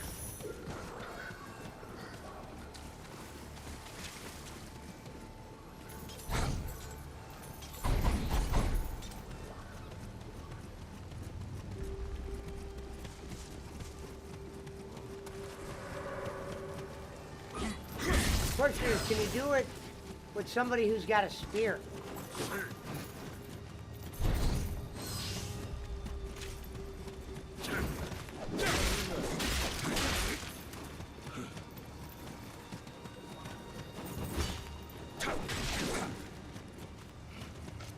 Let me see if I can practice this real quick. See if it'll work.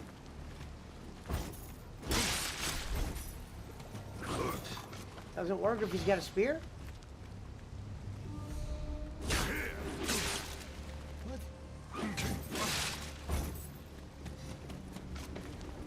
Practicing a move, guys. Give me a second here. Come on, work. Doesn't work if he's got a spear?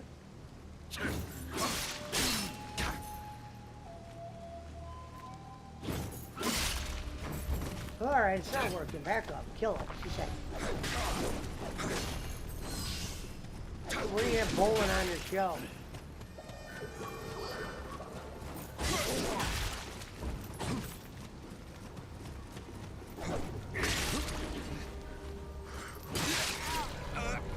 Alright, now I'm getting pissed off. Practicing a move gets me killed now. Dude, I did that fucking counter right. Was it only the guys with the... Say that on my goddamn skill list there.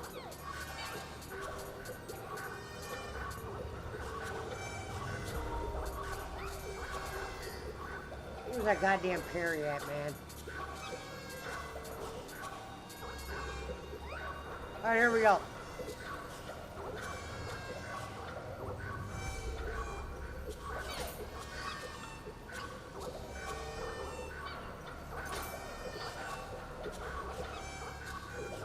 Mid stance only, parries enemy attack, throwing them backwards. Well, he doesn't counter the spear.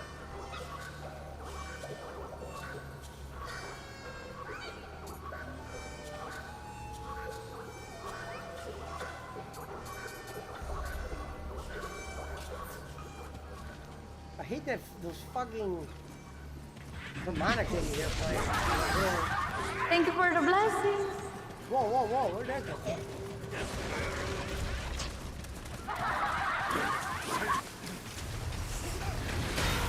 Sorry, I just heard like another stream playing through my shit.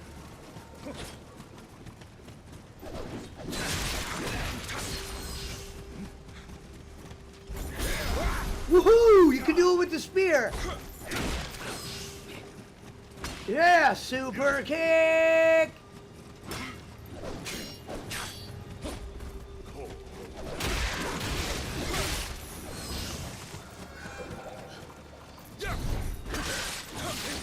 No!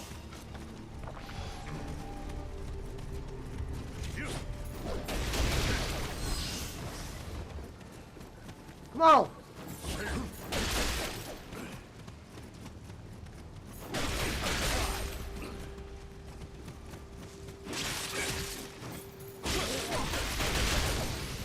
Night.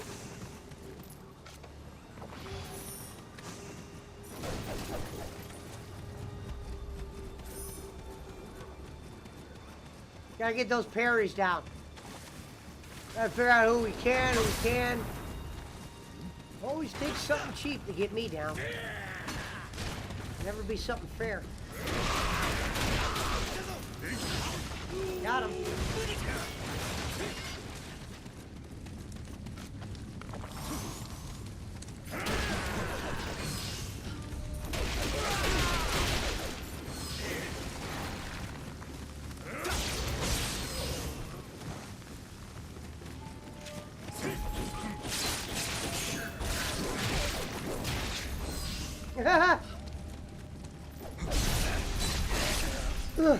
Thanks for coming. Oh, Jordan! No, no, no, no, no. Oh, shit. How's this guy still alive? Fuck, what a gunshot. Somebody from the back row. You see what kind of shit you deal with in this game? Cost me 24,000 goddamn souls, man.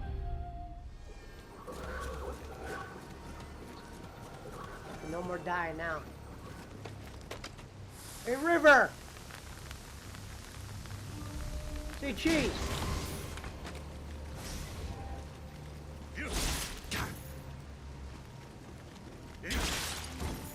I'm hitting it at the right time. This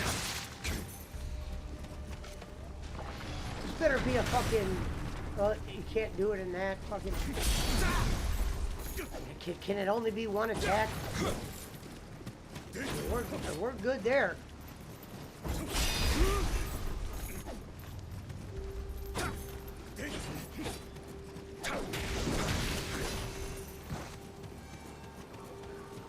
Clown boy.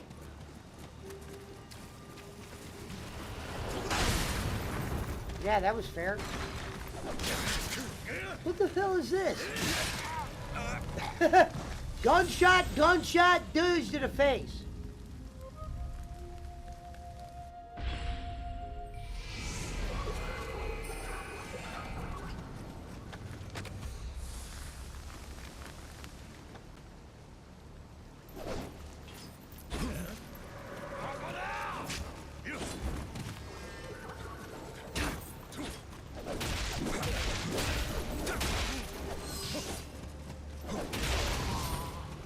Thanks for coming. It's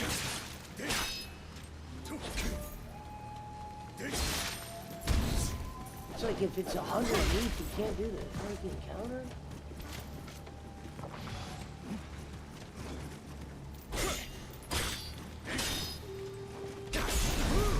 Thanks for coming.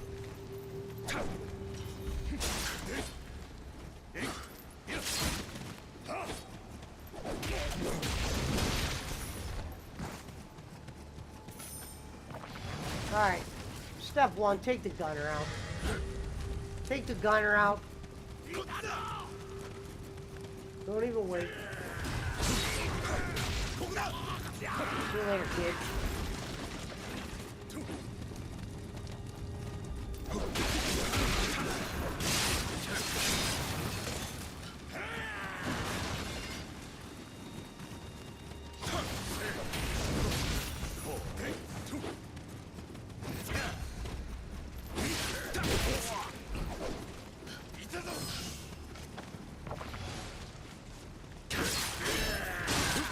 That's bullshit! And now he's stuck! I countered that! Just like that!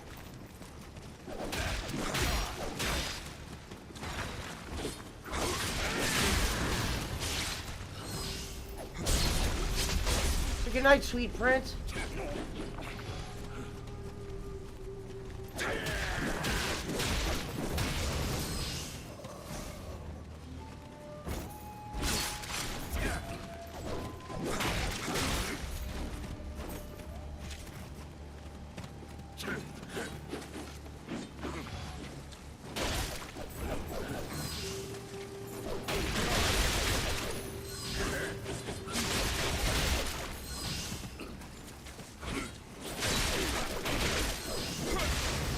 Sit down, kid.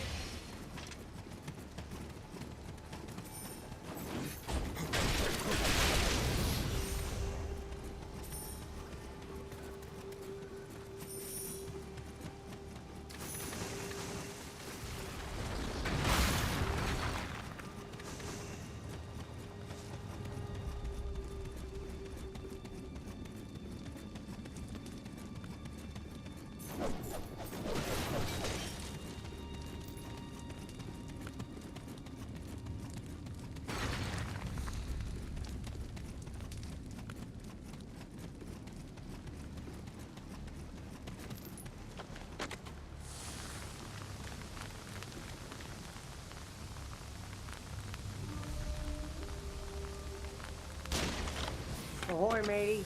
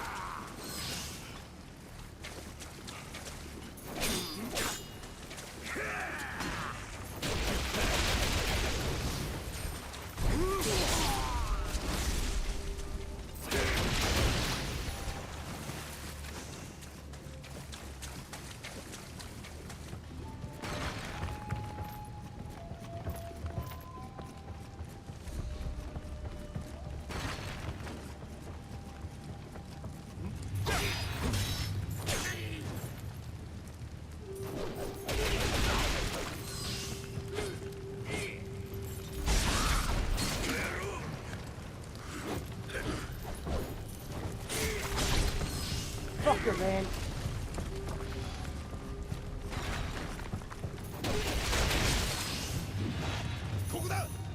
Ooh, nice move. Here, boy. Oh!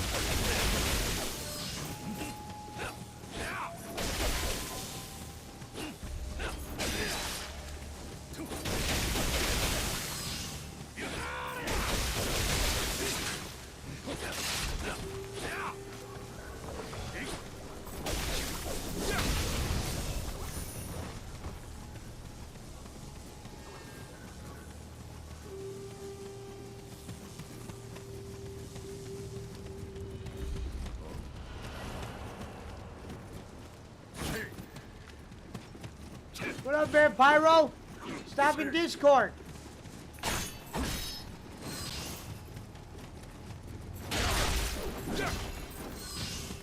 If you're not busy.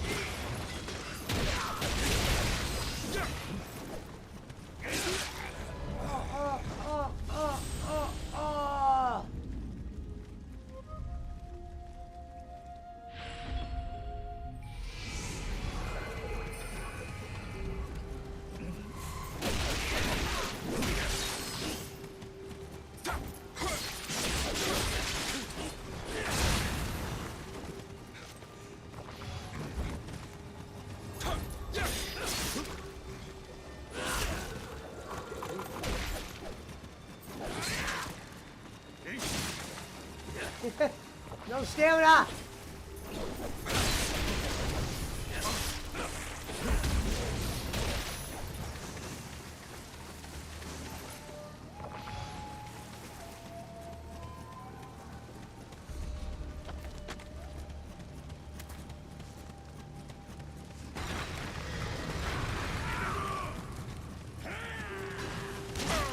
How did you get that shot?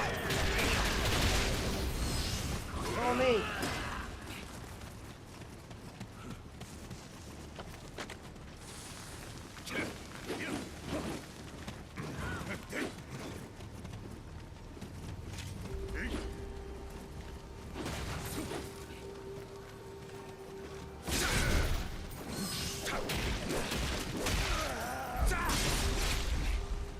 Bullshit! And then I'm frozen because of that fucking move.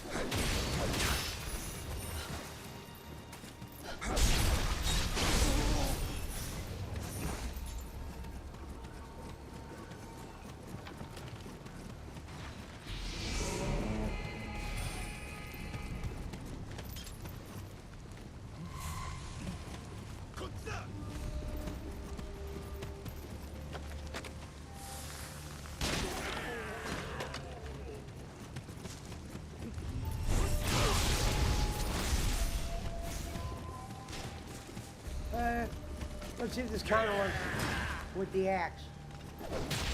Like that, I gotta take advantage of that, kid.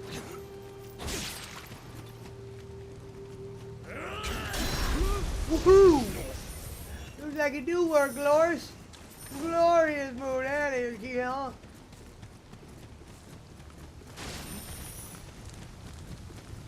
Not this time.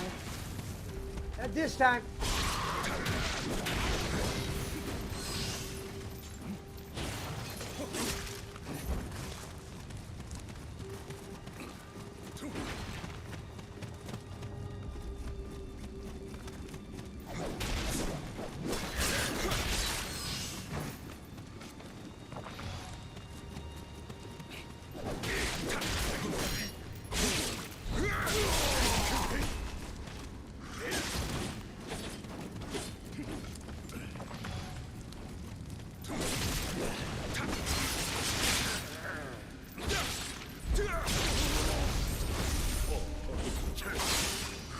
Fuck off.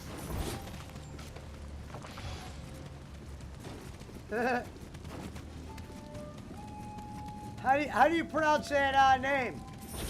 Stop in Discord if you want, J-Walk.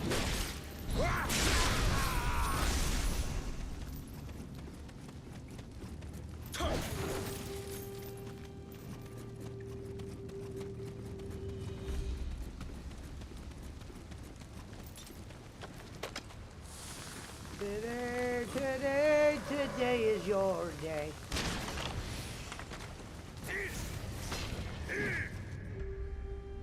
See what you made of.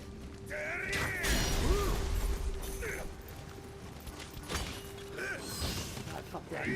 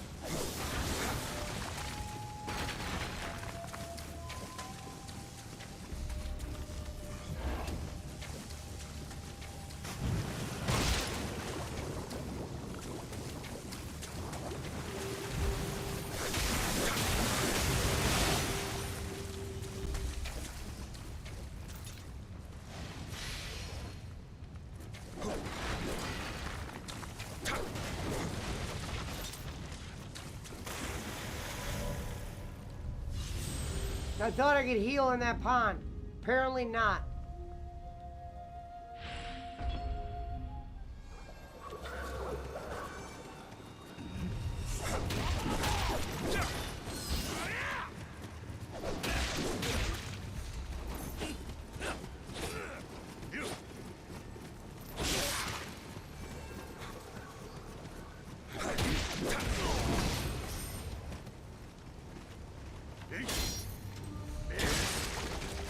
Can't fucking counter the low hit, huh?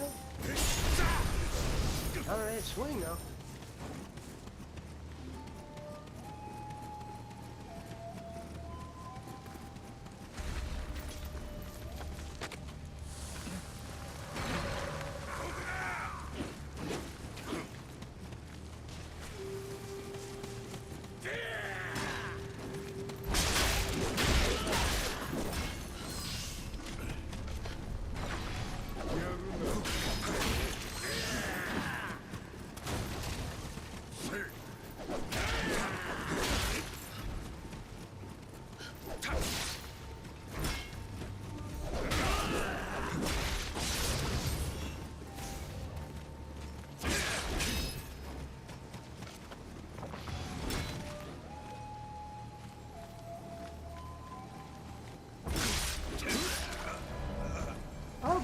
Why doesn't the counter work for the spear?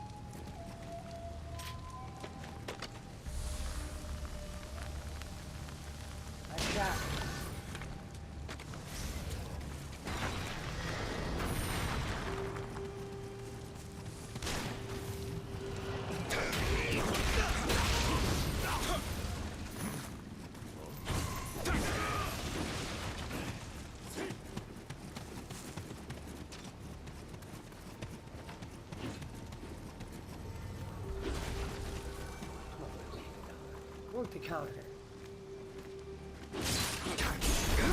Here we go. Ward your boy. Ward your boy. Ward him.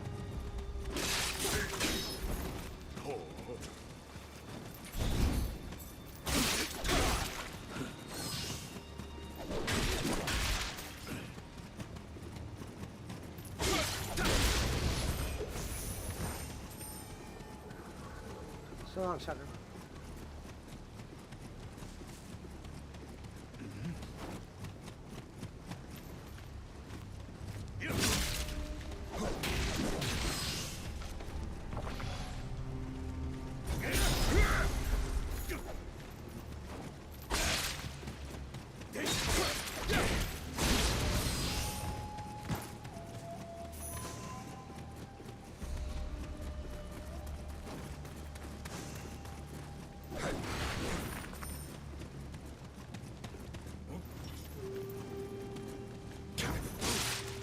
Okay, can't do that one.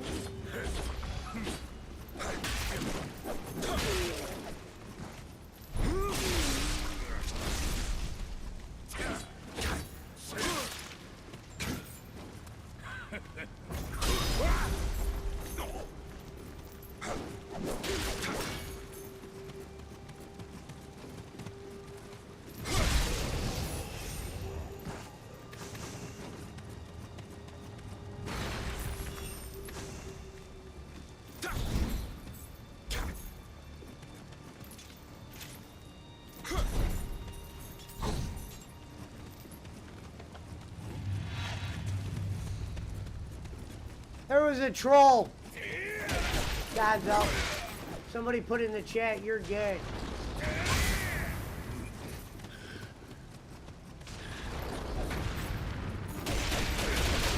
It was pretty original.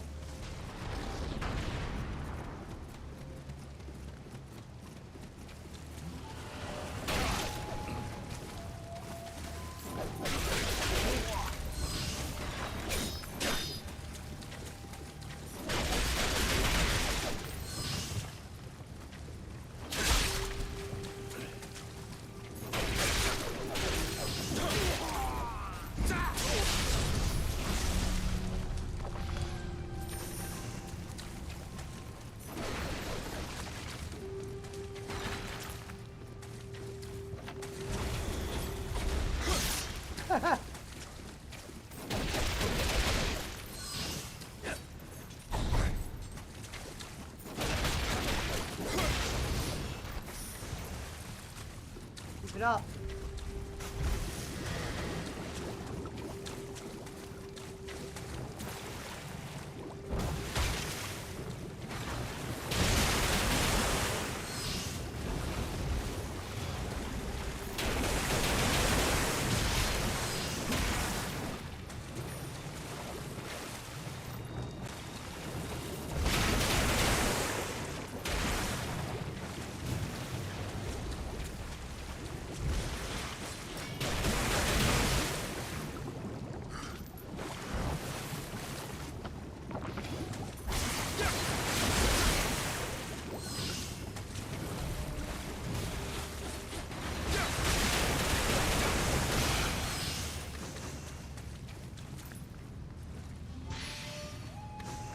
Fucking pool tricked me last time.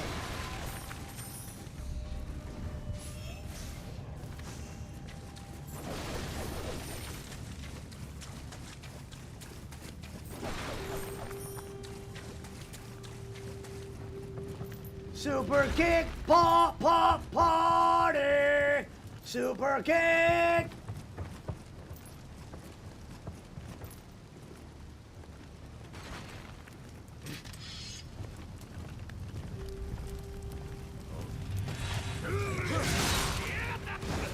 Okay, snuck up on me, bitch. Woohoo! Hit it.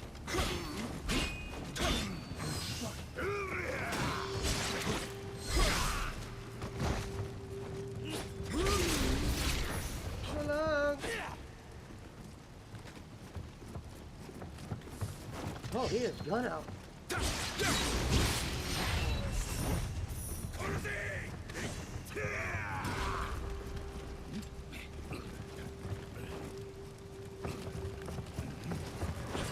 hear voices.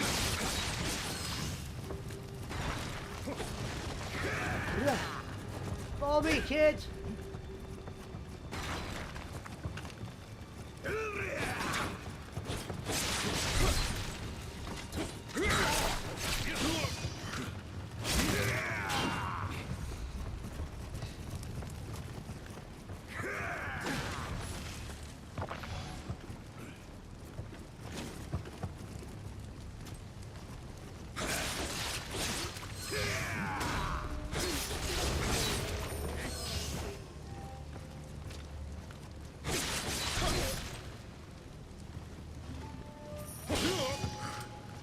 I just get that parry down. Fucking everything.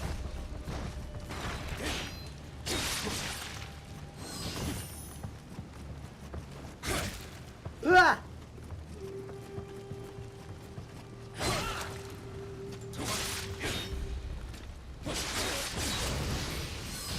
A little bit delayed there.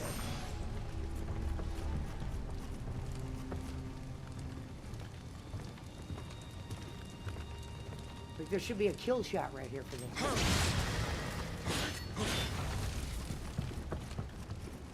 He should not be that much alive at all.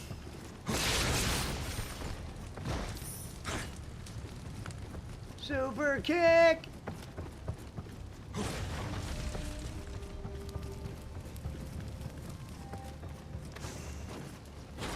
Rifle ammunition.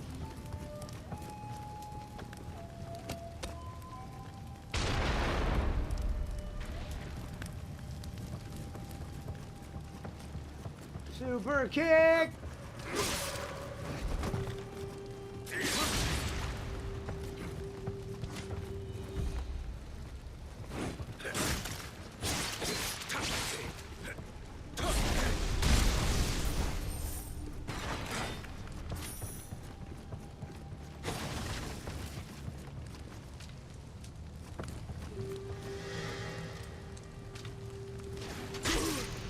Oh!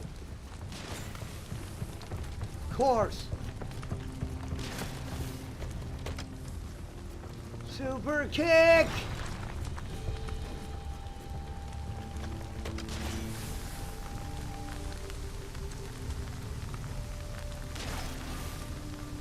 Let me fuck that up. Good night.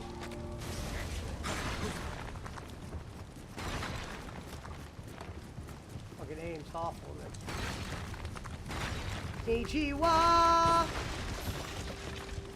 Super kick, pop, pop, party!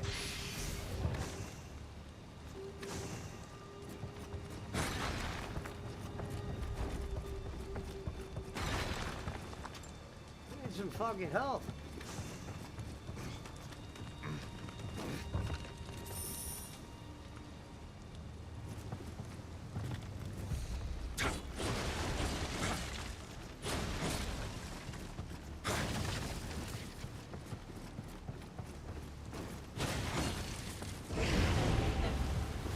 What the hell is that?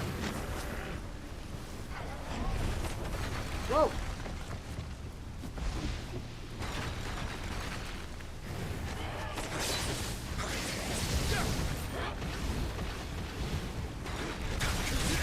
I knew I was gonna die. I had no more health. None of these guys had lasers. I mean,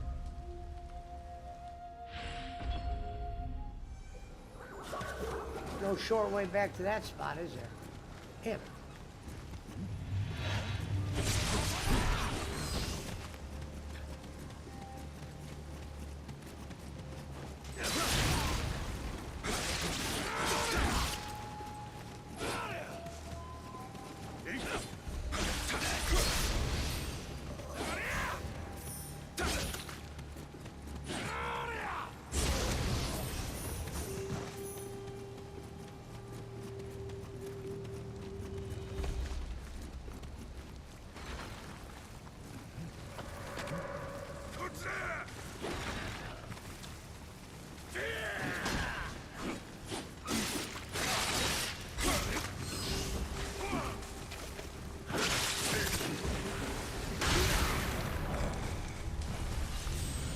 Too much for that soul collection.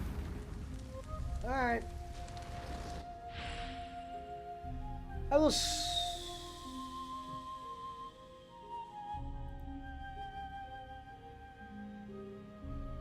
Holy shit.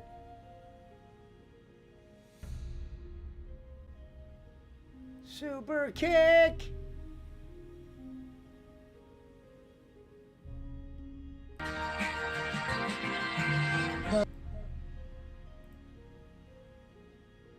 Super kick, Barbie. Super kick.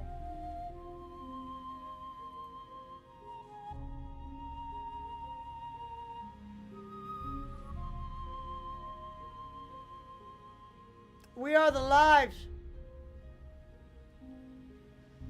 Jim Cornette on Vince McMahon being served with federal grand jury. I mean, I heard the shit and just said, it's probably nothing.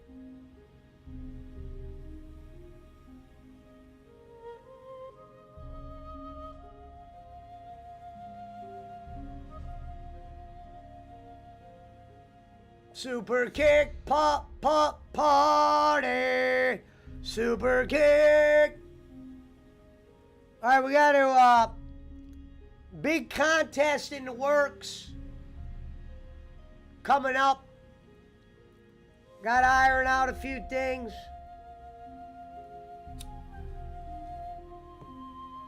We're about to Kenichi a little while this month. Just to make up for last.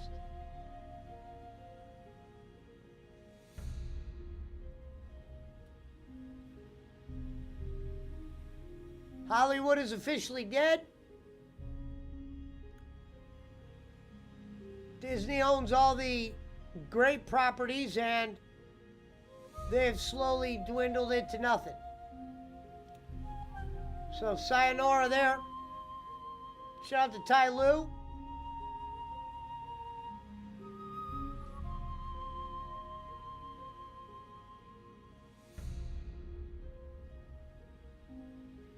Will Vince McMahon go to jail? That new Turtles movie, the Turtles look awful.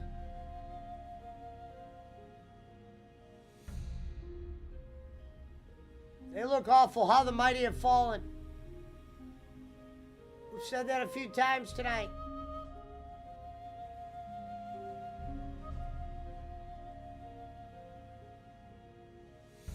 Next stop, Mount St. Neach.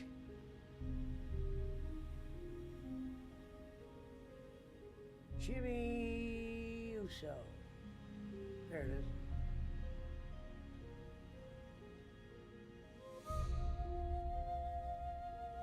She said mental health, what you need to know.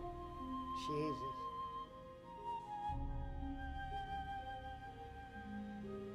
Well, how the mighty have risen.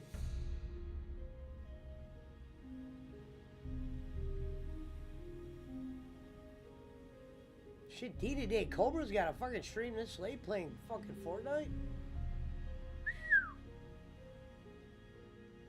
How the mighty have fallen.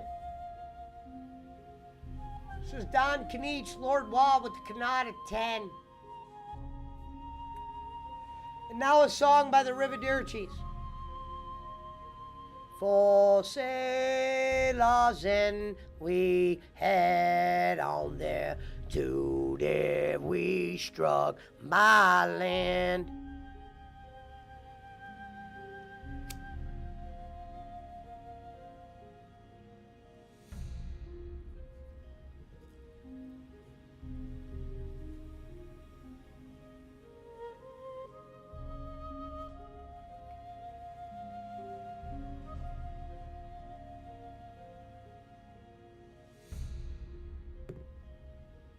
Final J.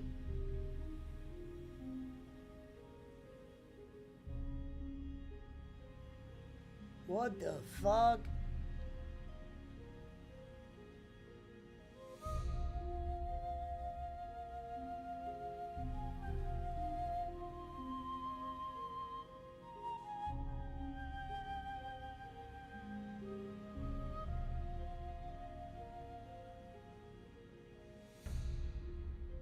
Got your boy in jail.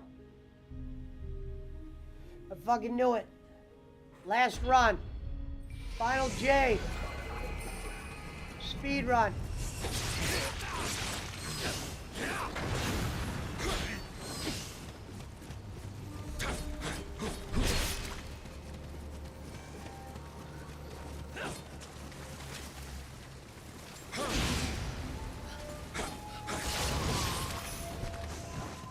See what this does. There we go. Nice whip.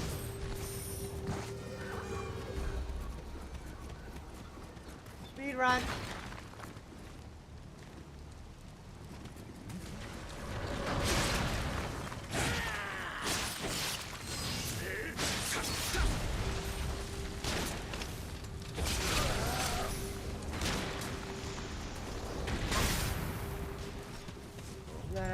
Interference for that.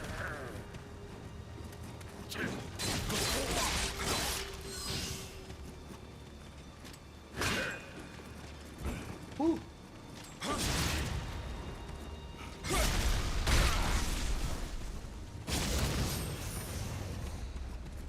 It's a long way to die, Gonzo.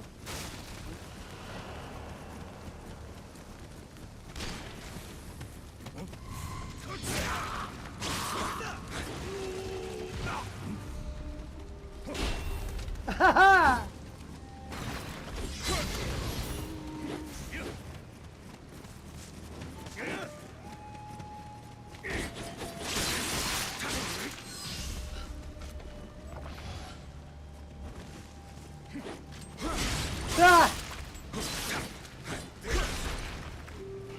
Bullshit. He froze it.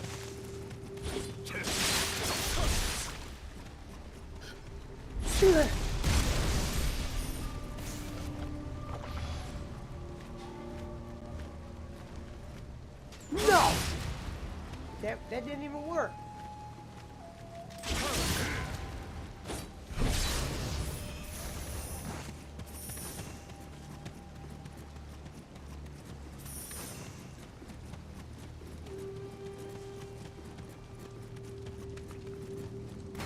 Alright, here we go. Final J. Speed run.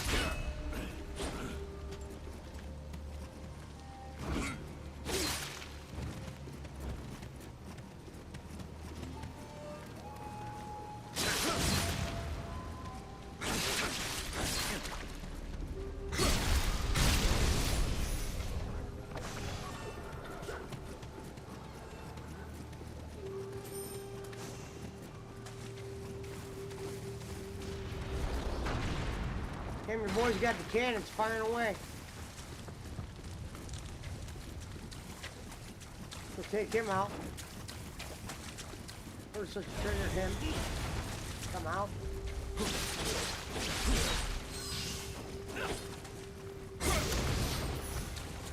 So long.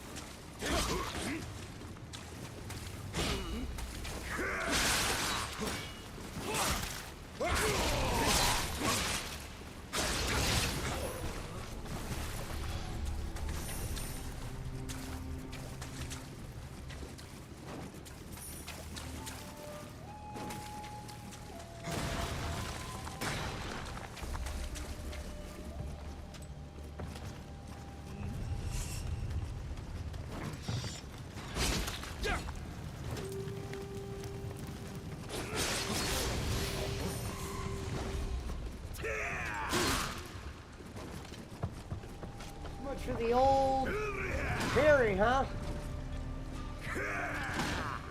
My dumbass just wanting to do it.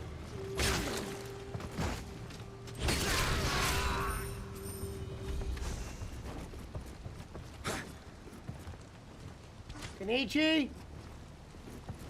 Is that you?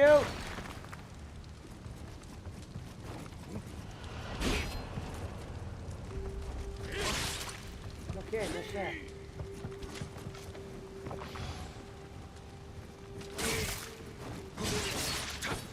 Wait, the more you try that counter, the more it doesn't work. You're gonna award me for doing something well. I'm hitting the right button and everything.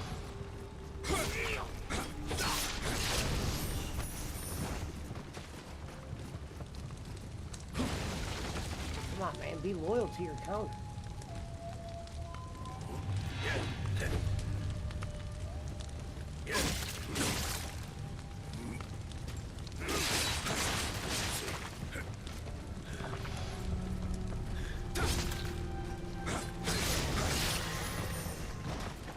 Pointless to do the parry, Mike. You can't do it to everybody.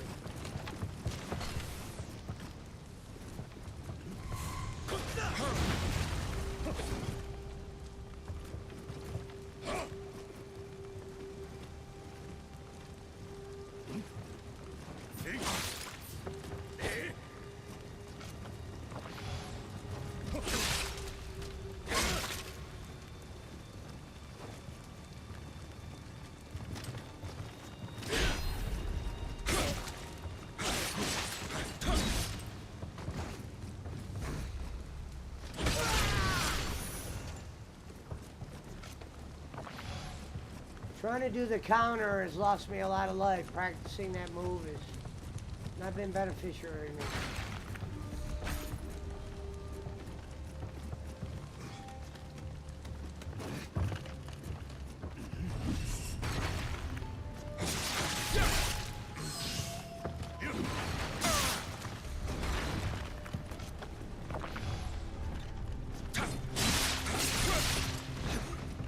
That was kind of weird.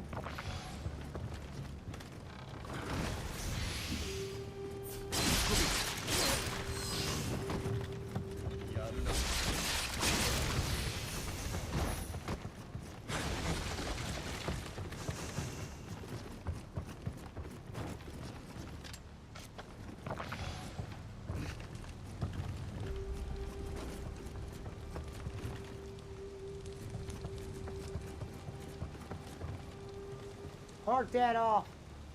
All right, I'll see you guys tomorrow.